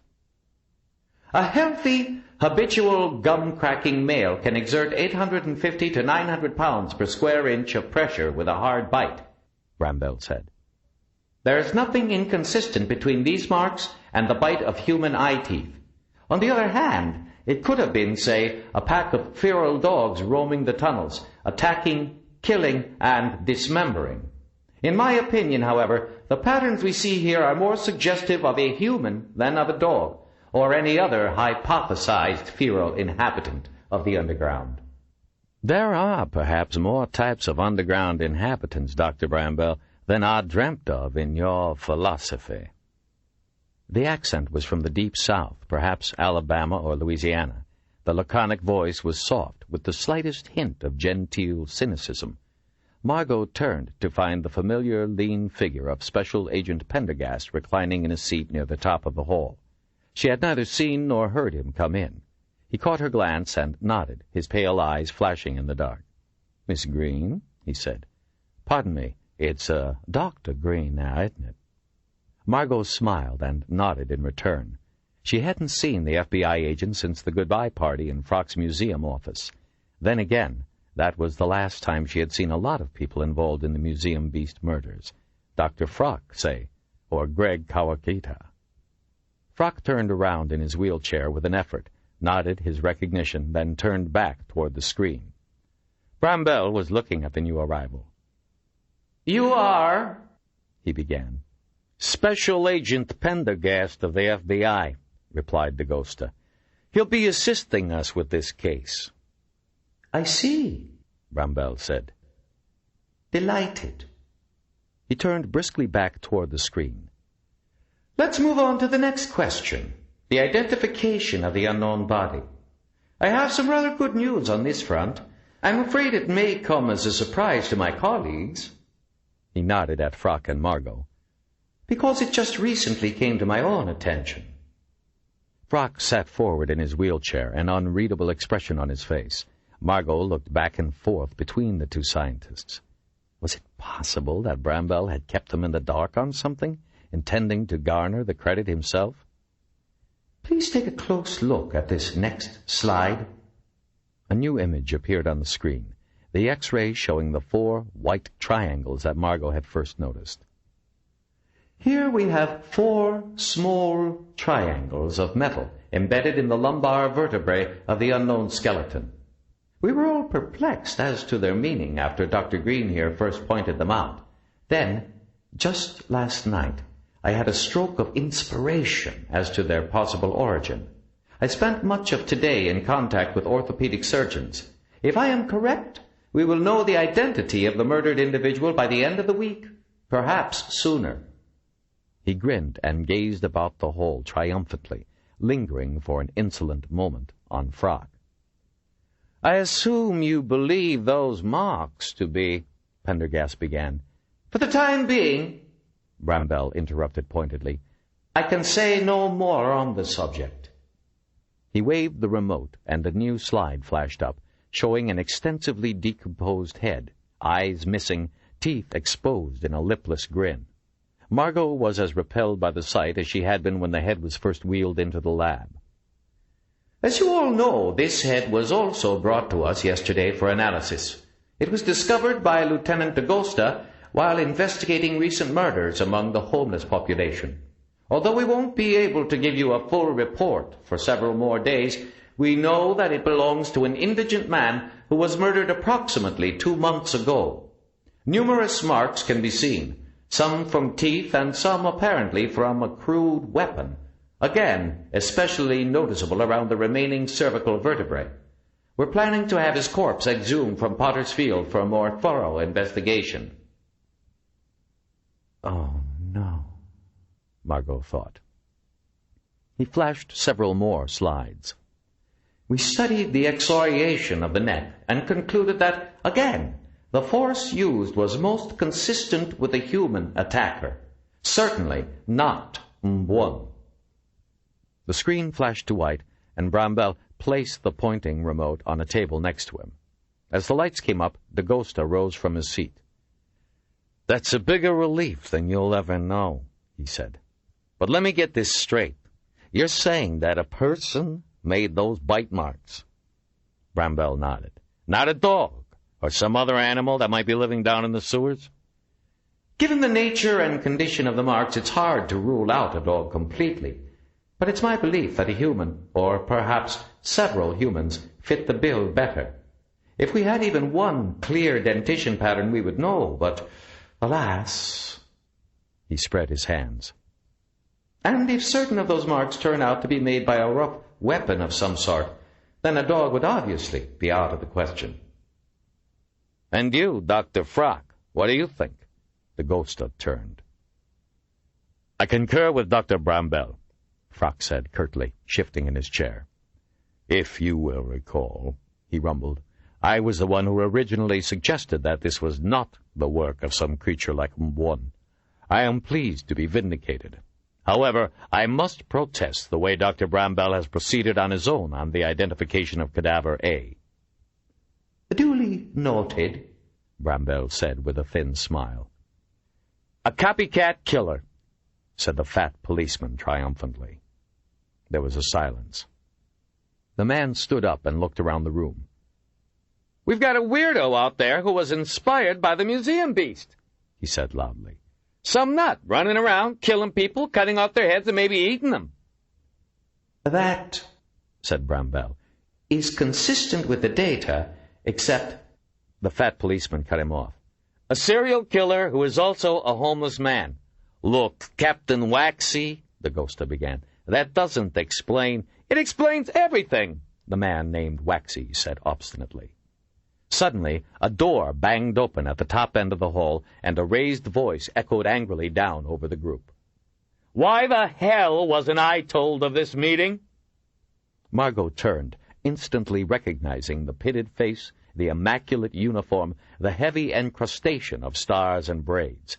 It was Police Chief Horlocker coming down the aisle at a brisk walk, followed by 2 aides. A weary look flitted across D'Agosta's face before a mask of neutrality descended. "Chief, I sent—" "What? A memo?" Glowering, Horlocker approached the row of seats where D'Agosta and Waxy were sitting. "Vinny, the way I hear it, you made the same goddamn mistake at the museum. You didn't involve the top brass from the beginning.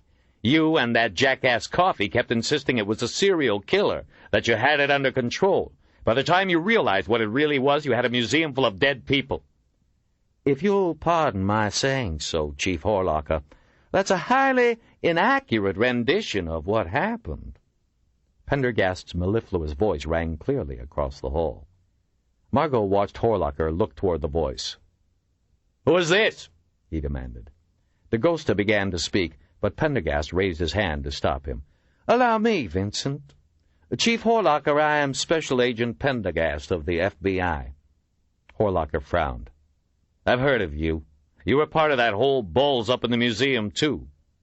"Colorful metaphor," Pendergast replied. "So what is it you want, Pendergast?" Horlocker asked impatiently. "This isn't your jurisdiction." "I'm assisting Lieutenant DeGosta in an advisory capacity."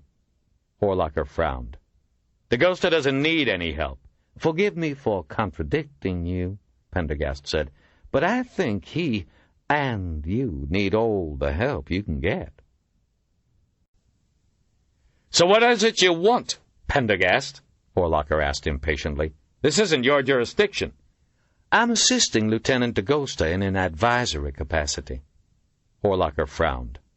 "DeGosta doesn't need any help." "Forgive me for contradicting you," Pendergast said, "but I think he and you need all the help you can get." His eyes moved from Horlocker to Waxy and back to Horlocker again. "Don't worry, Chief, I'm not after the collar.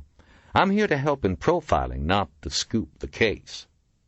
"Very reassuring," Horlocker snapped. He turned back to DeGosta. "So?" he demanded. "What have you got?" "The medical examiner believes he can ID the unknown skeleton by Friday," DeGosta said. "And he thinks the teeth marks probably belong to a human, or several." "Several?" Horlocker asked. "Chief, in my opinion, the evidence is beginning to point to more than one perp," DeGosta said. Bramwell nodded his assent. Horlocker looked pained. "What? You think we've got two cannibalistic psychos running around? For Christ's sake, Vinny, use your head. What we got is a homeless serial killer who's preying on his own kind. And once in a while, a real person wanders into the wrong place at the wrong time, like Pamela Wisher or that guy Bitterman, and gets their ass killed." "A real person," Pendergast murmured. "You know what I mean. A productive member of society, somebody with an address." Horlocker frowned, turning to DeGosta. "I gave you a deadline, and I expected a lot more than this." Waxy heaved himself up from his chair. "I'm convinced this is the work of a single perpetrator." "Exactly," said Horlocker, looking around the room, waiting for a challenge. "Now, we've got a homeless man, out of his gourd, probably living in Central Park somewhere, who thinks he's the museum beast. And with this damn Times article, half the city's going apeshit." He turned to DeGosta. "So how are you planning to handle it?" Do calm, Chief," Pendergast said soothingly. "I have often found it true that the louder a person speaks, the less they have to say." Horlocker looked at him in disbelief. "You can't talk to me like that." "On the contrary, I'm the only one in this room who can talk to you like that," Pendergast drawled. "So it is left up to me to point out that you have made a string of quite remarkable and unsupported assumptions. First, that the murderer is a homeless man. Second, that he lives in Central Park. Third, that he is psychotic. And fourth, that there is only one of them." Pendergast gazed at the chief almost benignly, like a patient parent humoring a fretful child. "You've managed to cram a remarkably large number of guesses into just one sentence, Chief Horlocker." Horlocker stared at Pendergast, opened his mouth, closed it again. He took a step forward, then stopped. Then, with a single blazing glance at DeGosta, he turned on his heel and strode out of the hall, his aides scampering to keep up with him. There was silence in the wake of the slamming door. "What a bloody charade," Margo heard Frock mutter as he moved restlessly in his wheelchair. DeGosta sighed and turned to Bramwell. "You'd better send the copy of your report to the chief. Edit it down, okay, so that only the really important stuff is there? And put in a lot of pictures, try to make it readable, like at a 4th grade level." Bramwell burst into a delighted, high-pitched laughter. "Yes, indeed, Lieutenant," he cackled. his bald dome incandescent in the glow of the projector. "I will do my literary best." Margo watched as Waxy shot both of them a disapproving look, then started for the door himself. "I don't find this humor at the expense of the chief very professional," he said. "I, for one, have more important things to do than joke around." The ghost stared at him.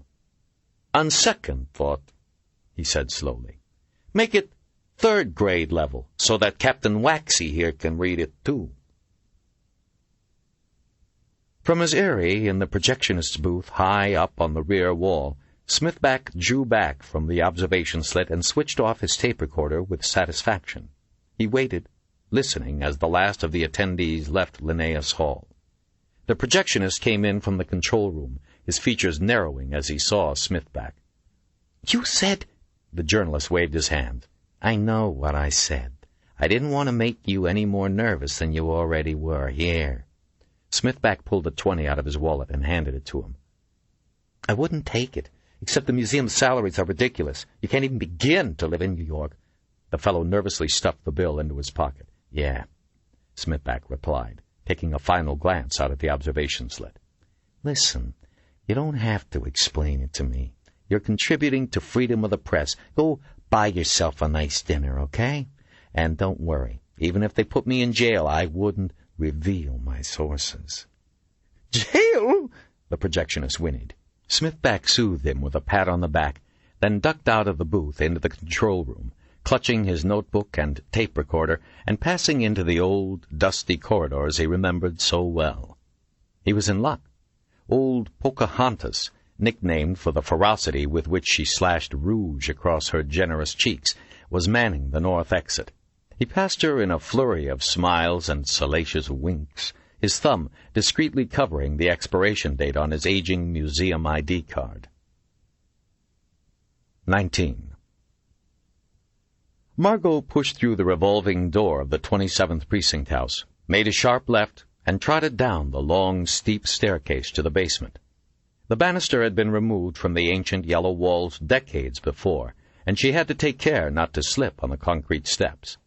Despite the thickness of the stone foundations around her, she could hear muffled popping sounds below long before she reached the bottom of the staircase.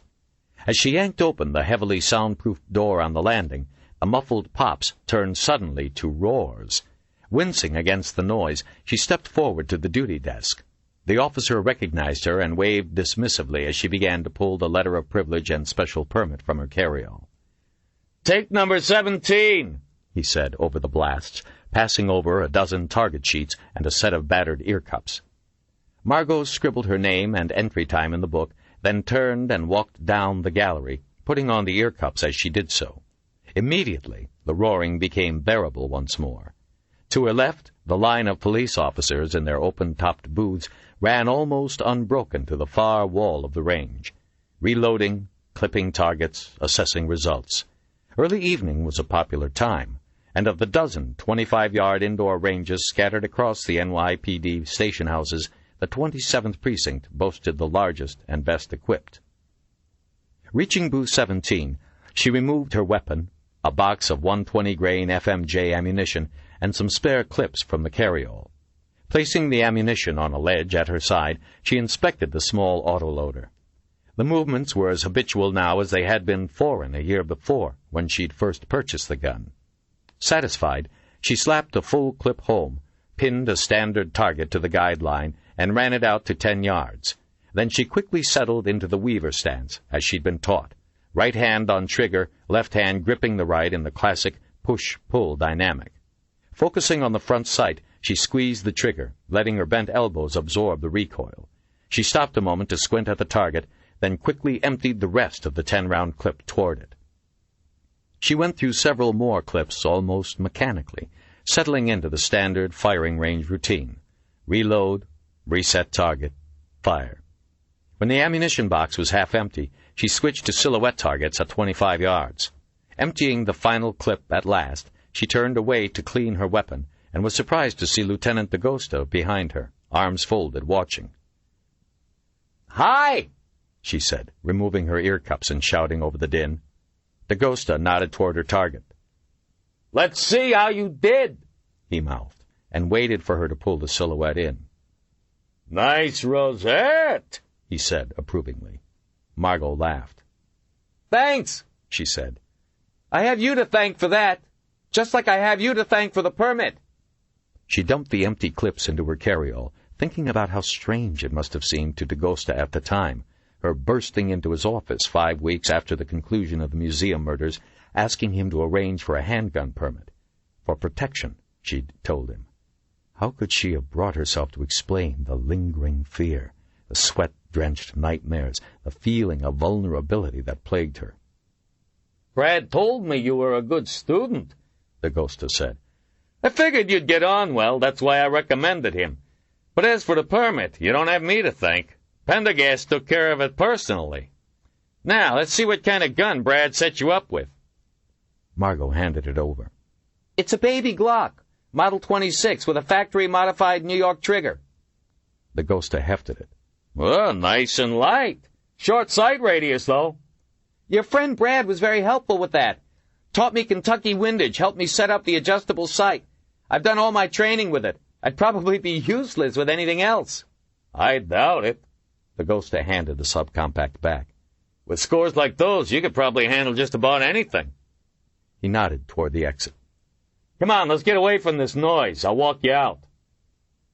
Margot stopped at the desk to sign out and return the ear cups, and was surprised when DaGosta signed the log as well. "You were shooting?" she asked. "Why not?" DaGosta turned to her. "Even old farts like me get rusty." They stepped out of the range and began climbing the long, steep staircase. "Actually, cases like this get everybody on edge," he said. "A little practice seemed like a good idea, especially after that briefing." Margot didn't bother to reply. At the top of the steps, she stopped and waited for the lieutenant to catch up. He emerged, puffing slightly, and they passed through the revolving door onto 31st Street. It was a cool evening, and traffic was light. Margot looked at her watch. Almost 8. She could jog home, fix herself a light dinner, then try to catch up on her sleep. "I bet those damn stairs have caused more coronaries than all the pastry in New York," DaGosta said. "Doesn't seem to have bothered you any, though," he went on. Margot shrugged. "I've been working out." "So I noticed. You're not the same person I met 18 months ago. Not on the outside, anyway. What's your routine?" "Strength workout mostly. You know, high weight, low reps." DaGosta nodded. "Couple of times a week?" "I work the upper and lower muscle groups on alternating days. I try to work in some interval training as well." "What are you currently benching? 120? Margot shook her head. 135, actually. It's nice, because for the first time I don't have to change all those little weights on the bar. I can just use the 45s. DaGosta nodded again. "Not bad." They started toward 6th Avenue. "And has it worked?" "Excuse me?" "I said, has it worked?" Margot frowned. "I don't know what you mean," she replied, but even as she said the words, she understood. "No," she said a moment later in a lower voice. "Not completely, anyway." "Don't mean to be nosy," DaGosta replied, patting his pockets, absently searching for a cigar. "I'm a blunt kind of guy, just in case you didn't know." Finding one, he picked off the label with his fingernail and inspected the wrapper. "That shit at the museum affected all of us, I suppose." They reached the avenue, and Margot hesitated a moment, looking northward. "Sorry," she said. "I guess it's just hard for me to talk about." "I know," DaGosta said. "Especially now." There was a brief silence as he lighted up. "Take good care of yourself, Dr. Green." Margot smiled slightly. "You too. And thanks again for this." She patted her carryall, then eased into a jog, moving northward through the traffic, aiming for the west side and home. 20. DaGosta looked at his watch. 10 p.m., and they still had jack shit to show for all their work. Details of beat cops had checked the shelters, redemption centers, and soup kitchens, searching fruitlessly for word of anyone who might have an excess of interest in Umbun. Hayward, whose knowledge of the underground homeless was becoming an ever more valuable resource, had led a number of special rousting details. Unfortunately, the results had also been disappointing. The moles had melted before their sweeps, disappearing into ever darker and more obscure recesses. Besides, as Hayward explained, the sweeps could only scratch the surface of the vast tunnel networks beneath the city's streets. At least the stream of nutcases calling in to claim the post reward was beginning to slow to a trickle. Maybe everyone was too worried about the Times report and the Bitterman murder.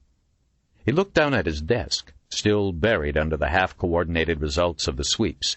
Then he glanced up at the precinct board for the 100th time that evening, staring fixedly at the map as if the fierceness of his glare would force it to yield up an answer. What was the pattern? There had to be one. It was the first rule of detective work. He didn't give a shit what Horlocker said. His gut told him that these killings were the work of more than one murderer. And it wasn't only his gut. There were just too many. And the M.O.s, while similar, weren't similar enough. Some decapitated, some with their heads crushed, others simply mutilated. Perhaps it was some kind of truly screwed-up cult. But whatever it turned out to be, Horlocker's threatening deadlines were time-consuming distractions. What was needed here was patient, methodical, intelligent detective work. The ghost laughed to himself. Christ, I'm sounding more like Pendergast all the time. From beyond the closed door of the storage room at one side of his office, he began to make out a series of odd, shuffling noises. Hayward had gone in there a few minutes earlier on her coffee break. He stared at the door for a moment while the noises continued. At last he rose, walked to the door, turned the handle, and stepped in. Hayward stood in the middle of the storage room, crouched in an animal-like stance, her left hand stuck rigidly in front of her like an arrow, her right hand cocked back to the side of her head. Her hands were tensed and slightly curved, bent thumbs protruding upward. As he watched, she swiveled her small form through 90 degrees of the compass, reversed the position of her arms in a silent punching motion, then turned another 90 degrees. It looked like some kind of dangerous ballet. The movements were punctuated by sharp exhalations, not unlike the breathing she'd done during the confrontation in the tunnels. As he watched, she swiveled again, facing him this time, and brought her hands together in front of her with a slow, deliberate motion. "Need something, Lieutenant?" she asked. "Just an explanation of what the hell you're doing," he replied. Hayward straightened up slowly to her full height, released a deep breath, then looked up at him. "It's one of the Heian series of kata." "What's that again?" "Formal exercises of Shotokan karate," she said. Then she caught his look. "It helps keep me relaxed, in shape," she explained. "And it is my break, Lieutenant." "Then get on with it." The ghost turned toward the door, then stopped and looked back. "What's your belt?" She looked up at him for a moment. "White," she replied at last. "Ah, I see." Hayward smiled slightly. "Shotokan is the original Japanese school of karate. They don't believe in all sorts of pastel belt colors, Lieutenant. There are 8 degrees of white belt, then brown, then black." The ghost nodded. "So, what degree are you?" he asked curiously. "I go for my brown belt examination next month." From his office beyond, the ghost could hear the rattle of a knob. Stepping out of the supply room and closing the door behind him, he found himself looking at the corpulent form of Captain Waxy. Without a word, Waxy sauntered over to the precinct board. He studied the riot of red and white pins intently, hands clasped behind his back. "There's a pattern here," he said at last. "Really?" the ghost asked, struggling to keep his voice neutral. Waxy nodded sagely, keeping his back turned. The ghost said nothing. He knew he was going to regret to his dying day bringing Waxy into the case. "It originates here." Waxy's finger hit a green spot on the map with a soft thump. The ghost saw that he had fingered the Ramble, the wildest area of Central Park. "How do you figure?" "Simple," said Waxy. "The chief had a talk with the top actuary in human resources. He looked at the murder locations, did a best-fit linear analysis, and said they were radiating right from this spot. See? The deaths form a semicircle around this point. The Belvedere Castle murder was the key. He turned. Out there in the Ramble, there are rocks, caves, dense woods, lots of homeless, too. It's a perfect hideout. That's where we'll find the killer. This time, the ghoster was unable to keep the incredulity off his face. Look, let me get this straight. Some insurance dweeb in personnel gave you this tip? Did he try to sell you on the savings plan, too? Waxy frowned, his jowly cheeks turning a rich crimson. I don't appreciate your tone, Vinny. It wasn't appropriate in the meeting this afternoon, and it isn't appropriate here. Look, Jack, the ghost said, struggling to keep his patience. What the hell would an actuary, even a police actuary, know about a murder pattern? That just isn't enough. You have to take into account ingress, egress, everything. Besides, the Belvedere Castle murder is the one that least fits the pattern. Then he gave up. There was no point in telling Waxy anything. Horlocker was one of those chiefs who loved specialists, experts, and consultants. And Waxy was such a yes-man that, I'm going to need this map, Waxy said. The ghoster stared at the broad back in front of him. As he did, a light suddenly turned on inside his head. Now he knew what this was all about. He stood up. Be my guest, he said. The primary case files are in these cabinets here, and Sergeant Hayward has some valuable— I won't be needing her, said Waxy. Just the precinct board and the files. Have them sent over to my office by 8 tomorrow morning, room 2403. They're moving me here to headquarters. He slowly turned on his heel and eyed DeGosta. Sorry, Vinny.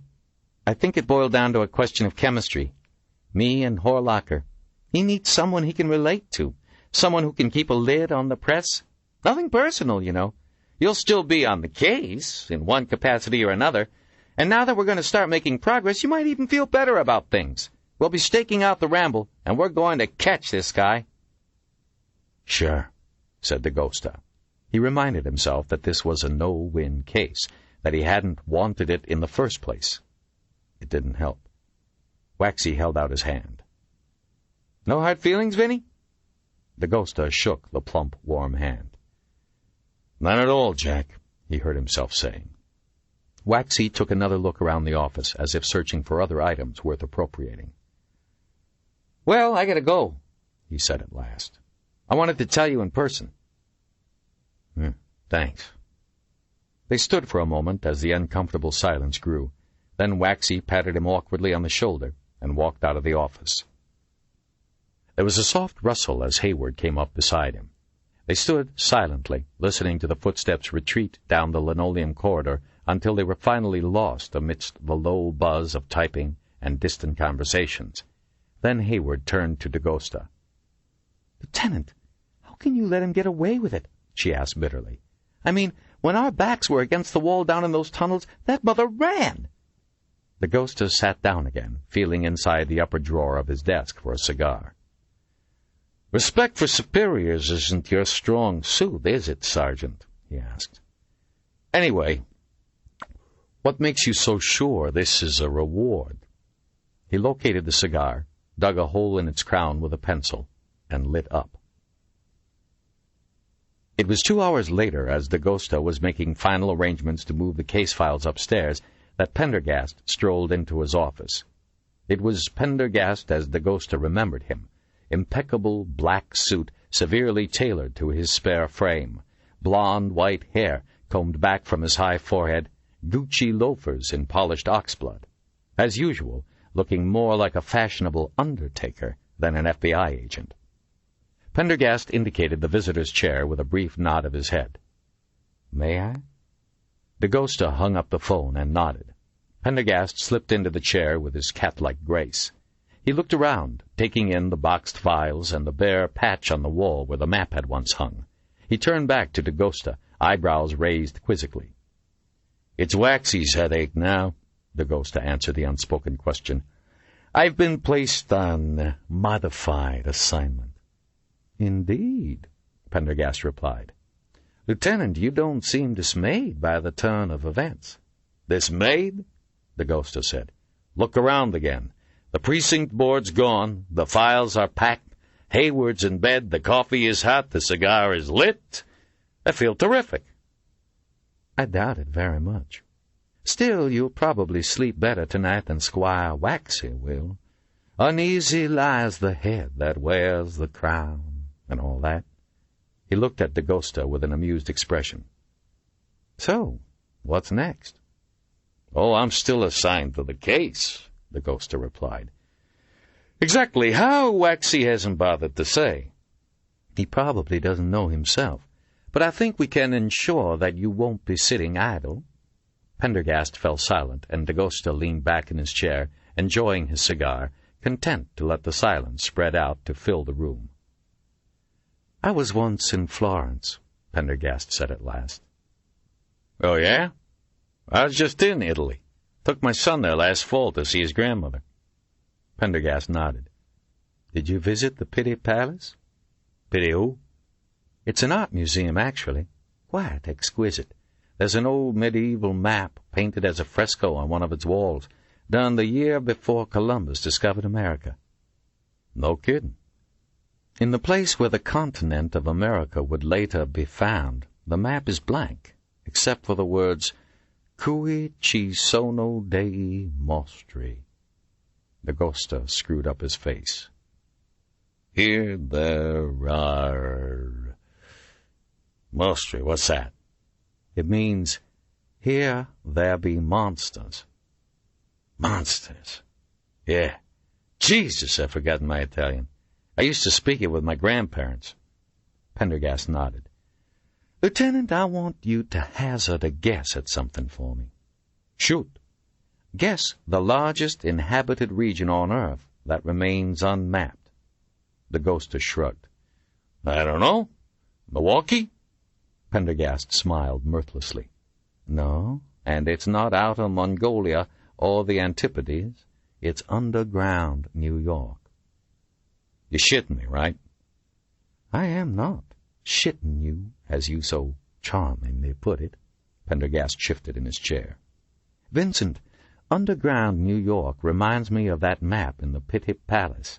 It is truly unexplored territory, and it is, apparently, unimaginably vast. For example, there are almost a dozen stories worth of structures below Grand Central, not counting the sewers and storm drains. The levels below Penn Station go even deeper. So you've been down, the ghoster said. Yes, after meeting with you and Sergeant Hayward, it was an exploratory journey, really.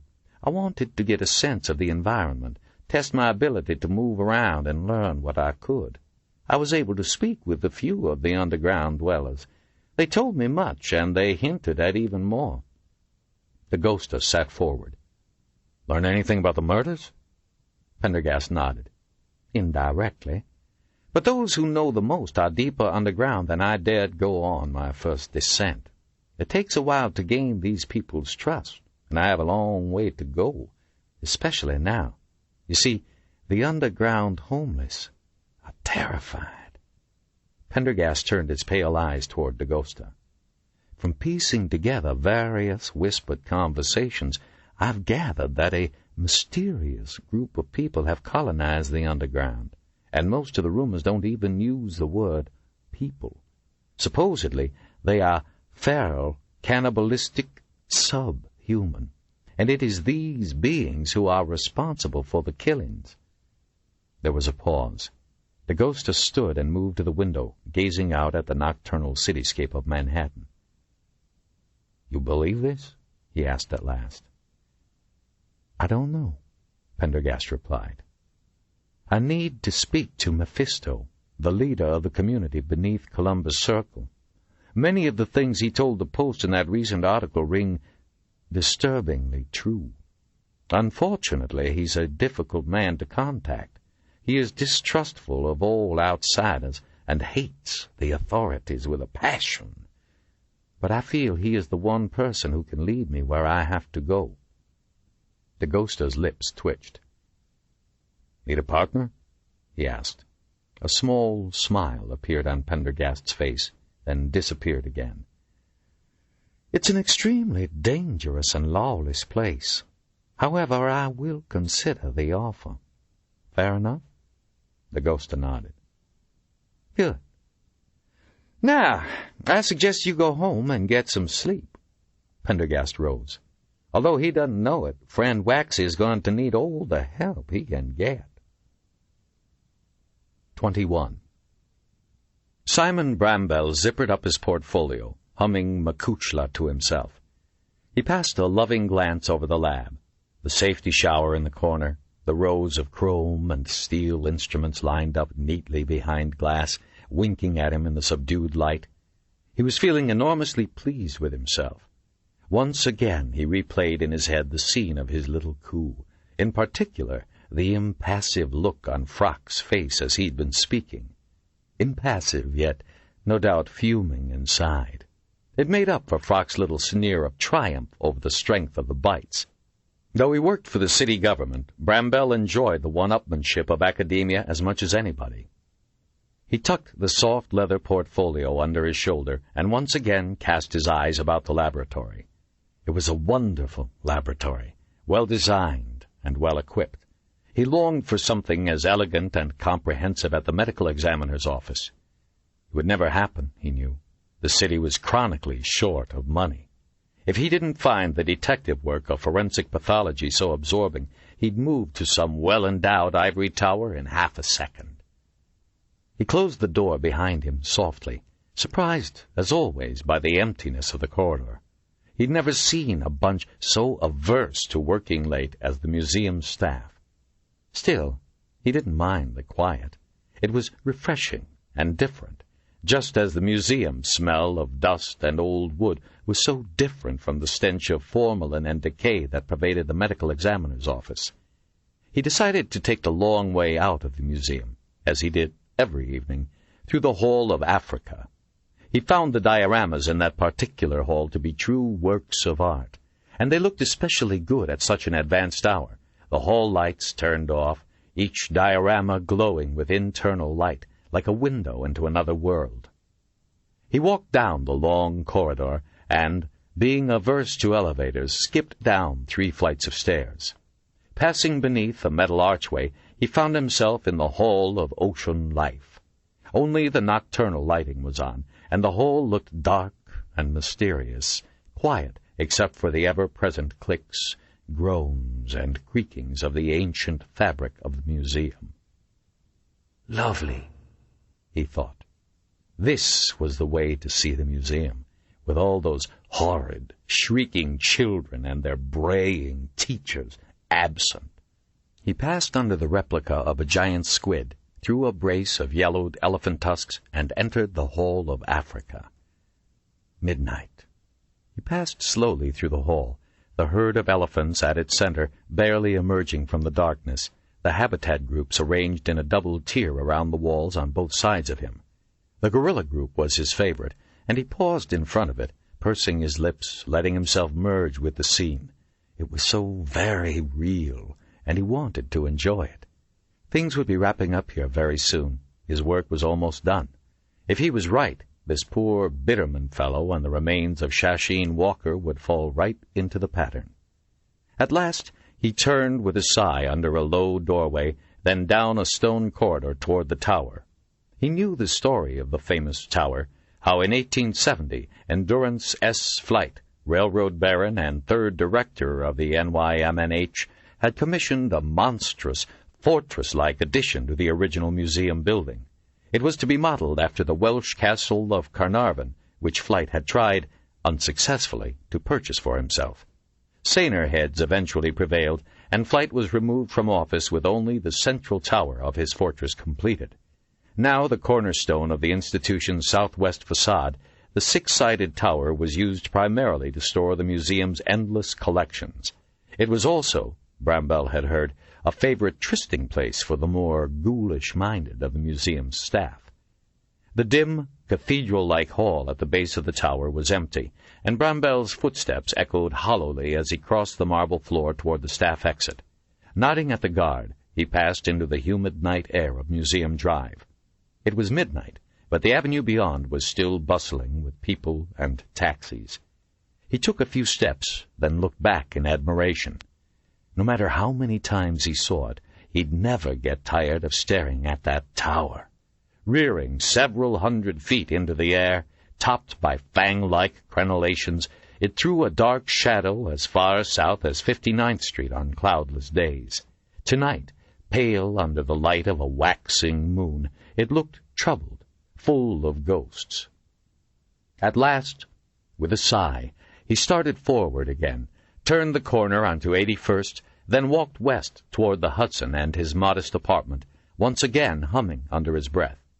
As he went, the street gradually took on a seedier character, and the number of pedestrians began to dwindle. But Bramwell took no notice, walking briskly, inhaling the night air. There was a lovely breeze blowing in, crisp and sharp, ideal for a midsummer's night. A bite of dinner, a quick washing up, a toothful of green spot, and he'd be between the covers in an hour. As usual, he'd be up at 5 a.m., being one of those fortunate people who needed hardly any sleep. It was a great advantage to a medical examiner not to need sleep, especially one who wanted to get to the top of his profession. Bramwell couldn't begin to count the number of times he'd been the first on the scene of an important crime simply by virtue of being awake when everybody else was fast asleep. The neighborhood looked even seedier now, but it was only a block to Broadway and its bustling bagel shops, bookstores, and delis. Bramwell walked along the row of shabby brownstones, now subdivided into single-room occupancies and tiny apartments. A few harmless drunks lingered at the far corner. As he reached the center of the block, he detected movement out of the corner of his eye, something in the dark well of the basement entrance of an abandoned walk-up.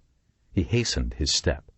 There was an unusually foul odor wafting from the dark entrance, pungent even for New York. Hearing something moving swiftly along the sidewalk behind him now, he instinctually reached into his portfolio for the scalpel he always carried. His mouth tightened as his fingers closed on its cold, ergonomic handle. He felt no real alarm. He'd been mugged once at gunpoint and twice at knife point, and he now knew exactly how to handle things. He drew the scalpel from the portfolio as he spun around, but there was nothing there. He looked around for a moment in surprise, before an arm slid around his neck and dragged him into the darkness. He assumed, in a surprisingly detached sort of way, that it was an arm. It had to be an arm. Yet it felt slippery, and so very strong. Then, almost immediately, he felt a curious digging sensation just below his Adam's apple. Yes, it was a most curious sensation, indeed. 22. Margo unlocked the door to the forensic anthropology laboratory, smugly pleased to find the room dark and empty. This was the first morning she'd managed to beat Dr. Bramwell into work. Most mornings he would be sitting on a lab stool when she arrived, sipping a cup of museum coffee and arching his narrow eyebrows over the rim at her in greeting. He would then go on to point out that the museum must percolate its coffee in second-hand formaldehyde, borrowed from the Animal Conservation Department. Other mornings she would arrive to find Frock in before her as well, the two scientists bent over a table or a report, carrying on their usual argument in polite undertones. She slung her carry-all into a drawer and shrugged into her scrubs, stepping over to the window as she did so. The sun had broken over the Fifth Avenue buildings, bathing the magisterial frontage in hues of gold and copper. Below the window, the park was waking up. Mothers walking children toward the zoo, joggers trotting the long oval course around the reservoir. Her eye moved southward, lighting at last on the purple bulk of Belvedere Castle, and she shuddered slightly as she stared into the dark wooded area at its rear where Nicholas Bitterman had met with violent death. His headless corpse, she knew, was due to arrive in their lab from the medical examiner's office later that morning. The door opened, and Dr. Frock wheeled himself inside, a large silhouette against the dimness of the lab. As he came forward into the sunlight, Margo turned to wish him good morning.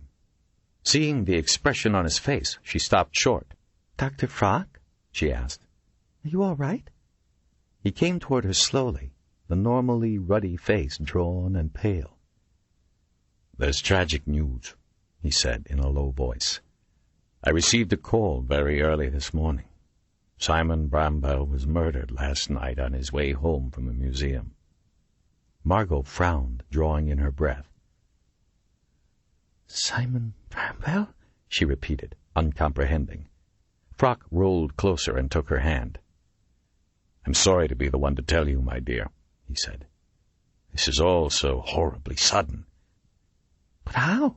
Margo asked. "It appears he was attacked on 81st Street, Frock said. "His throat was cut. Beyond that—" Frock spread his hands, which Margo noticed were shaking with emotion. It seemed unreal, like some kind of dream. She could not believe the man who had been standing in front of that huge screen the previous afternoon, manipulating the remote pointer like a samurai sword, was now dead. Frock sighed. "Though you may not have known it, Margo, Simon and I didn't always see eye to eye. We had our professional differences. But I always had great respect for the man. It's a huge loss to the medical examiner's office, and to our work coming at this critical moment." "Our work," echoed Margo automatically. She paused. "But who did it?" "There were no witnesses." They remained motionless for a moment, Frock's hand on hers, warm and gently reassuring. Then he slowly rolled away. "I don't know who the ME's office will give us as a replacement, if anyone," he said. "But I think Simon would want us to continue in the spirit in which he began." He rolled over to the far wall and switched on the theater lights, flooding the center of the room. "I've always found work the best antidote for grief." He was silent for a long moment. Then he sighed, as if forcing himself to continue. "Would you mind removing Cadaver A from the refrigerator? I have a theory about a potential genetic anomaly that might have caused this deformity. Unless you would like the day off." He raised his eyebrows. "No," Margo said, shaking her head. Frock was right. Bramwell would want them to continue. Standing slowly and walking across the room, she knelt, opened the cabinet door, and pulled out the long metal tray inside. The unidentified body which lay on it had been reduced and rearranged to a mere series of irregular lumps under the blue sheet. She slid it onto a stretcher and rolled it under the lights. Frock carefully pulled off the sheet and began the painstaking process of measuring the carpal bones of the deformed skeleton with a pair of electronic calipers. Feeling an eerie sense of unreality, Margo went back to examining yet another series of MRI scans. The lab fell into a long silence. "Do you have any idea what lead Simon was referring to yesterday?" Frock asked at last. "I'm sorry?" Margo said, looking up. No, I don't. He never discussed it with me. I was as surprised as you were." "A shame," said Frock. "As far as I know, he left no notes about it either." He fell silent again for some time.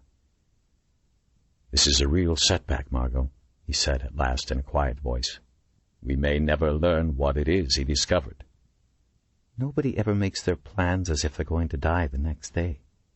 Frock shook his head. "Simon was like most of the MEs I've known. Exciting, high-profile cases like this are rare, and when one comes along, well, they can't always resist the drama." He looked suddenly at his watch. "Oh, dear. You know, I almost forgot that I have an appointment in osteology. Margo, I wonder if you would be willing to leave that aside and take over here for a while. Maybe it's this tragic news, or maybe I've just been staring at these bones too long. But I think the work could benefit from a fresh eye." "Of course," said Margo. "What exactly are you looking for?" "I wish I knew. I'm quite sure this person had a congenital disease. I want to quantify the morphological changes to see if there's been a genetic shift. Unfortunately, that means measuring almost every bone in the body. I thought I'd start with the wrist and finger bones, since, as you know, they're the most sensitive to genetic change." "Of course," said Margo. What exactly are you looking for? I wish I knew. I'm quite sure this person had a congenital disease. I want to quantify the morphological changes to see if there's been a genetic shift. Unfortunately, that means measuring almost every bone in the body. I thought I'd start with the wrist and finger bones, since, as you know, they're the most sensitive to genetic change. Margo looked down at the examining table. That could take days, she said. Frock shrugged in exasperation. I'm only too aware of that, my dear. He gripped the rails of his wheelchair and gave himself a powerful push toward the door. Wearily, Margo began measuring each bone with the electronic calipers and entering the measurements on the workstation keyboard. Even the smallest bones required a dozen measurements, and soon a long column of numbers was scrolling up the nearby screen. She tried not to grow impatient with the tedious work and the tomb-like silence of the lab. If Frock was right, and the deformation was congenital, this would greatly narrow their search for the identity of the body, and at this point they could use any lead they could find. The skeletons from the physical anthropology lab had provided no clues. As she worked, she found herself wondering what Bramwell would have thought. But the memory of Bramwell was too awful. To think of the man set upon and murdered. She shook her head, forcing herself to concentrate on other things. The sudden ringing of the telephone jarred her from a particularly complicated measurement. It rang again, 2 short beeps, and she realized it was an outside call, probably Dagosta calling about Dr. Bramwell. She picked it up. Forensics. Is Dr. Bramwell there? Asked a clipped, youthful-sounding voice. Dr. Bramwell? Margo's thoughts raced. What if it was a relative? What should she say? Hello? Came the voice. Yes, said Margo. Dr. Bramwell isn't available. Can I help you? I'm not sure. It's a confidential matter. May I ask who I'm speaking to? The name is Dr. Green, said Margo. I'm assisting him. Ah, that's fine then. This is Dr. Cavalieri from St. Luke's in Baltimore. I've identified that patient he's looking for. Patient? Yes, the one with the spondylolisthesis. Margo could hear the shuffling of paper on the other end of the line. This is one bizarre set of x-rays you sent me. At first I thought there was some kind of joke. I almost missed it. Margo fumbled for a pad of paper and a pencil. You'd better start from the beginning. Fine, came the voice. I'm an orthopedic surgeon down in Baltimore. There are only 3 of us here who do corrective surgery to reduce a spondylolisthesis. Dr. Bramwell knew that, of course. Spondylolisthesis. There was a silence. You're not a physician? Cavalieri asked, his tone suddenly disapproving. Margo took a deep breath. Dr. Cavalieri, I might as well tell you. Dr. Bramwell was... Well, he died last night. I'm an evolutionary biologist helping him analyze the remains of several homicide victims. Since Dr. Bramwell is no longer here, I'll need you to tell me everything. Died? Why, I just spoke to him yesterday. It was very sudden, said Margo. She did not want to go into any more detail. But that's terrible. Dr. Bramwell was well known across the country, not to mention the United Kingdom. The voice petered out. Margo, holding the silent phone to her ear, thought again about the last time she'd seen the medical examiner. At the front of Linnaeus Hall, smiling deviously, eyes flashing behind the horn rims. She was roused by a sigh on the other end of the line. A spondylolisthesis is a fracture and slippage of one of the lumbar vertebrae. We correct it by fixing a metal plate to the spine with pedicle lag screws. As you tighten the screws to the plate, it draws the fractured vertebrae back into place. I'm not sure I see the connection, Margo said. Do you remember those 4 white triangles on the x-rays you sent me? Those are the lags for the plate screws. This fella had an operation for spondylolisthesis. Very few surgeons do the procedure, which makes it easy to trace. I see, said Margo. I know that this x-ray is from a patient of mine for one very good reason, Cavalieri continued. It's clear that these particular lag bolts were manufactured by Steel Med Products of Minneapolis, which went out of business in 1989. I performed about 3 dozen operations using Steel Med lag screws. I used a special technique of my own, a particular placement of the screws behind the transverse process of the second lumbar. A rather Brilliant technique, actually. You can read about it in the fall 1987 issue of the Journal of American Orthopedics if you're interested. It held the bone better, you see, and required less bone fusion. No one else performed it but myself and 2 residents I instructed. Of course, it was considered obsolete after the Steinman procedure was developed. So in the end, I was the only doctor who used it. Margo could hear the pride in the doctor's voice. But here's the mystery. No surgeon that I ever knew would remove the corrective plate for this kind of spondylolisthesis. It simply isn't done. Yet these x-rays clearly show that my patient had the metal plate and screws removed. God knows why, leaving only the lags behind. You can't remove the lags, of course. They're set into the bone. But why this fellow had the plates removed, too? His voice trailed off. Margo scribbled notes furiously. Go on. As I said, when I saw the x-rays, I knew immediately that this was one of my patients. However, I was astonished at the condition of the skeleton, that riot of bone growth.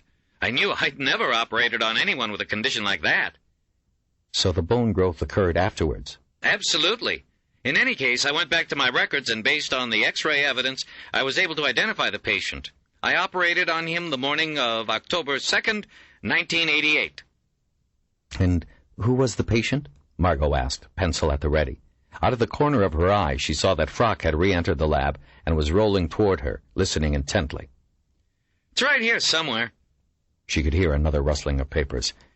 I'll fax all these records to you, of course, but I'm sure you'll still... Here we are. The patient was named Gregory S. Kawakita. Margo felt her blood freeze.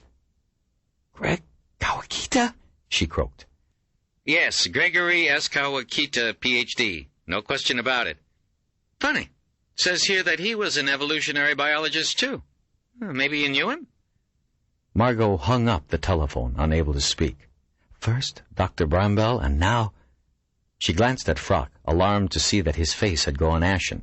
He was slumped to one side of the wheelchair, a hand pressed hard to his chest, his breathing labored. Gregory Kawakita? Frock breathed. This is Gregory. Oh, my good Lord. His breathing eased, and he shut his eyes and slowly hung his head. Margo turned quickly and ran to the window, choking back sobs. Of its own accord, her mind flashed back to that horrible week 18 months before, when the murders started at the museum. Then, the opening of the Superstition exhibition, the mass slaughter, and the final killing of the Mbun. Greg Kawakita had been an assistant curator at the museum, a colleague of hers, a student of Frock's. More than almost anyone else, Greg had helped identify and stop the monster.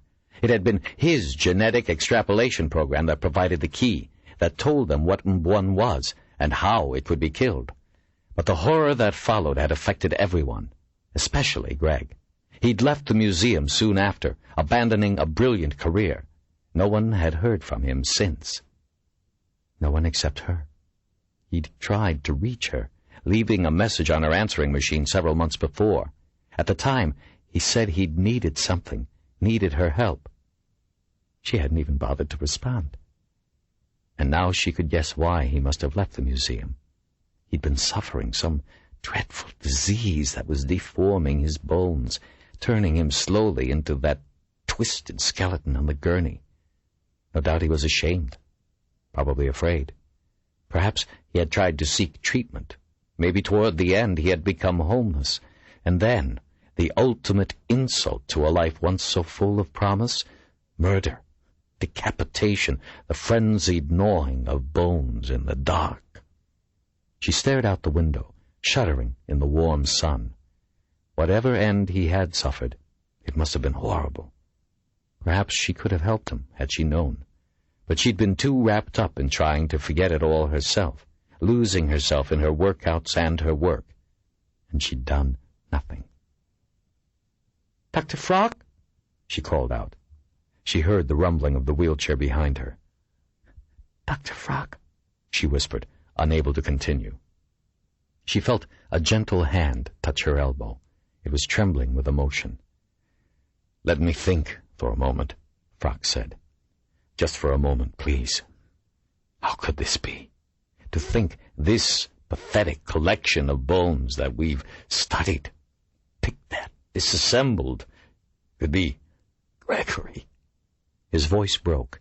A beam of light shone through the window and highlighted the hand as it slipped from her elbow. Margot stood motionless, closing her eyes now against the light, feeling the oxygen stream in and out of her lungs. Eventually, she felt able to turn away from the window, but not toward the examining table. She wasn't sure she would ever be able to face the contents of that table again. Instead, she turned toward Frock. He was there behind her, motionless, his eyes dry and far away. "We'd better call Dagosta," she said. For a long time, Frock did not speak. Then, silently, he nodded his assent.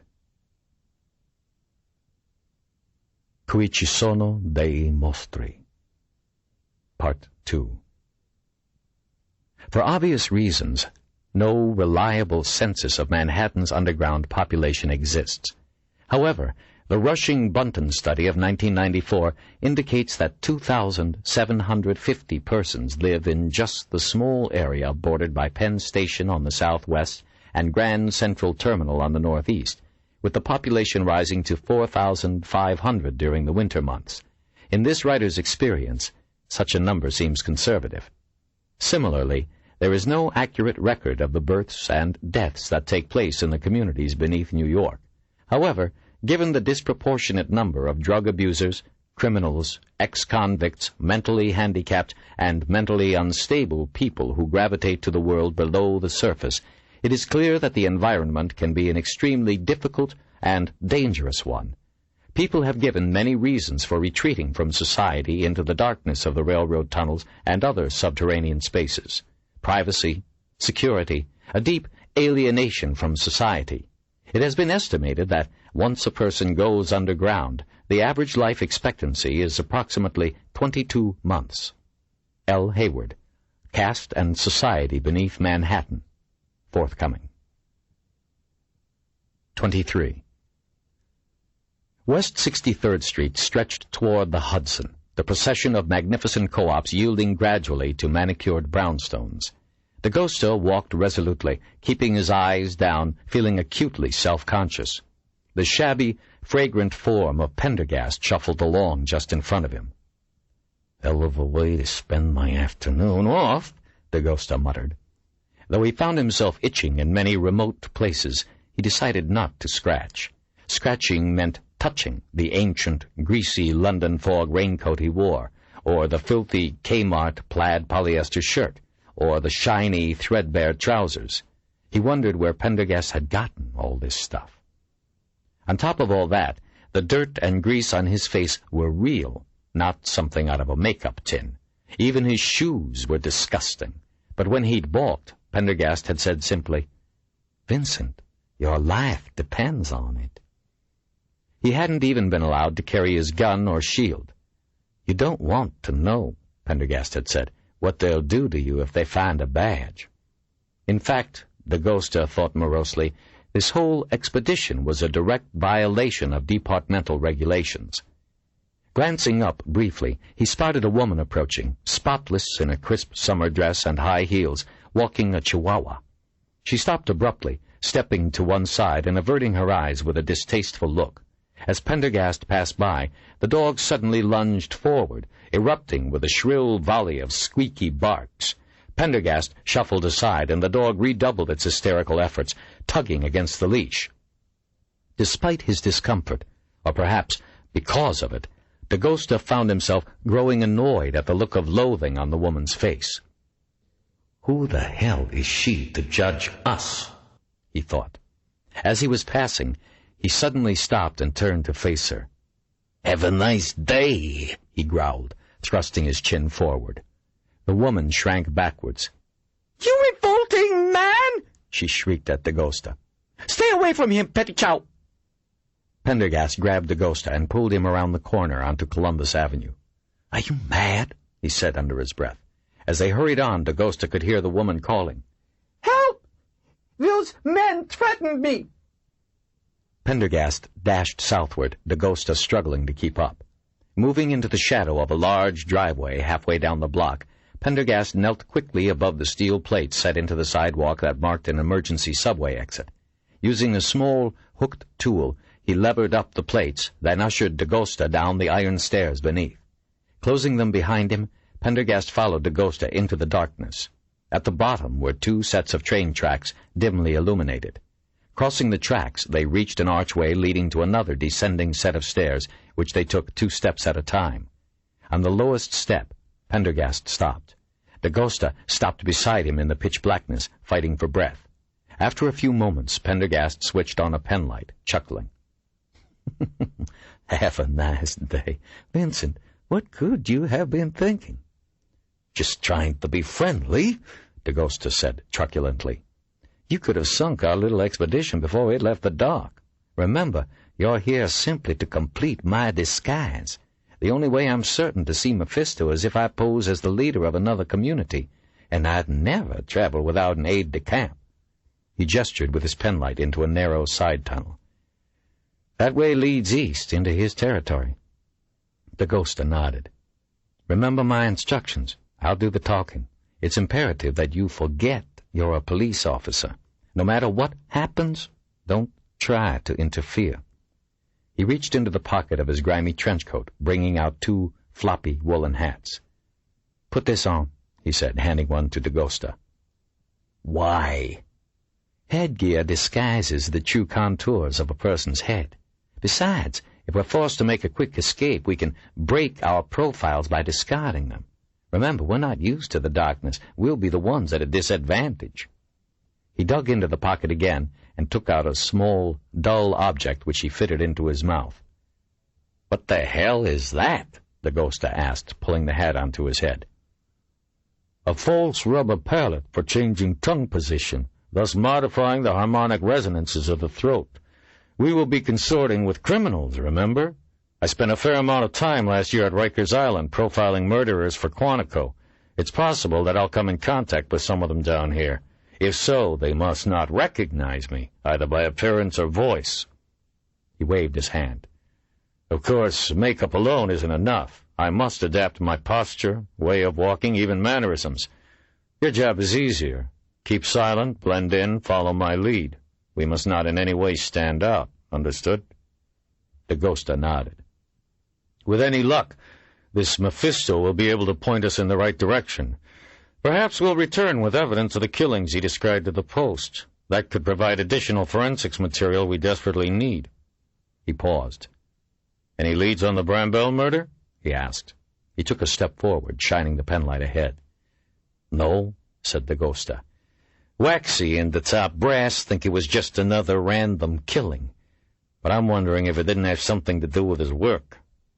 Pendergast nodded. "An interesting theory. Seems to me that these killings, or at least some of them, aren't random at all. I mean, Bramwell was on the verge of discovering who the second skeleton belonged to. Maybe somebody didn't want that known." Pendergast nodded again. "I have to admit, Lieutenant, I was flabbergasted when I heard the second skeleton belonged to Kawakita. It opens up a vista of—" He paused. "Complexity and ugliness. And it suggests that Dr. Frock, Dr. Green, and the others working on the case should be protected."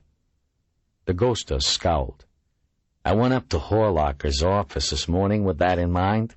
He dismissed any kind of protection for Green or Frock. Said he suspected Kawakita must have been involved with Pamela Wisher somehow, just got caught in the wrong place in the wrong time. A random killing, like Bramwell. All he cared was that we didn't leak anything about it to the press, at least until Kawakita's family is tracked down and alerted, assuming there's any left to alert. I think somebody once said he was an orphan. Waxy was there, too, strutting and preening like an overstuffed rooster. He told me to do a better job of keeping this under wraps than I did with Wisher. And I suggested he go put a poultice on it. Politely, of course. I'd been thinking it was best not to alarm Frock or Green, but after that meeting I talked to them both, gave them some advice. They promised to be very careful, at least until their work is finished." "Have they discovered what caused the skeletal deformation in Kawakita?" "Not yet." Dagosta nodded absently. Pendergast turned toward him. "What is it?" he asked. Dagosta hesitated. I suppose I'm a little worried about how Dr. Green is taking all this. I mean, it was my idea to tap her and Frock in the first place, but now I'm not so sure. Frock seems to be his usual ornery self, but Margo... He paused. You know how she reacted to the museum murders? Conditioning herself, running every day, packing a pistol? Pendergast nodded. It's not an uncommon type of post-traumatic stress reaction. People who emerge from terrifying situations sometimes look for ways to gain control, to limit their feelings of vulnerability. Actually, it's a relatively healthy response to severe stress. He smiled grimly. And I can think of few more stressful situations than the one she and I found ourselves in, there in that darkened museum corridor. Yeah, but she's overdoing it. And now, with all this shit happening, well, I'm not sure I made the right decision, calling her in like I did. It was absolutely the right decision. We need her expertise, especially now that we know Kawakita is dead. You'll be investigating his last known whereabouts, I trust? Dagosta nodded. You might consider asking Dr. Green to lend a hand with that. Pendergast resumed his scrutiny of the tunnel, peering into the darkness with his sooty face. Ah, well. Ready, Vincent? I guess so. What if we meet hostiles? Pendergast smiled slightly. Trading and local commerce tends to keep the natives peaceful. Drugs? Dagosta asked in disbelief. Pendergast nodded, opening his coat. In the gleam of the penlight, Dagosta could make out several tiny pockets stitched into the filthy lining. It appears that virtually everyone down here is or has been an addict of one kind or another. His finger moved from one pocket to the next. I have an entire pharmacopoeia here. Crack cocaine, methylphenidate, carbachol, seconal, military-grade blue 88s. They may well save our lives, Vincent. They saved mine on my first ascent. Pendergast dug into one of the small pockets and pulled out a slender black capsule. Biphetamine, he said, known in the underground fraternity as a Black Beauty. He stared at the capsule for a moment. Then, with a quick movement, he popped it into his mouth. What the... Dagosta began, but the FBI agent held his hand out for silence. It's not enough for me to act the part, Pendergast whispered. I have to be the part. This Mephisto is undoubtedly a suspicious, paranoid individual. Scenting fraud is his stock in trade. Remember that. Dagosta said nothing. They really had stepped outside society, outside the law, outside everything. They passed into the side tunnel and moved along an abandoned rail line. Every few minutes, Pendergast would stop to consult some notes. Following the FBI agent deeper into darkness, Dagosta was amazed at how quickly he lost his own orientation, his sense of time. Suddenly, Pendergast pointed toward a wavering, reddish light, seemingly suspended in the darkness, perhaps 100 yards ahead of them. There are people around that fire, he whispered. It's probably a small upstairs community, squatters living at the edge of Mephisto's domain. He stared speculatively at the glow for a few moments. Then he turned. Shall we retire to the drawing room? He asked, and without waiting for an answer began moving toward the distant glow. As they drew closer, Dagosta made out a dozen or so figures lounging on the ground or hunched atop milk crates, staring into the fire. A bubbling black coffee pot sat among the coals. Pendergast ambled into the firelight and squatted down beside the blaze. Nobody paid any attention. He reached into one of the many layers of his outfit and pulled out a pint bottle of English Lord Deluxe Tokay wine. Dagosta watched as all eyes swiveled in the direction of the bottle. Pendergast unscrewed the cap and took a long pull, sighing contentedly. Anybody want a slug? He asked, turning the bottle's label toward the firelight so all could see. Dagosta was momentarily taken aback. The FBI agent's voice had changed utterly. It now sounded thick, drugged with a distinct Flatbush accent. Pendergast's pale skin, eyes, and hair looked alien and menacing in the flickering glare. A hand reached out. Here, came a voice. A man on a milk crate took the bottle and placed it to his lips. There was a long, sucking noise. When he handed it back to Pendergast, a quarter of the contents were gone. Pendergast passed the bottle to another, and it went around the circle, returning empty. There was a single grunt of thanks. The ghost had tried to maneuver into the plume of smoke, hoping to dilute the stench of unwashed human bodies, bad wine, and rancid urine.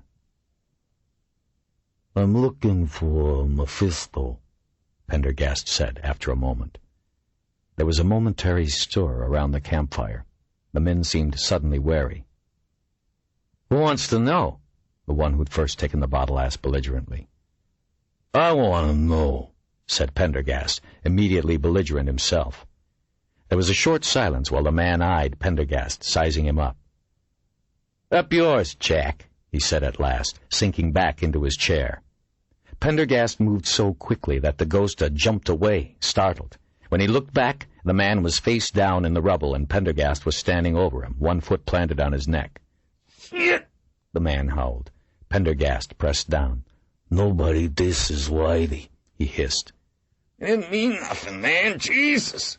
Pendergast eased up slightly.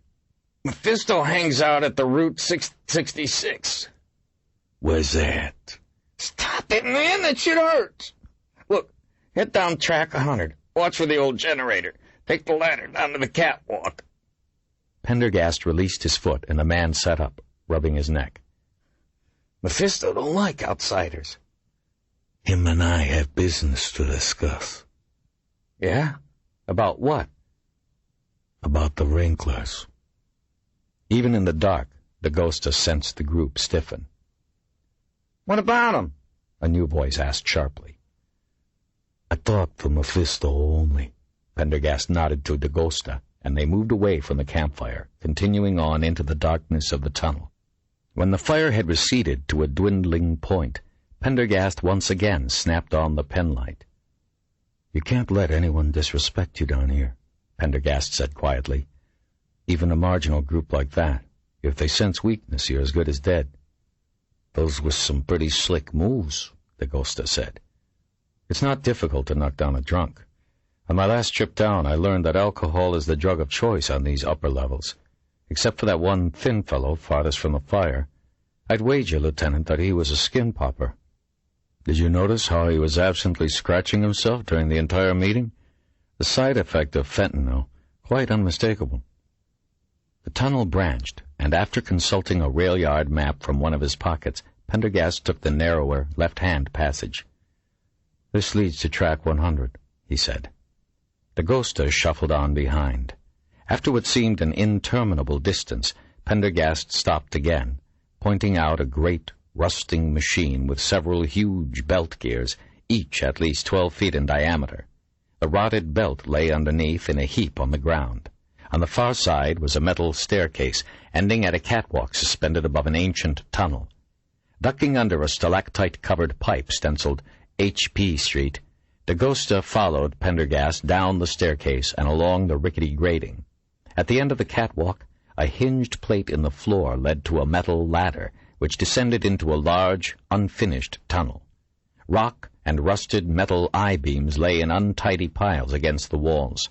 Although Dagosta could see the remains of several camps, the place appeared deserted.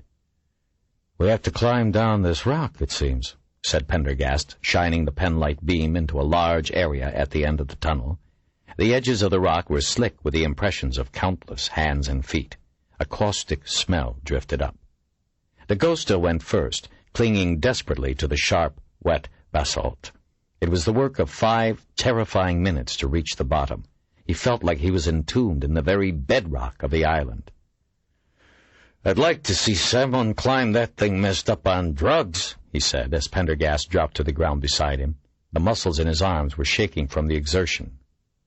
"Below here, nobody leaves," said Pendergast, "except the runners." "Runners?" "As I understand it, they are the only community members who have contact with the surface. They collect and cash AFDC checks, rummage for food, bust recyclables for spare change, pick up medicine and milk, buy drugs." Pendergast shone his light around, revealing a rough, rocky pit. On the far wall, a 5-foot piece of corrugated tin covered an abandoned tunnel. A crude message painted on the wall beside it read, Families only. All others keep out. Pendergast grabbed the sheet of metal, and it swung open with a loud screech. Doorbell, he explained. As they stepped into the tunnel, a ragged-looking figure suddenly appeared in front of them, a large firebrand in one hand. He was tall and terrifyingly gaunt.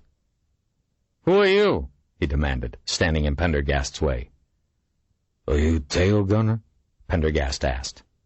"Outside," the man said, pushing them toward the tin door. In a moment they were back out in the rocky pit. "The name's Flint. What do you want?" "I'm here to see Mephisto," Pendergast replied. "What for?" "I'm the leader of Grant's Tomb, a small community beneath Columbia University. I've come to talk about the killings." There was a long silence. "And him?" Flint said, gesturing at Dagosta. "My runner," said Pendergast. Flint turned back to Pendergast. "Weapons or drugs?" he asked. "No weapons," said Pendergast. In the lambent glow of the firebrand he looked suddenly embarrassed. "But I do carry my own little supply." "No drugs here," said Flint. "We're a clean community."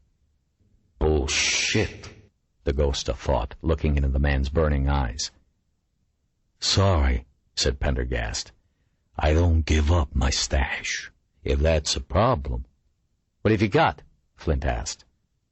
"None of your business." "Coke?" he asked, and Dagosta thought he detected a faint, hopeful tone in his voice. "Good guess," said Pendergast after a moment. "I'm going to have to confiscate that." "Consider it a gift." Pendergast brought out a small, folded piece of tinfoil and handed it to Flint, who quickly tucked it into his coat. "Follow me," he said. Dagosta pulled the metal sheet closed behind them and followed Flint as he led them down a metal staircase. The staircase ended in a narrow opening that led onto a cement landing, suspended far above a vast cylindrical room. Flint turned and began moving down a cement ramp that spiraled along the wall. As he walked down the ramp, Dagosta noticed that several cubbyholes had been cut into the rock. Each cubbyhole was occupied by individuals or families. Candles and kerosene lamps flickered over dirty faces and filthy beddings. Looking across the vast space, Dagosta could see a broken pipe jutting from the wall. Water spilled from the pipe and fell into a muddy pool that had been excavated out of the cavern floor. Several figures huddled around it, apparently washing clothes. The dirty water ran away in a stream and disappeared into the broken mouth of a tunnel. Reaching the bottom, they crossed the stream on an ancient board. Groups of underground dwellers dotted the cavern floor, sleeping or playing cards. A man lay in a far corner, his eyes open and milky, and Dagosta realized he was awaiting burial. He turned away. Flint led them through a long, low passage from which many tunnels seemed to branch. In the dim light at the end of some of the corridors, Dagosta could see people at work, storing canned goods, mending clothes, distilling grain alcohol. At last, Flint brought them out into a space filled with the glow of electric light. Looking up, Dagosta saw a single light bulb dangling from a frayed cord that ran to an old junction box in one corner. Dagosta's eyes traveled down from the bulb along the crack-riddled bricks that lined the chamber. Then he froze, a gasp of disbelief on his lips.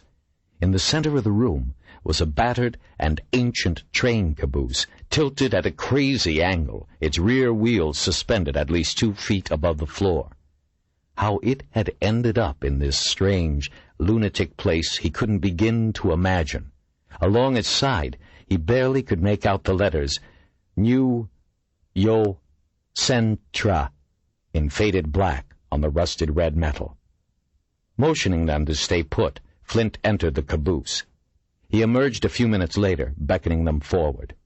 Stepping inside, Dagosta found himself in a small antechamber, the far end of which was covered with a thick, dark curtain. Flint had vanished. The caboose was dark and stupefyingly hot. "Yes," hissed a strange voice from beyond the curtain. Pendergast cleared his throat. "I'm known as Whitey, leader of Grant's Tomb. We heard about your call for the underground people to band together to stop the killings. There was a silence. Dagosta wondered what lay beyond the curtain. Maybe nothing. Maybe it's like in The Wizard of Oz. Maybe Smithback had just made half the article up. You could never tell with journalists. "Come in," the voice said. The curtain was pulled aside. Reluctantly, Dagosta followed Pendergast into the chamber beyond. The interior was dark, lit only by the reflected glow of the naked bulb outside and by a small fire that smoldered beneath a vent in one corner. In front of them, a man sat in a massive, throne-like chair that had been placed in the exact center of the room. He was tall, with large limbs and long, thick gray hair. The man was dressed in an ancient, bell-bottomed suit of tan corduroy and wore a threadbare Borsalino hat. A heavy, silver Navajo squash-blossom necklace set with turquoise hung around his neck. Mephisto stared at them with unusually penetrating eyes. Mayor Whitey. Unoriginal, not likely to induce reverence, but in your albinoid case, appropriate. The hiss had taken on a slow, formal tone. Dagosta felt the gaze turn on him. Whatever else this guy is, he ain't crazy. At least, not completely crazy. He felt uneasy. Mephisto's eyes glittered with suspicion. "And this one?" he asked. "Cigar, my runner." Mephisto stared at Dagosta for a long time. Then he turned back to Pendergast. "I've never heard of a Grant's Tomb community," he said, voice laced with doubt. "There's a large network of service tunnels beneath Columbia and its outbuildings," Pendergast said. "We're small, and we mind our own business. Students are pretty generous." Mephisto nodded, listening. The look of suspicion slowly vanished, replaced by something that was either a leer or a smile. Dagosta couldn't be sure which. "Of course. Always nice to meet an ally in these dark days. Let's seal this meeting with some refreshment. We can talk afterwards." He clapped his hands. "Chairs for our guests, and get that fire going. Tail gunner, bring us some meat." A thin, short man Dagosta had not seen before appeared out of the shadows and left the caboose. Another, who had been sitting cross-legged on the floor, struggled to his feet and, moving with glacial slowness, piled wood on the fire and poked it into life. "It's already too damn hot in here," Dagosta thought as he felt the sweat trickle down the inside of his greasy shirt. An enormous, heavily muscled man came in with 2 packing crates, which he set in front of Mephisto's chair. "Gentlemen, please," Mephisto said with mock gravity, gesturing at the crates.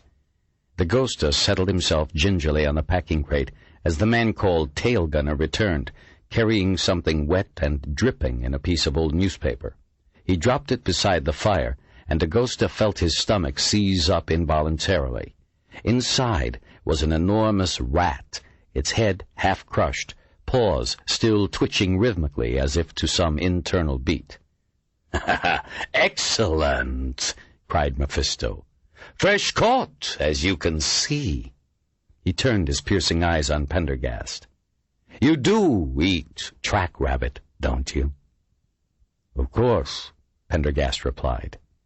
Dagosta noticed that the heavily muscled man was now standing directly behind them. It began to dawn on him that they were about to undergo a test they had better not fail. Reaching out, Mephisto took the carcass in one hand and a long metal roasting spit in the other. Holding the rat beneath its front haunches, Mephisto deftly threaded the skewer from anus to head, then set it over the fire to roast. Dagosta watched in horrified fascination as the hair immediately sizzled and caught fire, and the rat gave one final, convulsive spasm. A moment later, the entire animal flared up, sending a plume of acrid smoke toward the roof of the caboose. It died down again, the tail withering into a blackened corkscrew. Mephisto watched the rat for a moment. Then he plucked it from the fire, pulled a knife out of his coat, and scraped the remaining hair off the skin. Piercing the belly to release the cooking gases, he returned it to the flame, this time at a higher elevation. "It takes skill," he said, "to cook le grand série en brochette." Dagosta waited, acutely aware that all eyes were on him and Pendergast. He did not want to imagine what would happen if he betrayed the slightest hint of disgust. Minutes passed in silence as the rat sizzled. Mephisto rotated the rack, then looked at Pendergast. "How do you like yours?" he asked. "I prefer mine rare." "Suits me," Pendergast said, as placidly as if he were being offered toast points at Tavern on the Green. "It's just an animal," Dagosta thought in desperation. "Eating it won't kill me, which is more than I can say for these guys." Mephisto sighed in ill-concealed anticipation. "Look done to you?" "Let's eat," said Pendergast, rubbing his hands together. Dagosta said nothing. "This calls for alcohol!" cried Mephisto. Almost immediately, a half-empty bottle of nitrate appeared. Mephisto eyed it with disgust. "These are my guests," he said, tossing the bottle aside. "Bring something suitable." Shortly, a mossy bottle of cold duck and 3 plastic glasses arrived. Mephisto removed the metal skewer and slid the cooked rat onto the newspaper. "You do the honors," he said, handing it to Pendergast. Dagosta struggled with a sudden sense of panic. What was Pendergast supposed to do? He watched with mingled horror and relief as Pendergast, without hesitation, raised the rat and put his lips to the gash in its flank. There was a sharp, sucking sound as the rodent was eviscerated. Dagosta felt his gorge rise. Licking his lips, Pendergast set the newspaper and its burden in front of their host. "Excellent," he said simply. Mephisto nodded. "Interesting technique?" "Hardly," Pendergast shrugged. "They spread a lot of rat poison around the Columbia service tunnels. You can always tell by tasting the liver whether it's safe to eat." A broad and genuine smile spread across Mephisto's face. "I remember that," he said. Taking the knife, he cut several strips of meat from one haunch and handed them to Dagosta. The moment had come. Out of the corner of his eye, Dagosta saw the hulking figure behind them grow tense. Squeezing his eyelids closed, he attacked the meat with feigned gusto, stuffing everything into his mouth at once, chewing furiously and swallowing the strips almost before he had a chance to taste them. He grinned through his agony, wrestling with the horrible feeling of nausea that swept across his gut. The moment had come. Out of the corner of his eye, Dagosta saw the hulking figure behind them grow tense. Squeezing his eyelids closed, he attacked the meat with feigned gusto, stuffing everything into his mouth at once, chewing furiously and swallowing the strips almost before he had a chance to taste them. He grinned through his agony, wrestling with the horrible feeling of nausea that swept across his gut. "Bravo!" said Mephisto, watching. "A true gourmand!" The level of tension in the air decreased palpably. As Dagosta sat back on his packing crate, putting a protective hand over his stomach, the silence in the room gave way to low laughter and whispered conversation. "You'll forgive my suspicion," Mephisto said. "There was a time when life underground was much more open and trusting. If you are who you say you are, you know that already. But these are difficult times." Mephisto poured them each a glass of wine, then raised his own in a toast. He sliced off several more cuts of meat and passed them to Pendergast, then demolished the rest of the rat himself. "Let me introduce my lieutenants," Mephisto said. He waved at the hulking figure that stood behind them. "This is little Harry. Got into horse pretty young. Took to petty thievery to support the habit. One thing led to another, and he ended up in Attica. They taught him quite a lot there. When he got out, he couldn't find a job. Luckily, he wandered below and joined our community before he could fall back into bad habits." Mephisto pointed at the slow-moving figure by the fire. "That's boy Alice. Used to teach English at a Connecticut prep school. Things went sour. He lost his job, got divorced, ran out of money, began hitting the bottle. He gravitated to the shelters and soup kitchens. That's where he heard about us. As for Tail Gunner, he got back from Nam only to find that the country he'd defended didn't want anything to do with him." Mephisto wiped his mouth on the newspaper. "That's more than you need to know," he said. "We've left the past behind, as you must have." "So you hear about the killings?" Pendergast nodded. 3 of our people have been missing since last week, and the rest are getting concerned. We heard your call for alliance against the Wrinklers, the headless killers. Word is getting around. 2 days ago I heard from the philosopher. Know of him? Pendergast hesitated for just a second. No, he replied. Mephisto's eyes narrowed. Odd, he said. He's my counterpart, leader of the communities beneath Grand Central. Perhaps someday we shall meet, Pendergast said. For now I need to take word back, reassurances from my people. What can you tell me about the killings and the killers? They started almost a year ago, Mephisto replied in a silky hiss. First was Joe At-City. We found his body dumped outside the blockhouse, head gone. Next, Dark Annie disappeared. Then Master Sergeant. It went on and on. Some we found, most we didn't. Later we got word from the Manders that deep activity had been detected. Pendergast frowned. Manders? Again Mephisto shot a suspicious glance toward him. Never heard of the Manders? He cackled. You ought to stretch your legs more. Get out, see the neighborhood, Mayor Whitey. The Manders live below us. Never come up, never use lights like salamanders. Versteht? They said there were signs of movement below them. His voice dropped to a whisper. They said the devil's attic had been colonized. The ghoster looked questioningly at Pendergast, but the FBI agent merely nodded. The lowest level of the city, he said, as if to himself. The very lowest, Mephisto replied. Have you been down there? Pendergast asked with deliberate casualness. Mephisto flashed him a look as if to imply even he wasn't that crazy. But you think these people are behind the killings?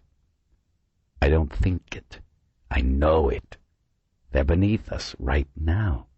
Mephisto smiled grimly. But I'm not sure I'd use the word people. What do you mean? Pendergast said, the casualness gone from his voice. Rumor, Mephisto said very quietly. They say they're called Wrinklers for a reason. Witches? Mephisto did not answer. Pendergast sat back on his crate. So, what can we do? What can we do? The smile vanished from Mephisto's face. We can wake up this city. That's what we can do. We can show them that it won't just be the mole people, the invisible people who die. And if we do that, Pendergast asked, what can the city do about these Wrinklers? Mephisto thought a moment. Like any infestation, get them where they live. Easier said than done. Mephisto's hard, glittery gaze landed on the FBI agent. You got a better idea, Whitey? He hissed. Pendergast was silent. Not yet, he said at last. 24.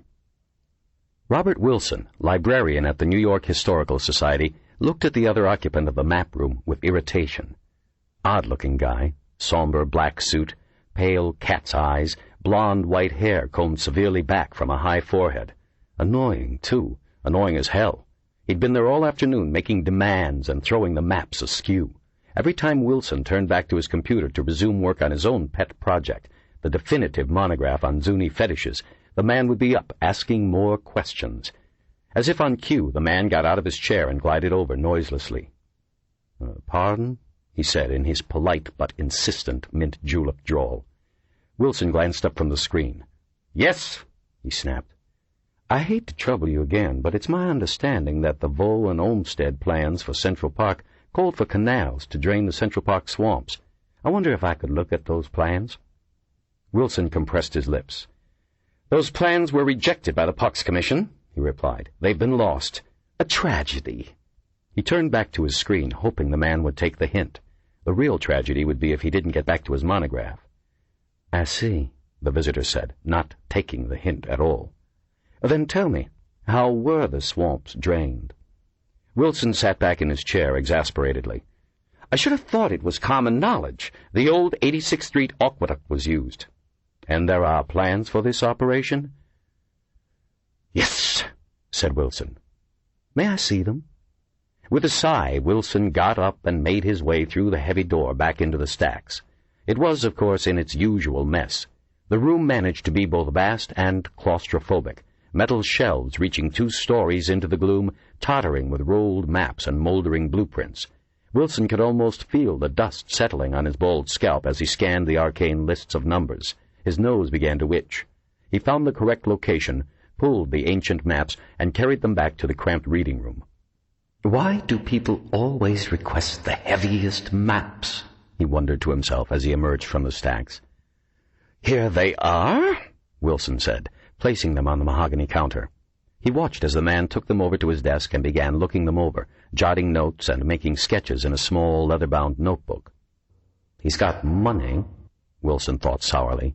"No professor could afford a suit like that." A heavenly quiet descended on the map room. At last he could get some work done. Bringing some yellowed reference photographs out of his desk, Wilson began making changes to his chapter on clan imagery. Within minutes he felt the visitor standing behind him again. Wilson looked up again, silently. The man nodded at one of Wilson's photographs. It showed a nondescript stone carved in an abstract representation of an animal, a small piece of sinew holding a flint point to its back. "I think you'll find that particular fetish, which I see you've labeled as a puma, is in fact a grizzly bear," the man said. Wilson looked at the pale face and the faint smile, wondering if this was some kind of a joke. "Cushing, who collected this fetish in 1883, specifically identified it as Puma Clan," he replied. "You can check the reference yourself." Everybody was an expert these days. "The grizzly fetish," the man continued, undeterred, "always has a spear point strapped to its back, as this one does. The puma fetish has an arrowhead." Wilson straightened up. "Just what is the difference, may I ask?" "You kill a puma with a bow and arrow. To kill a grizzly, you must use a spear." Wilson was silent. "Cushing was wrong on occasion," the man added gently. Wilson shuffled his manuscript together and laid it aside. "Frankly, I would prefer to trust Cushing over someone—" He left the sentence unfinished. "The library will be closing in 1 hour," he added. "In that case," the man said, "I wonder if I could see the plates from the 1956 Upper West Side Natural Gas Pipeline Survey." Wilson compressed his lips. "Which ones?" "All of them, if you please." This was too much. "I'm sorry," Wilson said crisply. "It's against the rules. Patrons are allowed only 10 maps at a time from the same series." He glared at the visitor triumphantly. But the man seemed oblivious, lost in thought. Suddenly he looked back at the librarian. "Robert Wilson," he said, pointing at the nameplate. "Now I remember why your name is familiar." "You do?" Wilson asked uncertainly. "Indeed. Aren't you the one who gave the excellent paper on mirage stones at the Navajo Studies Conference in Window Rock last year?" "Why, yes, I did," Wilson said. "I thought so. I wasn't able to be there myself, but I read the proceedings. I've made something of a private study of southwestern religious imagery. The visitor paused. Nothing as serious as yours, of course. Wilson cleared his throat. I suppose one cannot spend 30 years in such study, he said as modestly as possible, without one's name becoming known. The visitor smiled. It's an honor to make your acquaintance. My name is Pendergast. Wilson extended his hand and encountered an unpleasantly limp handshake.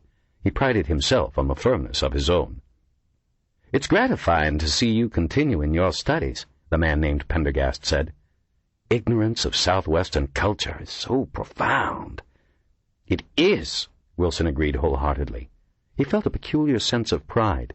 Nobody had taken the least interest in his work before, let alone been able to talk about it intelligibly.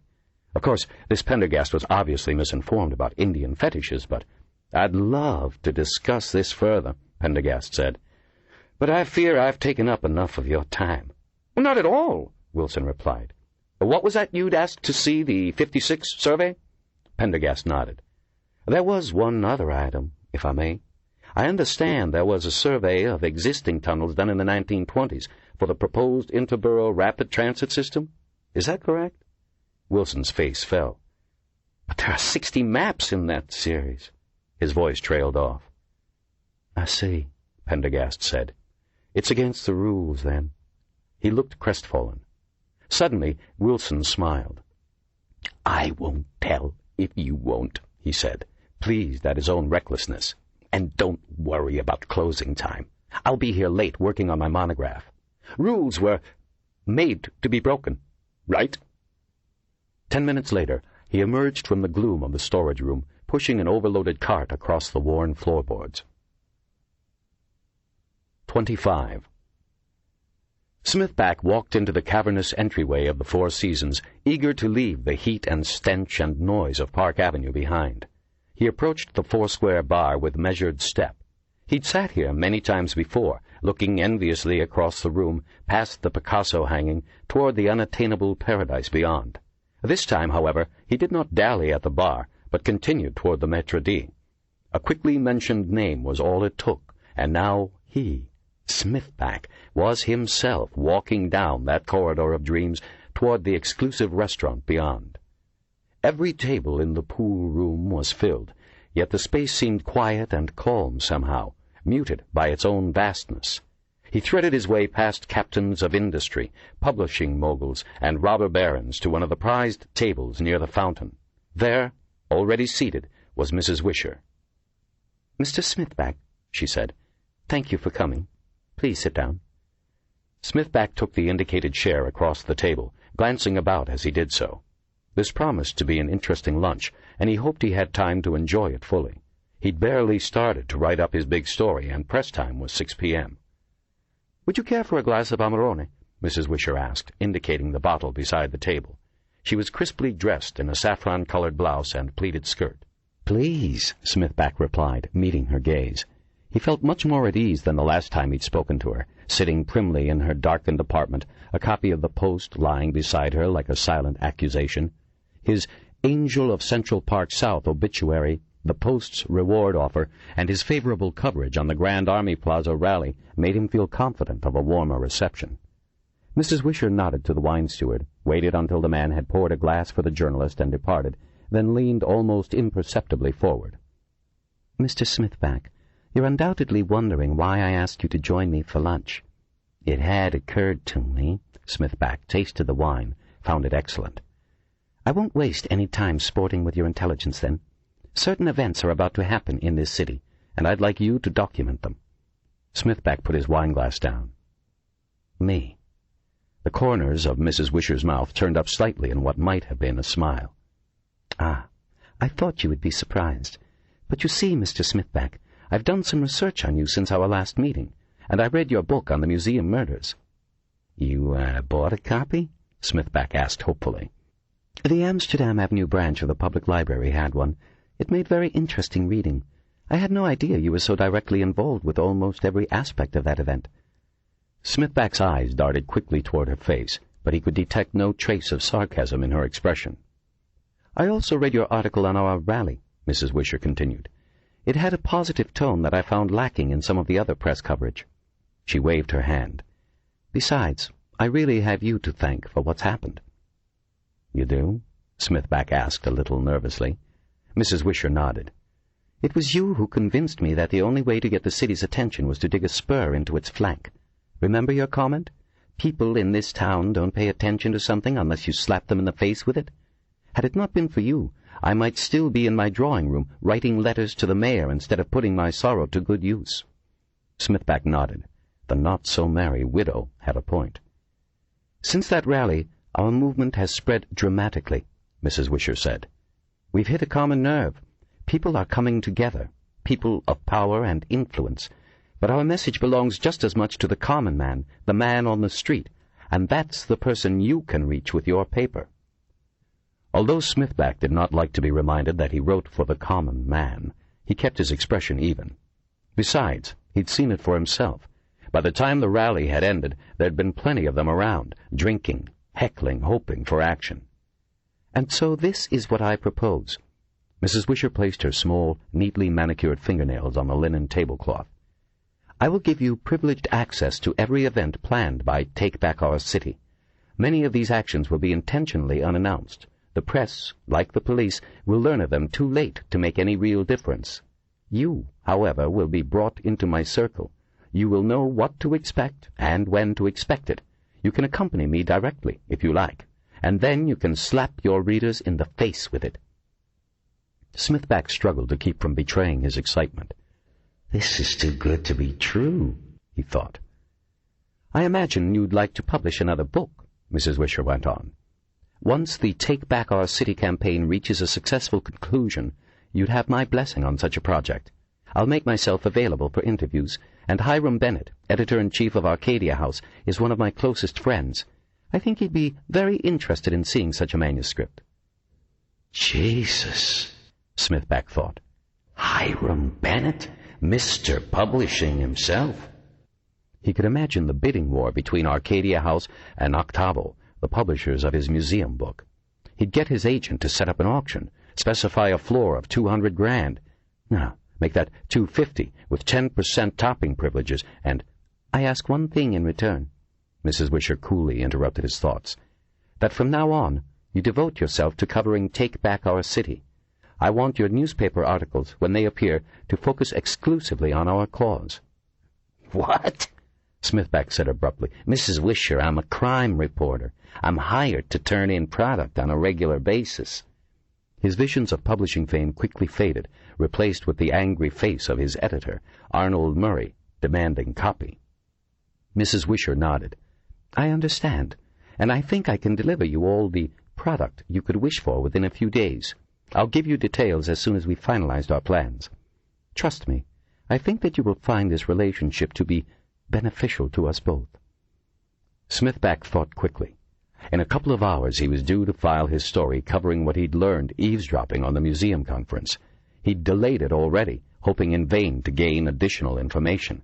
This was to be the story that got him his raise, the story to set that prick Bryce Harriman back on his heels. But would it? The reward was getting a little stale, and no leads had panned out. His report on Mephisto hadn't excited the interest he thought it would. There was no clear proof that the death of the medical examiner, though suspiciously coincidental, was connected. And then there were always the unpleasant consequences of museum trespass to be considered. But this Wisher story, on the other hand, could be just the dynamite he was looking for. His journalist's instincts told him it had the feel of a winner. He could call in sick, stall Murray for a day or two. When he got the final results, all would be forgiven. He looked up. Mrs. Wisher, you got yourself a deal. Call me Annette, she said, her gaze drifting over his face for a moment before falling toward the menu at her elbow. And now let's order, shall we? I'd suggest the cold water scallops wrapped in lemon phyllo and caviar. The chef here does them excellently. 26. Hayward rounded the corner onto 72nd Street, then stopped, frowning in disbelief at the sand-colored building that loomed up in front of her.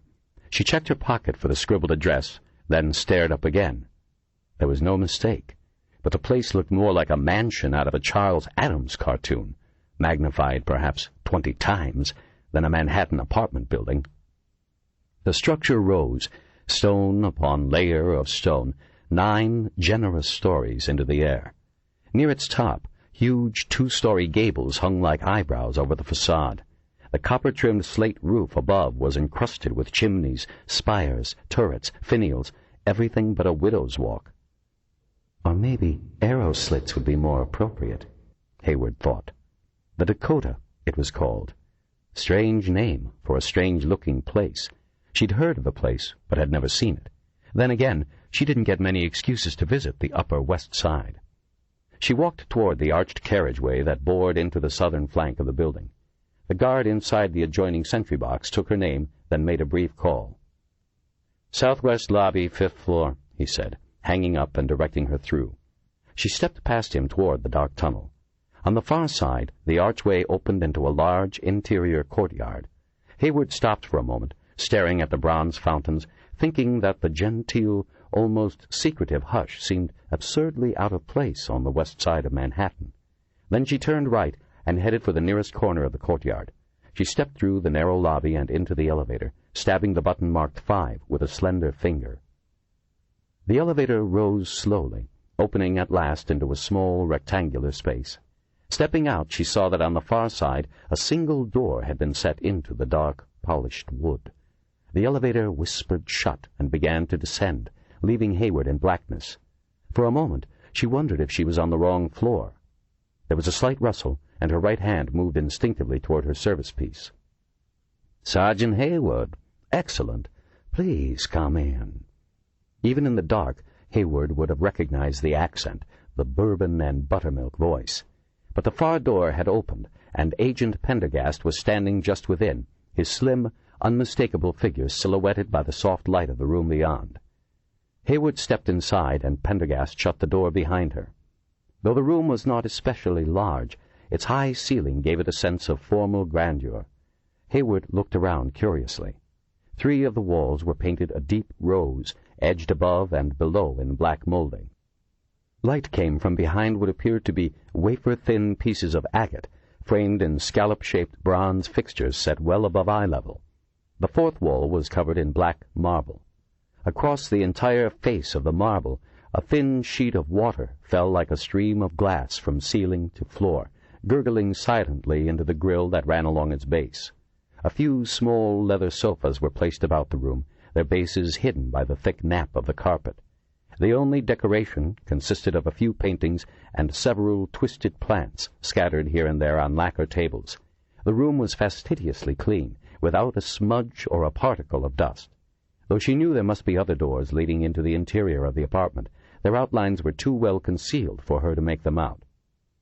"Sit anywhere, Miss Hayward," Pendergast said. "May I offer you refreshment of some kind?" "No, thanks," Hayward replied, selecting the seat closest to the door and letting the soft black leather creep luxuriously up around her. She stared at the painting on the nearest wall, an impressionist landscape of haystacks and pink-tinged sunlight that seemed somehow familiar. "Nice place, though the building's kind of weird." "We tenants would prefer to call it eccentric," Pendergast said. "But many would have agreed with you over the years, I suppose. The Dakota, so named because when it was built in 1884, this part of town seemed as remote as Indian territory. Still, it has a solidity, a kind of permanence that I lack. Built on bedrock, walls almost 30 inches thick at ground level. But you didn't come here to listen to a lecture on architecture. Actually, I'm grateful you came at all." "You kidding?" Hayward asked. "And pass up a chance to tour Agent Pendergast's crib? You're kind of a legend among the rank and file these days, as if you didn't know." "How reassuring," Pendergast replied, slipping into a chair. "But this is the extent of the tour, I'm afraid. I rarely entertain visitors. Still, it seemed the best place for our chat." "And why is that?" Hayward asked as she looked around. Then her eyes lighted on the closest of the lacquered tables. "Hey," she pointed. "That's a bonsai plant, a miniature tree. My sensei at the karate dojo has a couple of them." "Ginkgo biloba," Pendergast said. "The maidenhair. It's the only remaining member of a tree family common in prehistory. And to your right is a group planting of dwarf trident maples. I'm especially proud of their natural look. The trees in that planting all change color at different times in the fall. From the first tree to the last, that construction took me 9 years. Your sensei could no doubt tell you that the secret to group plantings is to add bonsai in odd numbers at a time, up to a point where counting the trunks demands concentration.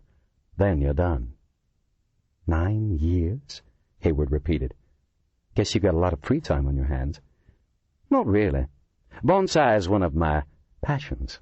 It is an art that is never finished, and I find its blend of natural and artificial aesthetics intoxicating. He crossed one leg over the other, his black-suited form almost invisible against the dark leather, and waved one hand dismissively. But stop encouraging me. A moment ago, you asked why I thought this the best place to talk. It's because I wish to learn more about the underground homeless. Hayward was silent. You've worked with them, Pendergast continued. You studied them. You are an expert on the subject. Nobody else thinks so. If they gave the matter any thought, they would. In any case, I can understand why you're sensitive about your dissertation, and it seemed to me you might be more comfortable discussing it off-duty, someplace far away from headquarters or the station house. The man had a point, Hayward thought. This strange, soothing room, with its quiet waterfall and stark beauty, seemed about as far from headquarters as the moon. Sitting back in the intoxicating softness of the chair, she felt her natural wariness draining away. She thought about taking off her bulky gun belt, but decided she was too comfortable to move. I've been down twice, Pendergast said. The first time merely to test my disguise and do some simple reconnaissance, and the second time to find Mephisto, the homeless leader. But when I found him, I discovered I'd underestimated a couple of things, the depth of his convictions and the size of his following. Nobody knows exactly how many live below ground, Hayward said. The only thing you can be sure of is the number's bigger than you expect. As for Mephisto, he's probably the most famous mayor down there. His community's the biggest. Actually, I heard it's several communities. A core community of troubled Vietnam vets and 60s relics, with others joining after the headless murders started. The deeper tunnels below Central Park are crawling with him and his pals. What surprised me was the variety I encountered, Pendergast went on. I expected to find one flawed personality type predominating, perhaps two, but instead I found an entire cross-section of humanity. Not all homeless go below, Hayward said, but the ones afraid of the shelters, the ones that hate the soup kitchens and subway gratings, the loners, the cult freaks, they tend to go down, first to the subway tunnels, then farther. Believe me, there's lots of places to hide. Pendergast nodded. Even on my first trip, I was astonished at the vastness. I felt like Lewis and Clark setting out to explore unmapped territory. You don't know the half of it. There's 2,000 miles of abandoned or half-dug tunnels, and another 5,000 miles still in use. Underground chambers, sealed up and forgotten. Hayward shrugged. And you hear stories, like about bomb shelters secretly built by the Pentagon in the 50s to protect Wall Street types. Some of them are still stocked with running water, electricity, canned food. Engine rooms filled with abandoned machinery, ancient sewers made from wooden pipes, an entire freaking lost world. Pendergast sat forward in his chair. Sergeant Hayward, he said quietly, have you heard of the Devil's Attic? Hayward nodded. Yeah, I've heard of it. Can you tell me where it is, or how I can locate it? There was a long silence while she thought. No. One or two of the homeless mentioned it during rousts, but you hear so much crap down there you tune most of it out. I always thought it was bullshit. Is there anybody I can talk to who might know more? Hayward shifted slightly. You might talk to Al Diamond, she said, her eyes drifting again toward the picture of the haystacks. Amazing, she thought, how a couple of thick dabs of paint could capture an image so clearly. He's an engineer for the PA, a real authority on underground structures. They always call him in when a deep main breaks or when a new gas tunnel has to be bored. She paused. Haven't seen him around for a while, though. Maybe he bought the farm. Excuse me. Died, I mean. There was a silence, broken only by the soft hush of the waterfall. If the killers have colonized some secret space underground, the sheer number of homeless will make our own job extremely difficult, Pendergast said at last. Hayward took her eyes from the picture of the haystack and fastened them on the FBI agent. It gets worse, she said. What do you mean? Autumn's only a few weeks away. That's when the homeless really start streaming underground, anticipating winter. If you're right about these killers, you know what that means. No, I don't, Pendergast said. Why don't you tell me? Hunting season, Hayward said, and shifted her gaze back to the painting. 27. The length of grimy Industrial Avenue ended in an embankment of riprap, half tumbling into the murky depths of the East River. Beyond lay a panoramic view of Roosevelt Island and the 59th Street Bridge. Across the river, the thin gray strip of the FDR Drive wound its way up past the United Nations and the luxurious Sutton Place co-ops. Nice view, thought DaGosta as he stepped out of the unmarked cruiser. Nice view, lousy neighborhood. The August sun slanted into the avenue, softening the puddles of tar and coaxing waves of shimmering heat from the pavement. Loosening his collar, DaGosta once again checked the address the museum personnel office had given him. 1146 34th Avenue, Long Island City. He glanced at the nearby buildings, wondering if there was some mistake. This sure as hell didn't look like a residential neighborhood. The street was lined with old warehouses and abandoned factories. Even though it was noon, the place was almost deserted, the only sign of life a shabby panel truck pulling out of a loading bay at the far end of the block. DaGosta shook his head. Another friggin' dead end. Leave it to Waxy to saddle him with what, in Waxy's opinion, was the assignment of lowest priority. The door to 1146 was of thick metal, dented and scarred, and covered in perhaps 10 coats of black paint. Like everything else on the block, it looked like the entrance to an empty warehouse. DaGosta rang the ancient buzzer and then, hearing nothing, pounded heavily on the door. Silence. He waited a few minutes, then ducked into a narrow alley along one side of the building. Making his way through crumbling rolls of tar paper, DaGosta approached a window of wired glass, webbed with cracks and almost opaque with dust. Climbing onto the tar paper, he rubbed a hole clean with his tie and looked in. As his eyes adjusted to the dim interior, he made out a vast, empty space. Faint bars of light striped across the stained cement floor. At the far end was a staircase leading up to what must once have been the office of the line boss. Otherwise, nothing. There was a sudden movement in the alley, and DaGosta turned to see a man coming at him fast, a long kitchen knife shining wickedly in one hand. Reflexively, DaGosta leapt for the ground, pulling his service piece as he did so. The man stared at the gun in surprise, stopping short. He gathered himself to flee. "Halt!" DaGosta barked. "Police officer!" The man turned back again. Inexplicably, a look of amusement came over his features. "A cop!" he cried sarcastically. "Fancy that, a cop in these parts!" He continued to stand there, grinning. He was the strangest-looking person DaGosta had ever seen.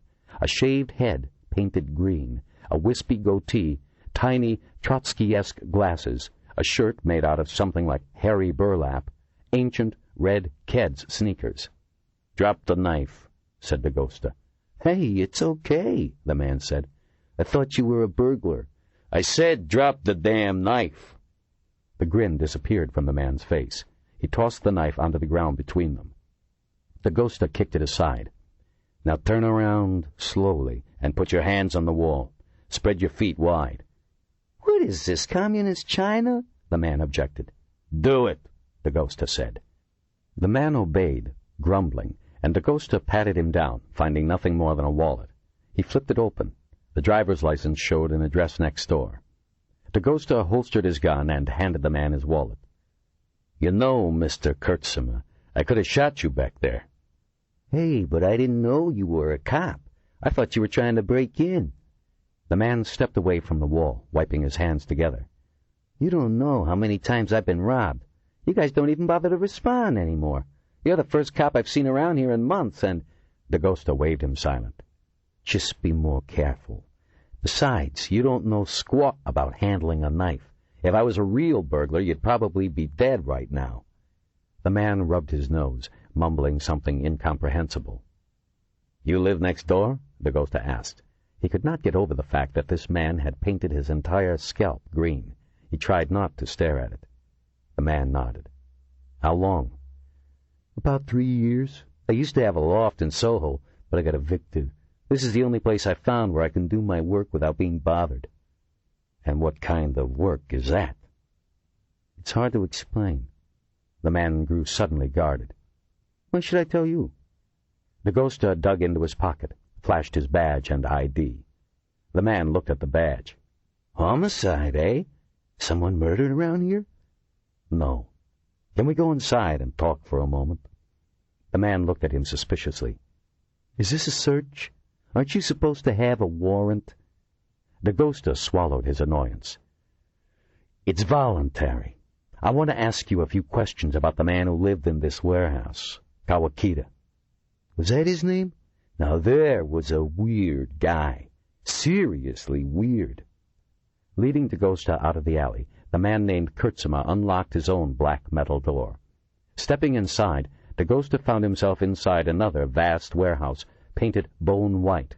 Along the walls were a number of oddly shaped metal cans filled with trash. A dead palm tree stood in one corner. In the middle of the room, DaGosta could see countless black strings hung from the ceiling in clumps. It felt like some kind of nightmarish moon forest. In the far corner he could see a cot, sink, exposed toilet, and hot plate. No other amenities were visible.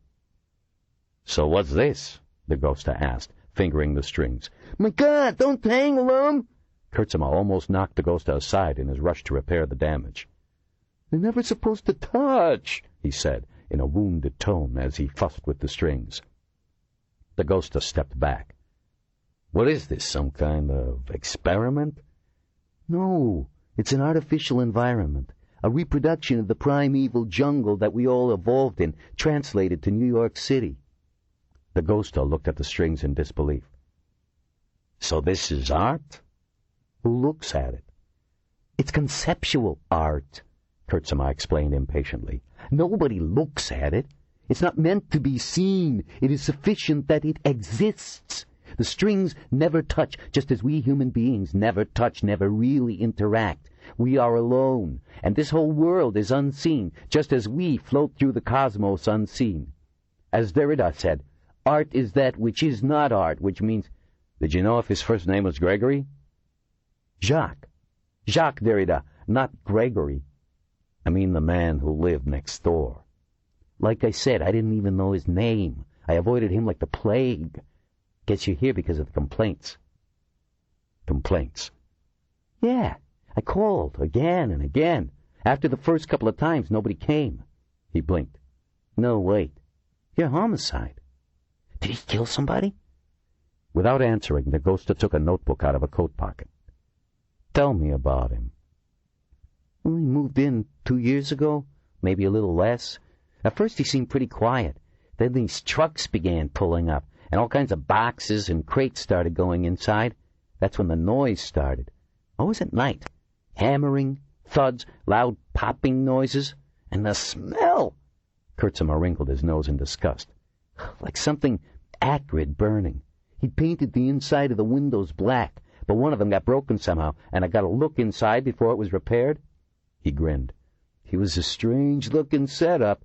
I could see microscopes, big glass beakers boiling and boiling, gray metal boxes with lights on them, aquaria. Aquaria? One aquarium after another, rows upon rows, big things, full of algae.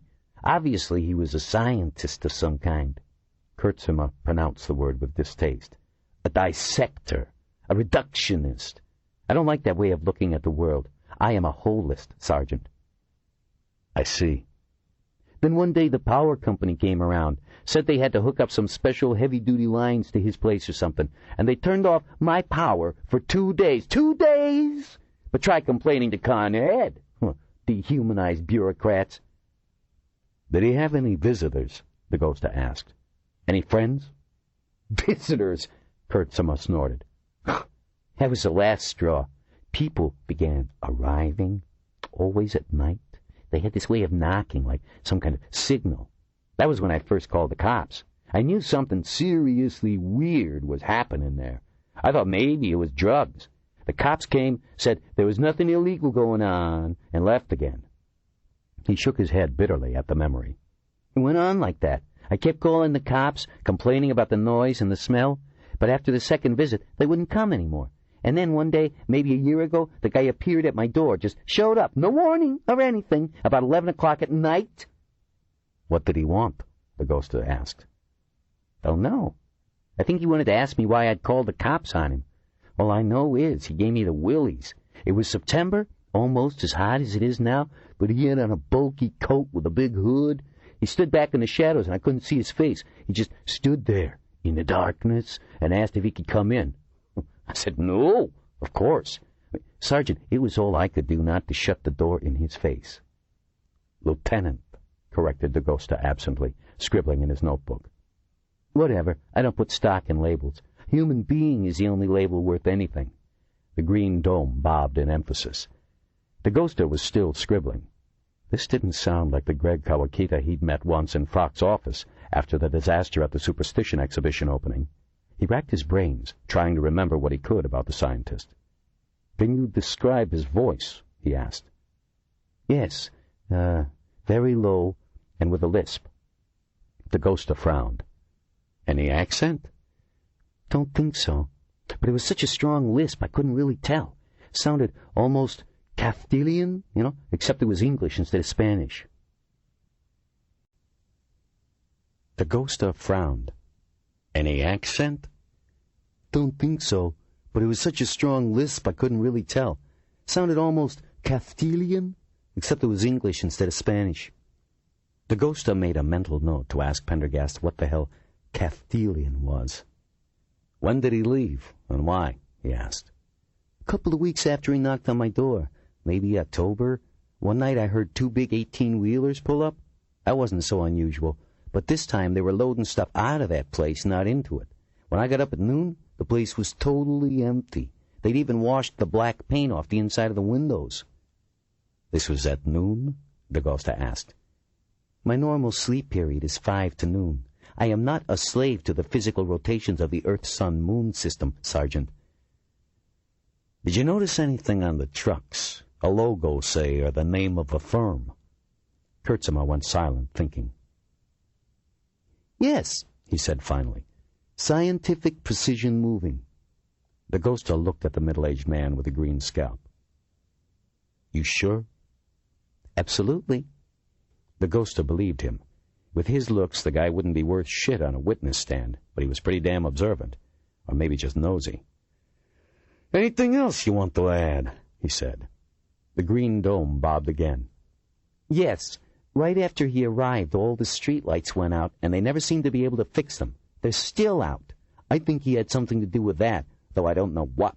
I called Con Ed about that, too, but as usual, the faceless corporate robots never did anything. Of course, try forgetting to pay your bill one time, and thanks for your help, Mr. Kurtzema, the ghoster interrupted. Call if anything else comes to mind.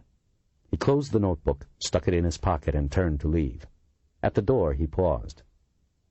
You said you'd been robbed several times. What did they take? There doesn't seem to be much worth lifting in here.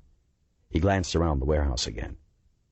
Ideas, Sergeant, Kurtzema said, head back, chin raised.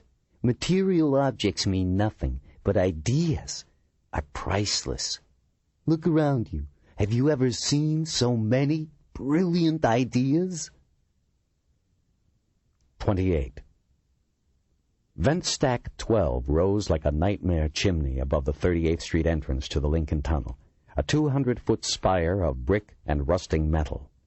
Near the top of the enormous stack, a small metal observation chamber clung, barnacle-like, to the side of the orange wall. From his vantage point on the narrow access ladder, Pendergast could make out the chamber far above his head. The ladder had been bolted to the riverside of the vent stack, and in several places the bolts had pulled free of their moorings. As he climbed, he could see the traffic through the corrugations in the iron steps, wrestling its way into the tunnel 30 yards beneath his feet. The latter fell into shadow as he approached the underside of the observation chamber. Looking up, Pendergast noticed a hatch set into the chamber's underside. It had a circular handle, like the watertight door of a submarine, and the words, Port of New York Authority, had been stamped into it. The roar of the vent stack was like the shriek of a jet engine, and Pendergast had to bang several times on the hatch before it was raised by the person inside. Pendergast climbed into the tiny metal room and straightened his suit while the occupant, a small, wiry man dressed in a plaid shirt and coveralls, closed the hatch. 3 sides of the observation chamber looked down over the Hudson, the approaches to the Lincoln Tunnel, and the massive power plant that sucked foul air out of the tunnel and channeled it up the vent stacks. Craning his neck, Pendergast could make out the spinning turbines of the tunnel's filtration system, rumbling directly beneath them. The man stepped away from the hatch and moved to a stool behind a small draftsman table. There was no other chair in the tiny, cramped chamber. Pendergast watched as the man looked at him and moved his mouth as if speaking, but no sound was audible over the shriek of the huge stack vent beside them. "What?" Pendergast shouted, moving closer. The floor hatch did little to keep out either the noise or the traffic fumes wafting up from below. "ID," the man replied. "They said you'd have some ID." Pendergast reached into his jacket pocket and showed his FBI identification to the man, who examined it carefully. "Mr. Albert Diamond, correct?" Pendergast said. "Al," the man said with a careless gesture. "What you need?" "I hear you're the authority on underground New York," Pendergast said. "You're the engineer who's consulted on everything from the building of a new subway tunnel to the repair of a gas main." Diamond stared at Pendergast. One cheek began to bulge as his tongue made a slow traverse of his lower molars. "Guess that's true," he replied at last. "When were you last underground?" Diamond raised one fist, opened it wide once, twice, closed it again. 10? Pendergast said. 10 months? Diamond shook his head. Years? Diamond nodded. Why so long? Got tired, requested this instead. Requested? Interesting choice of assignment. About as far away from the underground as one could get without actually being airborne. Intentional? Diamond shrugged, neither agreeing or contradicting. I need some information, Pendergast shouted. It was simply too loud in the observation chamber for any kind of small talk. Diamond nodded, the bulge in his cheek slowly rising as the investigation moved to the upper molars. Tell me about the Devil's Attic. The bulge froze in position. After a few moments, Diamond shifted on the stool, but said nothing. Pendergast continued. I'm told there's a level of tunnels underneath Central Park, unusually deep tunnels. I've heard the region referred to as the Devil's Attic, but there are no records of such a place in existence, at least by that name. After a long moment, Diamond looked down.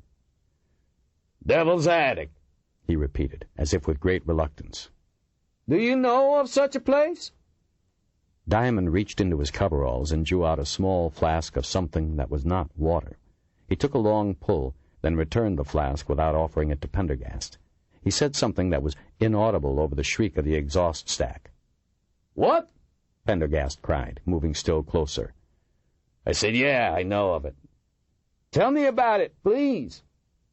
Diamond looked away from Pendergast, his eyes grazing over the river toward the New Jersey shore. Those rich bastards, he said. I'm sorry?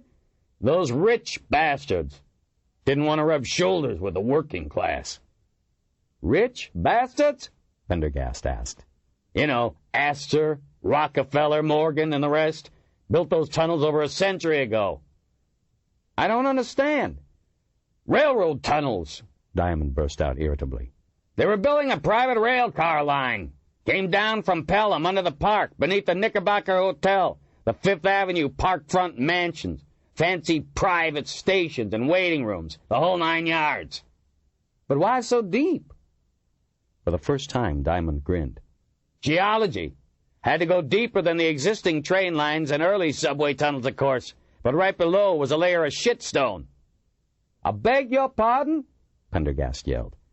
Rotten Precambrian siltstone. We call it shitstone. You can run water and sewer lines through shitstone, but not a railroad tunnel, so they had to go deeper. Your Devil's Attic is 30 stories underground. But why? Diamond looked at the FBI agent in disbelief. Why? What do you think? Those fancy pantsers didn't want to share any sightings or signals with regular train lines. With those deep tunnels, they could go straight out of the city, come up around Croton, and be on their way. No delays, no mixing with the common folk. That doesn't explain why there's no record of their existence. Cost a fortune to build, and not all of it came from the pockets of the oil barons. They called in favors from City Hall. Diamond tapped the side of his nose. That kind of construction you don't document. Why were they abandoned? Impossible to maintain. Beneath most of the sewer and storm drains like they were, you could never keep them dry. Then there was methane buildup, carbon monoxide buildup, you name it. Pendergast nodded. Heavy gases, seeking the lowest level. They spent millions on those damn tunnels. Never finished the line. They were only open for 2 years before the flood of '98 overwhelmed the pumps and half-filled everything with sewage. So they bricked everything up. Didn't even pull out the machinery or nothing. Diamond fell silent, and the chamber filled once again with the roar of the vent stack. Are there any maps of these tunnels? Pendergast asked after a moment. Diamond rolled his eyes. Maps? I looked for maps for 20 years. Those maps don't exist. I learned what I learned by talking to a few old-timers. Have you been down there? Pendergast asked. Diamond twitched noticeably. Then after a long moment he nodded silently. Could you diagram them for me? Diamond was silent. Pendergast moved closer.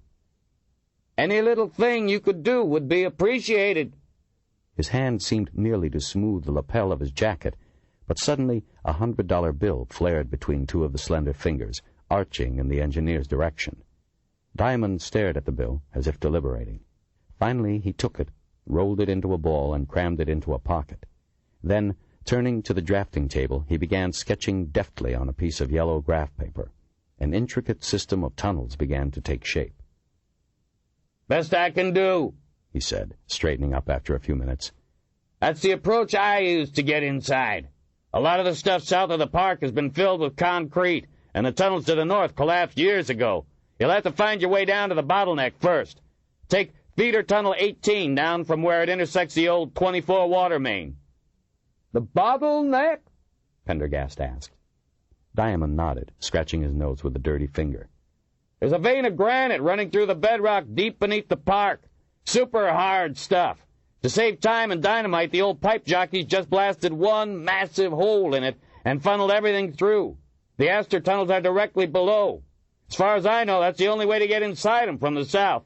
Unless you got a wetsuit, of course. Pendergast accepted the paper, looking it over carefully. Thank you, Mr. Diamond.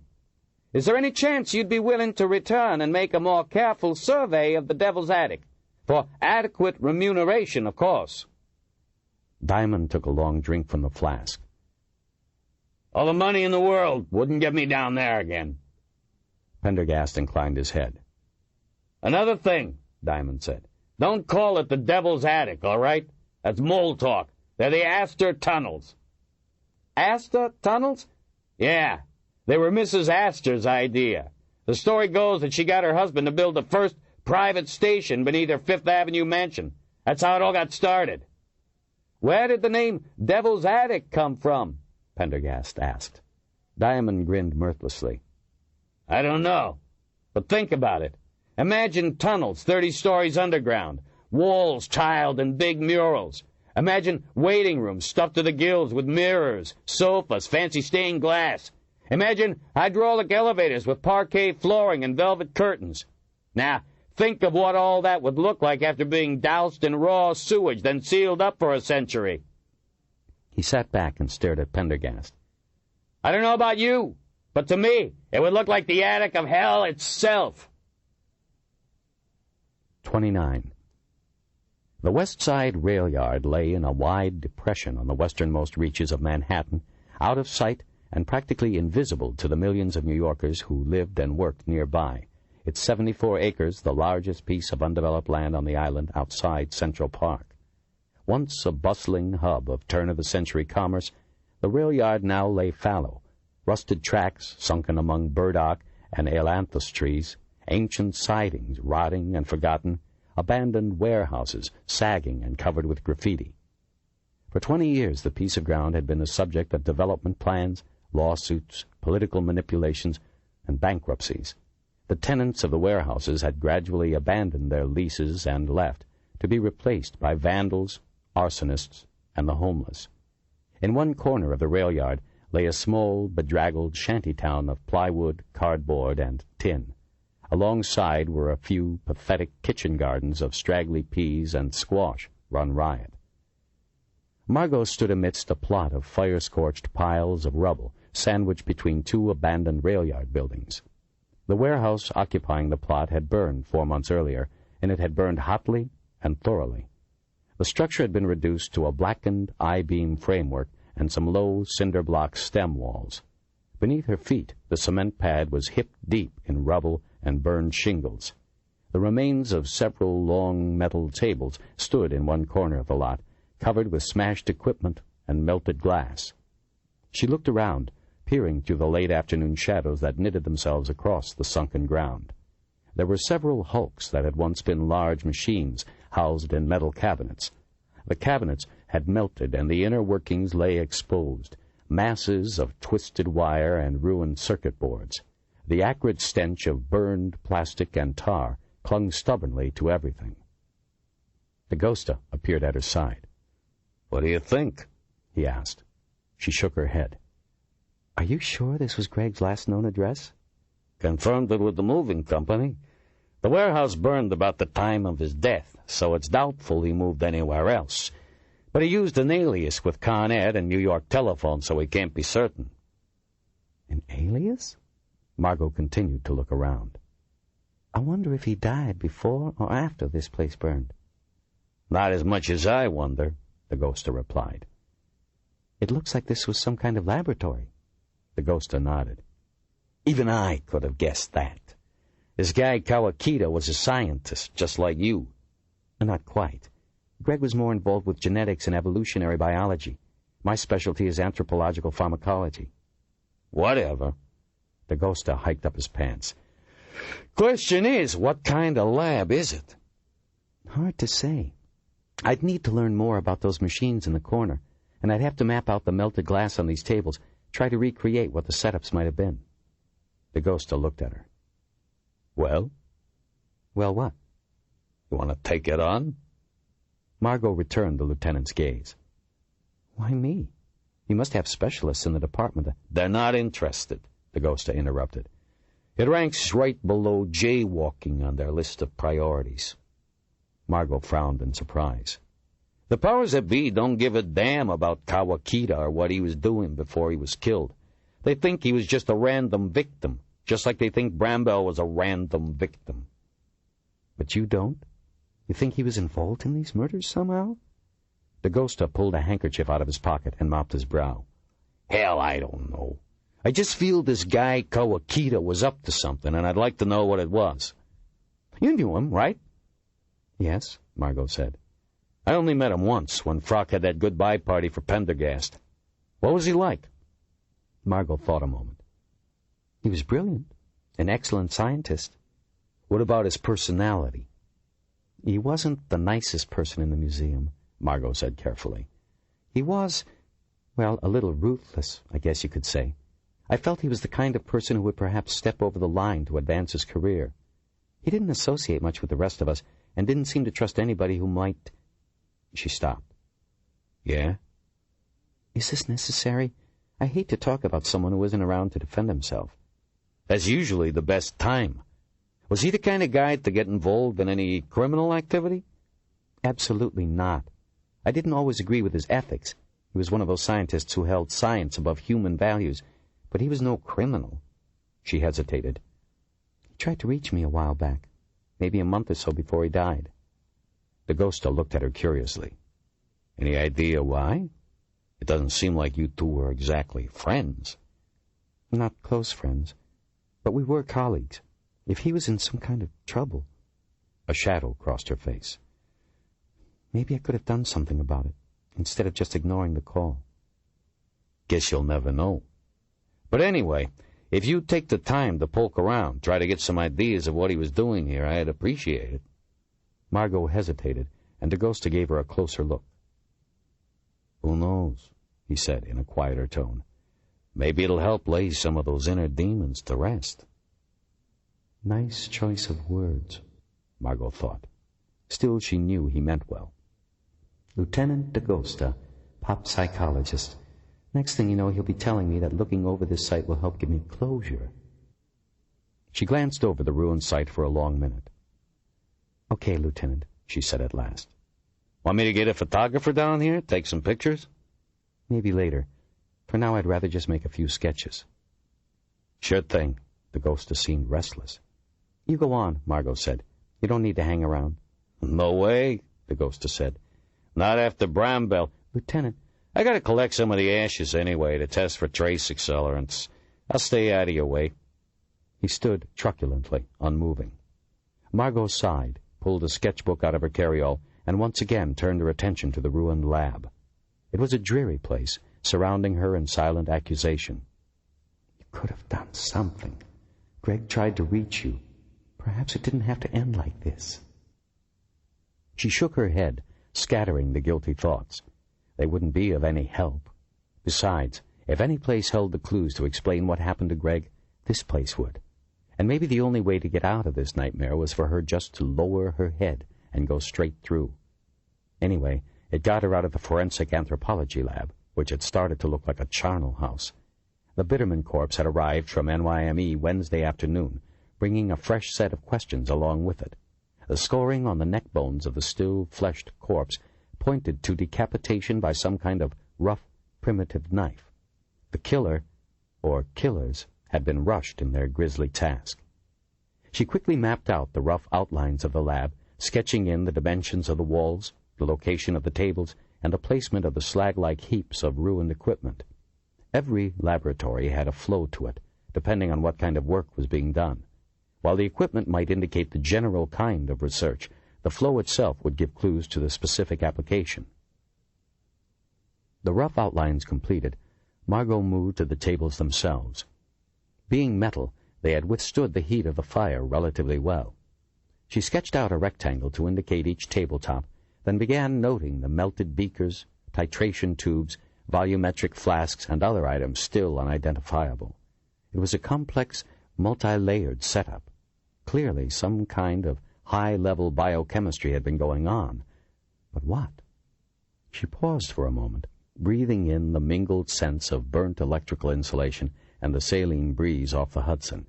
Then she turned her attention to the melted machinery. It was expensive stuff, judging from the brushed stainless steel cabinetry and the remains of flat panel and vacuum fluorescent displays. Margo tackled the largest machine first. Its metal casing had slumped in the heat, the innards detached. She gave it a light kick, shrinking back as it fell with a loud crash. She suddenly felt aware of how alone they were.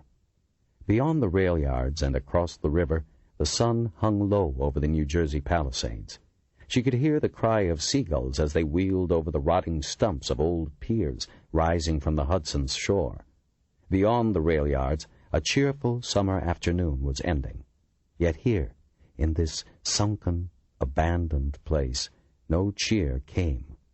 She glanced at DeGosta, who had collected his samples and was standing in the late sun, arms crossed, staring out at the Hudson. Now she was glad he'd insisted on staying. She bent over the machine, smiling inwardly at her nervousness. Turning over the pieces of scorched and discolored metal, she eventually found the faceplate she was searching for. Rubbing it free of soot, she made out the words Westerly Genetics Equipment, along with the WGE logo. Beneath, on the bezel, was a stamped serial number and the words WGE Integrated DNA Analyzer Sequencer. She jotted the information down on her sketch pad. In a far corner was heaped a small pile of shattered, melted machinery that looked different from the rest. Margo examined it, carefully turning over each piece and laying it out, trying to figure out what it was.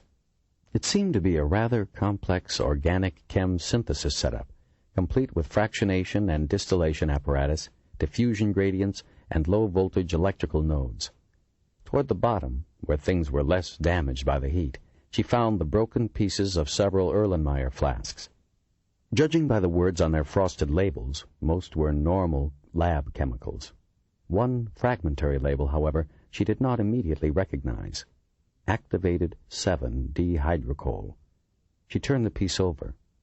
Damn, the chemical name had a familiar ring to it. At last she dropped the piece into her carryall. No doubt it would be listed in the Organic Chem Encyclopedia back at the lab. Beside the machine were the remains of a thin notebook, burned through except for a few carbonized pages. As she picked it up curiously, it began to crumble in her hands. Carefully, she picked up the charred pieces, slid them carefully into a Ziploc bag, and stowed it in her carryall. Within 15 minutes she had managed to identify enough of the other machines to be certain of one thing. This had once been a world-class genetics laboratory. Margo worked with similar machines on a daily basis, and she knew enough to estimate the cost of this ruined lab at over $500,000. She stepped back. Where did Kawakita get the money to fund this kind of lab? And what the hell could he have been up to? As she moved across the cement pad, making notations in her sketchbook, something odd caught her eye. Among the piles of rubble and melted glass, she made out what looked like 5 large puddles of mud, baked to a cement-like consistency by the fire. Around them were sprinkles of gravel. Curious, she bent over to examine the rubble more closely. There was a small metal object, about the size of her fist, embedded in the nearest puddle. Pulling a penknife from her carryall, she pried out the object and scraped off the crust that clung to it like cement. Beneath the mud she could make out Mini Arium Supple. Turning the object over and over in her hands, she realized what it was. An aquarium pump. She stood up, looking down at the 5 similar heaps of rubble lined up beneath the remaining skeleton of a wall. The gravel, the broken glass, these must have been aquaria. Huge, too, judging by the size of the puddles. But aquaria filled with mud? It didn't make sense. Kneeling, she took her penknife and worked it into the closest dried mass. It came away in pieces, like concrete. Picking up one of the larger pieces and turning it over, Margo was surprised to see what looked like the roots and partial stem of a plant, preserved from burning by the protective mud coating. Cursing the clumsiness of the penknife, she carefully worked the plant loose from the mud and held it up to the fading light. Suddenly, she dropped the plant and jerked her hand back, as if burned. After a moment, she picked it up again and examined it more closely, her heart suddenly racing. It's not possible, she thought. She knew this plant, knew it well. The tough, fibrous stem, the bizarrely knotted roots, brought back searing memories. Sitting in the deserted genetics lab at the museum, face glued to the eyepiece of a microscope, mere hours before the disastrous opening of the Superstition exhibition. It was the rare Amazonian plant that the Umbwan creature had craved so desperately. The same plant Whittlesey had inadvertently used as packing material in the fateful crate of relics sent to the museum from the Upper Zhenggu almost a decade before. The plant was now supposed to be extinct. Its original habitat had been wiped out, and all remaining vestiges of it at the museum had been destroyed by the authorities after the Umbwan creature, the museum beast, was finally killed. Margo stood up again, brushing soot from her knees. Greg Kawakita had somehow gotten his hands on this plant and had been growing it in these massive aquaria. But why? A sudden, horrible thought struck her. As quickly as it had come, she brushed it aside. Surely there was no second Umbwan creature that Greg had been feeding. Or was there? Lieutenant, she asked, do you know what this is? He came over.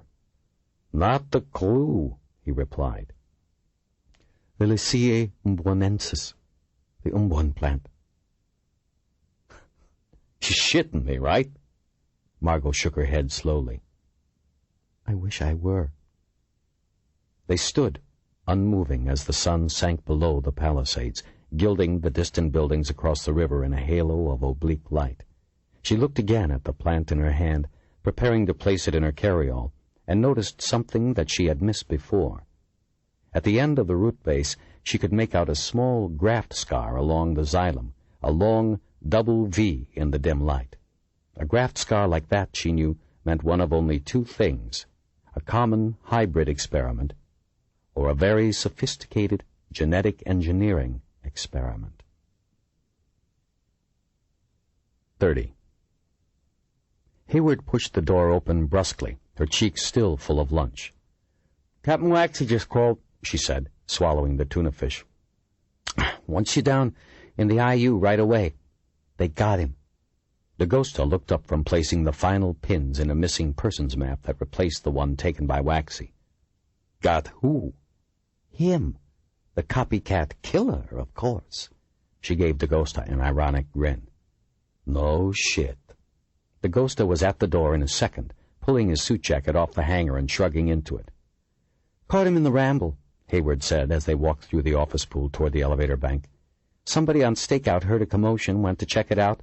The guy had just knifed a vagrant and was preparing to cut off his head." "How'd they know that?" Hayward shrugged. "Ask Captain Waxy." "And the knife?" "Homemade job. Real rough.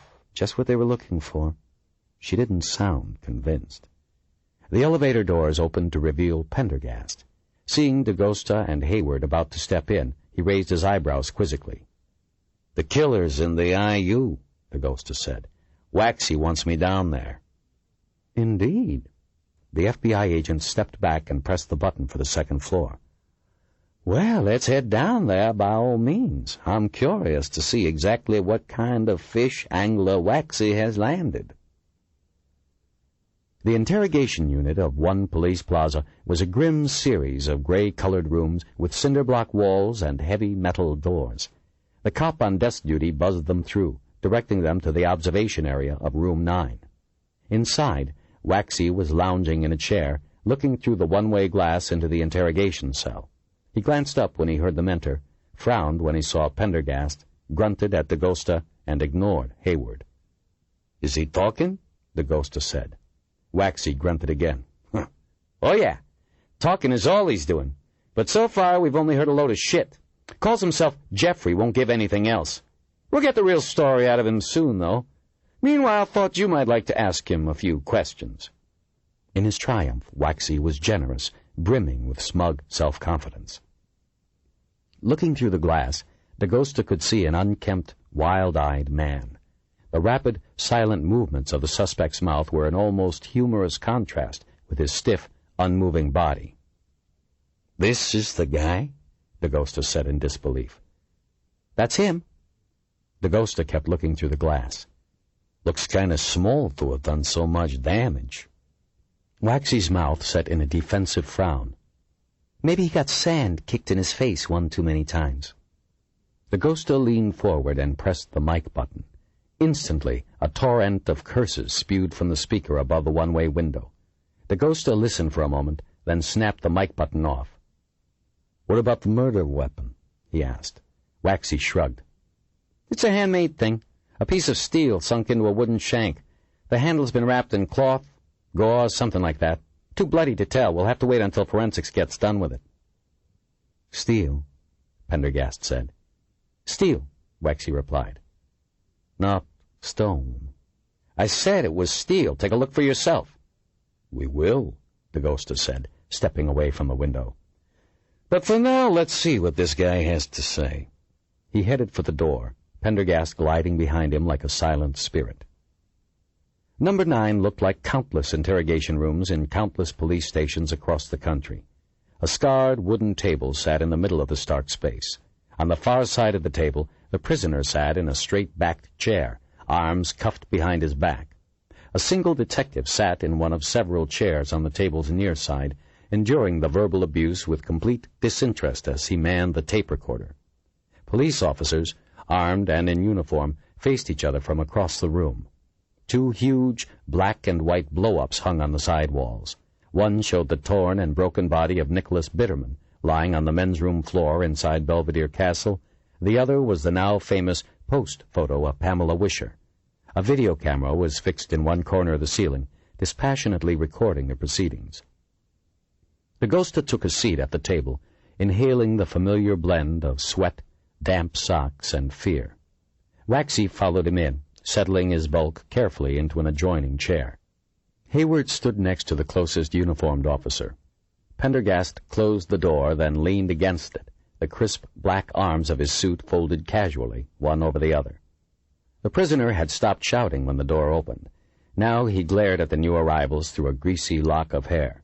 His eyes lighted on Hayward, lingered for a moment, then moved on. "What the hell are you looking at?" he said at last to DaGosta. "Don't know," DaGosta replied. "You want to tell me about it?" "Piss off!" DaGosta sighed. "You understand your rights?" The prisoner grinned, exposing small, filthy teeth. "That fat mother next to you read 'em to me. I don't need no lawyer to hold my hand." "You watch your mouth," Waxy snapped, flushing an angry crimson. "No, fat boy, you watch yours, and your fat ass." He cackled with laughter. Hayward didn't bother to suppress a smirk. DaGosta wondered if this was how they had been carrying on before he got there. "So, what happened in the park?" he asked. "You want a list?" "For firstly, he was in my sleeping spot. For secondly, he hissed at me like a snake out of Egypt. For thirdly, he lacked the blessings of God. For fourthly, he—" Waxy waved his hand. "We get the picture. Tell us about the others." Jeffrey said nothing. "Come on," Waxy pushed. "Who else?" "Plenty," came the reply at last. "Nobody disses me and gets away with it." He leaned forward. "Better watch out, fat boy, in case I carve a piece of blubber off you." DaGosta placed a restraining hand on Waxy. "So who else you done?" he asked quickly. "Oh, they know me. They know Jeffrey, the cherub cat. I'm on my way." "What about Pamela Wisher?" Waxy broke in. "Don't deny it, Jeffrey." The seams at the corners of the prisoner's muddy eyes thickened. "I don't deny it. The scumbags disrespected me, all of them. They deserved it." "And what did you do with the heads?" Waxy asked breathlessly. "Heads?" Jeffrey asked. To DaGosta he seemed to falter slightly. "You're in too deep now. Don't start denying." "Heads! I ate their heads is what I did." Waxy cast a triumphant gaze towards DaGosta. "What about the guy at Belvedere Castle, Nick Bitterman? Tell me about him."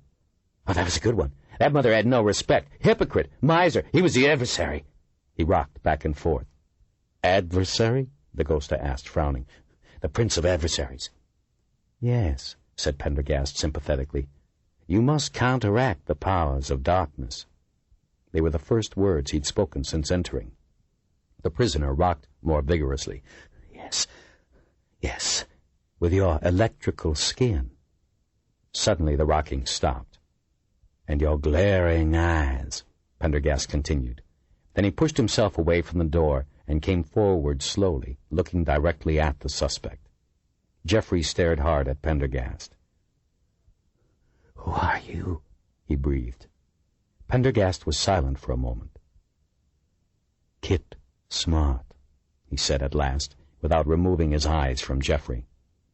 To DaGosta, the change that came over the prisoner was shocking. The color seemed to drain from his face in an instant. He looked at Pendergast, mouth working silently. Then, with a shriek, he forced himself backwards with such force that the chair tipped over and crashed to the floor. Hayward and the two police guards sprang to subdue the struggling figure. "Jesus, Pendergast, what the hell did you say to him?" Waxy said over the screams, hoisting himself to his feet. "The right thing, apparently." Pendergast glanced at Hayward.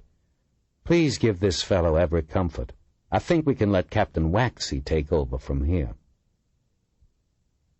"So who is that guy?" DaGosta asked as the elevator carried them back up toward the homicide division. "I'm not sure what his real name is," Pendergast replied, smoothing his tie. "But it isn't Jeffrey, and he's not the person we're looking for." "Tell Waxy that."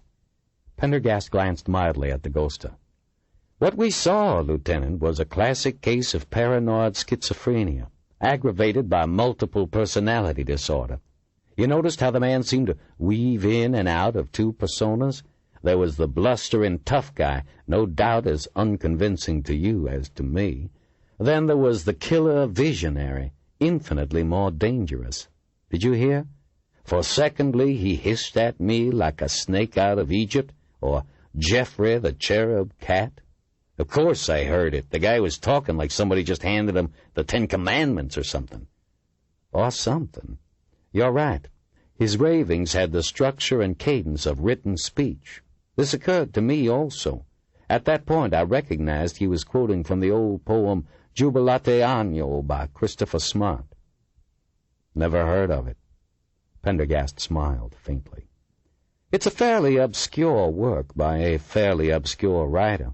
It is undeniably powerful in its strange vision, however. You should read it. The author, Smart, wrote it while he himself was half insane in a debtor's prison. In any case, there's a long passage in the poem in which Smart describes his cat, Geoffrey, whom Smart believed to be some kind of chrysalis creature undergoing a physical conversion. Yeah, if you say so. But what does all this have to do with our vocal friend back there? Obviously, the poor fellow identifies himself with the cat in the poem. The cat? The ghoster asked incredulously. Why not? Kit Smart. The real Kit Smart certainly did. It's an extremely powerful image of metamorphosis. I feel sure this poor fellow was once an academician or a failed poet before the creeping descent into madness began. He killed one man, true enough, but only when his path was crossed at the wrong time. As for the rest— Pendergast waved his hand. There are many indications this man is not our true target.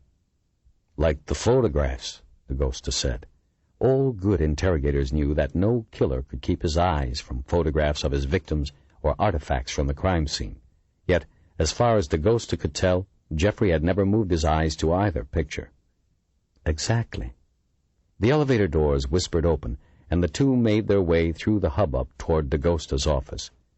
Or the fact that this murder, as Waxy describes it, has none of the elements of the blitzkrieg attack suffered by the other victims. In any case, once I recognized his neurotic identification with the poem, it was easy enough to goad his madness to the surface. Pendergast closed the office door and waited until the ghoster was seated before continuing. But let's put this irritating business behind us.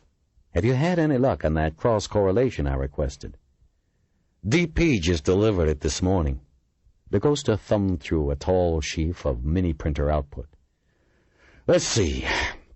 85% of the victims were male and 92% were residents of Manhattan, including transients. I'm primarily interested in things that all the victims had in common. Gotcha. There was a pause. All had last names beginning with letters other than I, S, U, V, X, and Z. Pendergast's mouth twitched in what might have been a faint smile. All were older than 12 and younger than 56. None of the victims were born in November. Go on. I think that's it. The ghoster flipped some more pages. Here's something else. We ran the data through SMUD, checking for various traits associated with serial murderers. The only common thread it found was that none of the murders were committed during a full moon. Pendergast sat up. Indeed.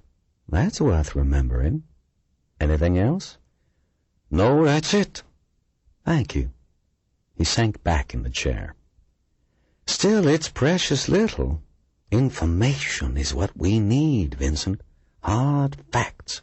And that's why I can't wait any longer. The ghoster looked at him, uncomprehending. Then he frowned. You're not going down again. Indeed I am. If Captain Waxy continues to insist this man is the killer, then the extra patrols will be called off. Vigilance will fade, creating an atmosphere that can only make additional killings easier. Where will you go? The ghoster asked. To the Devil's Attic? The ghoster snorted. Come on, Pendergast. You don't even know if such a place exists, let alone how to get there. You got nothing but the word of that hobo. In this case, I believe Mephisto's word to be reliable, Pendergast replied. And in any case, I have considerably more than just his word. I've spoken with a city engineer named Al Diamond. He explained that the so-called Devil's Attic is in reality a series of tunnels constructed by New York's wealthiest families before the turn of the century. They were intended as a private rail line, but abandoned after only a few years, and I've been able to reconstruct a rough approximation of the route of these tunnels. Taking a marker from the desk, Pendergast moved the missing persons map. He set the point of the marker down at the intersection of Park and 45th, drew a line over to 5th, up to Grand Army Plaza, then diagonally across Central Park and north up Central Park West. Then he stepped back, looking at Dagosta bemusedly. Taking a marker from the desk, Pendergast moved the missing persons map. He set the point of the marker down at the intersection of Park and 45th, drew a line over to 5th, up to Grand Army Plaza, then diagonally across Central Park and north up Central Park West. Then he stepped back, looking at Dagosta bemusedly. Dagosta stared at the map. Except for a few locations in the park, almost all the white and red pins were clustered along the lines Pendergast had drawn. "Holy shit," he breathed. "You could say that," Pendergast said. Diamond also pointed out that the sections of tunnels to the south and north of the park have been sealed off, so it's beneath the park that I go. Dagosta reached into his desk for a cigar. "I'm coming along. Sorry, Vincent. You're essential up here, now that the rest of the force is about to let down its guard, and I need you to work with Margo Green to determine the precise nature of Kawakita's movements. We haven't yet heard the last of his involvement in all this. In any case, this time around my goal will be stealth. It's an extremely dangerous trip. 2 of us would double the chances of our being discovered." He replaced the marker cap with a snap of his finger. "However, if you could spare Sergeant Hayward's expertise for a few hours, I could use some help in my preparations." Scowling, Dagosta put the cigar down.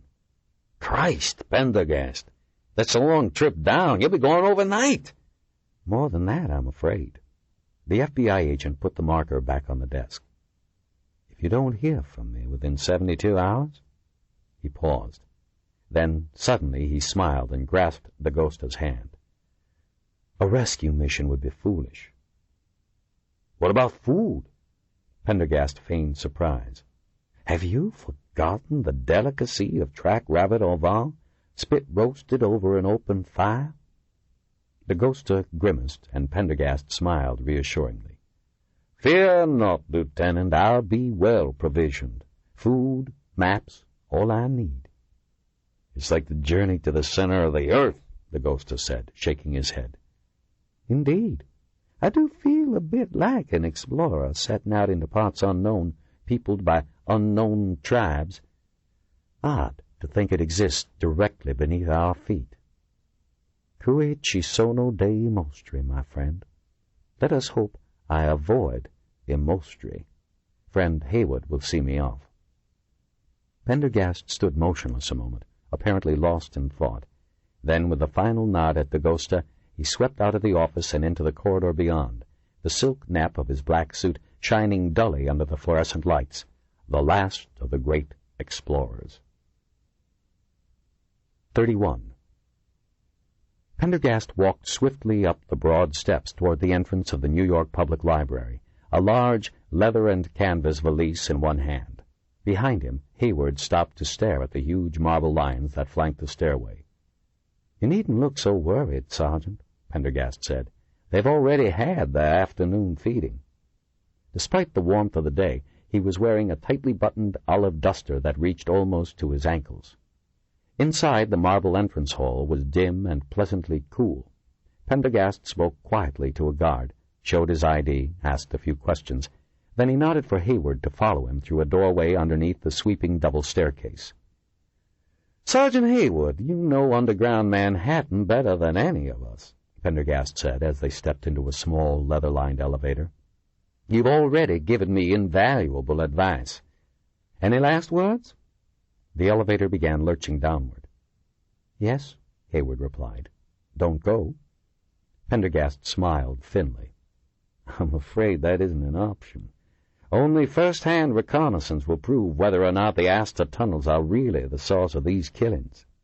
"Then take me with you," Hayward said immediately. Pendergast shook his head. "Believe me, I wish I could, But my aim this time is stealth. 2 bodies would make an unacceptable noise signature. The elevator stopped at the lowest level, 3B, and they stepped out into a dark corridor. "And watch your butt," Hayward said. "Most of the moles go down there to escape from confrontation, not start it. But there are plenty of predators. Drugs and alcohol only make things worse. Remember that they can see better, they can hear better, and they know the tunnels. Any way you look at it, you're at a disadvantage." "True," Pendergast said. "So I'll do what I can to even the odds." He stopped in front of an ancient door, opened it with a key, and ushered Hayward inside. The room beyond was stacked, floor to ceiling, with metal racks filled with ancient books. The passageways between the racks were barely 20 inches across. The smell of dust and mildew was almost overpowering. "What are we doing here, anyway?" Hayward asked as she followed Pendergast through the stacks. "Of all the structures I examined," Pendergast said, "this building had the best plans and the clearest access to the Asta tunnels.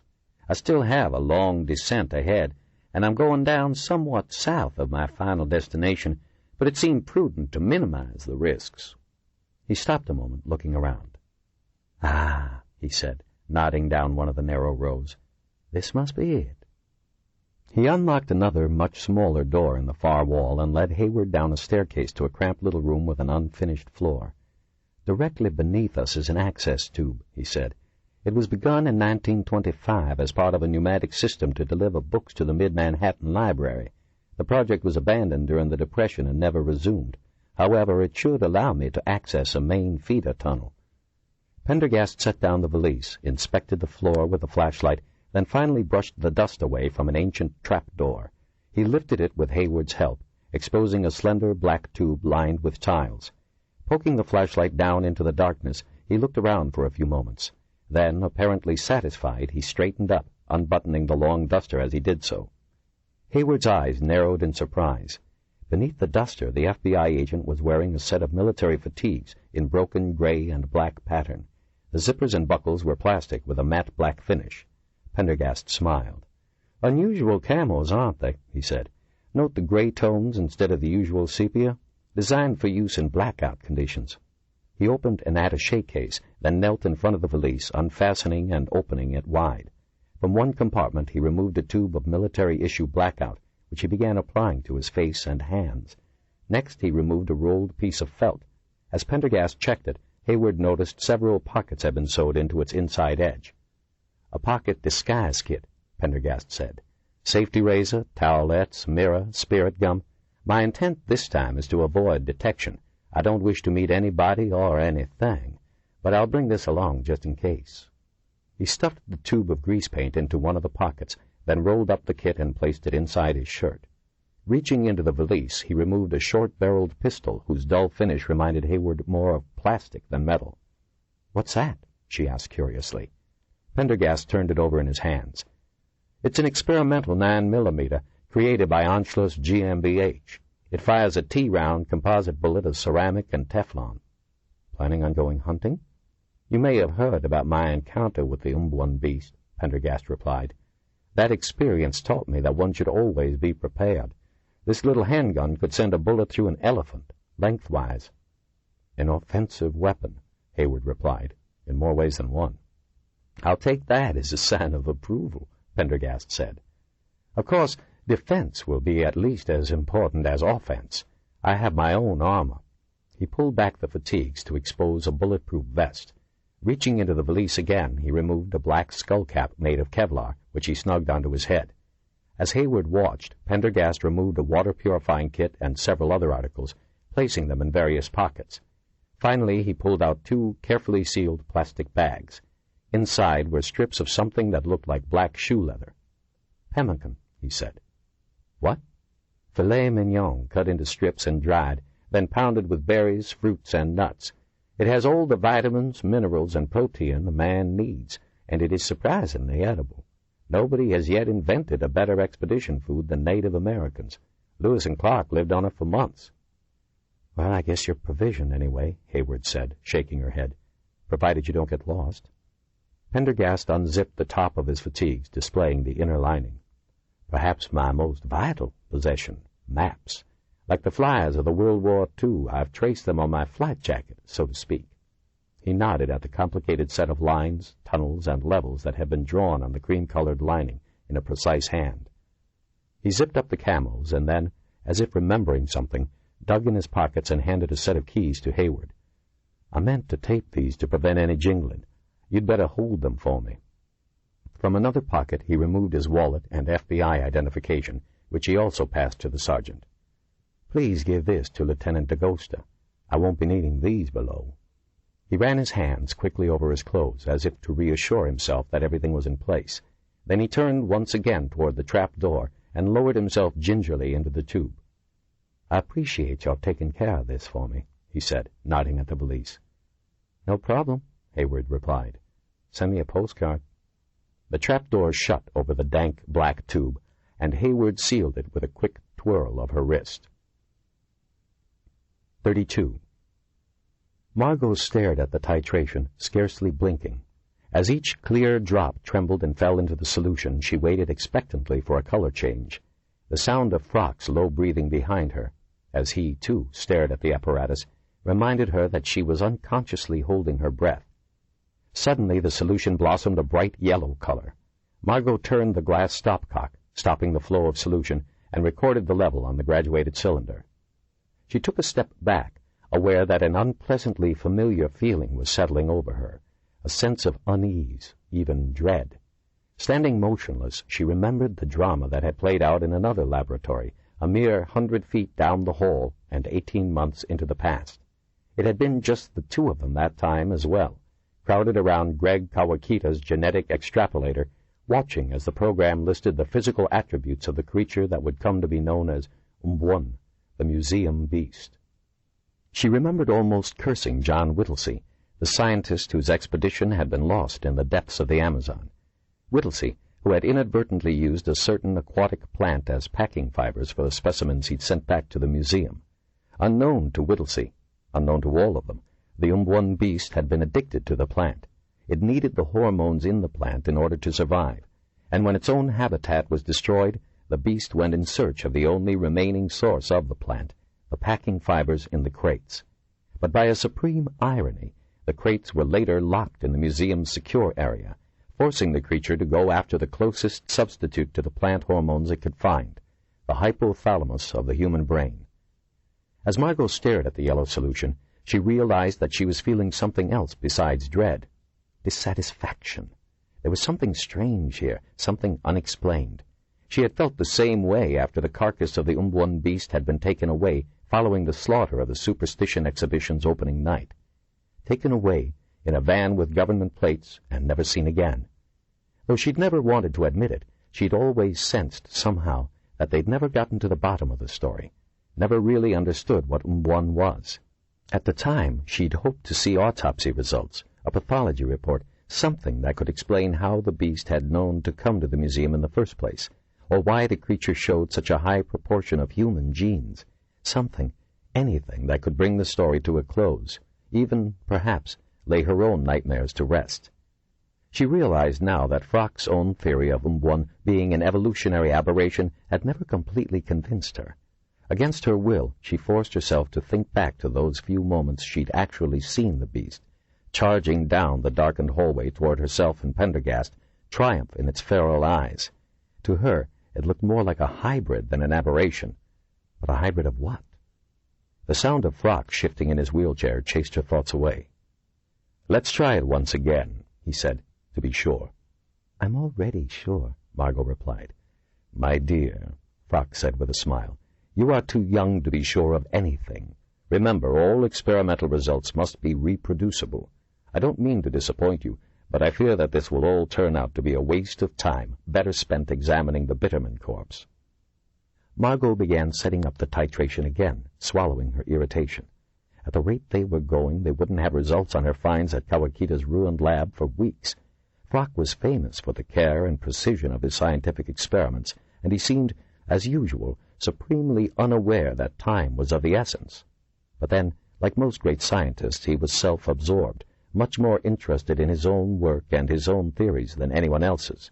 She remembered the conferences they'd had while he was her dissertation advisor, in which He would tell one story after another about his adventures in Africa, South America, or Australia in the days before he became crippled, devoting more time to his own tales than to discussing her research. They had been working for hours on titrations and linear regression programs, trying to coax some kind of results out of the plant fibers she'd found at the site.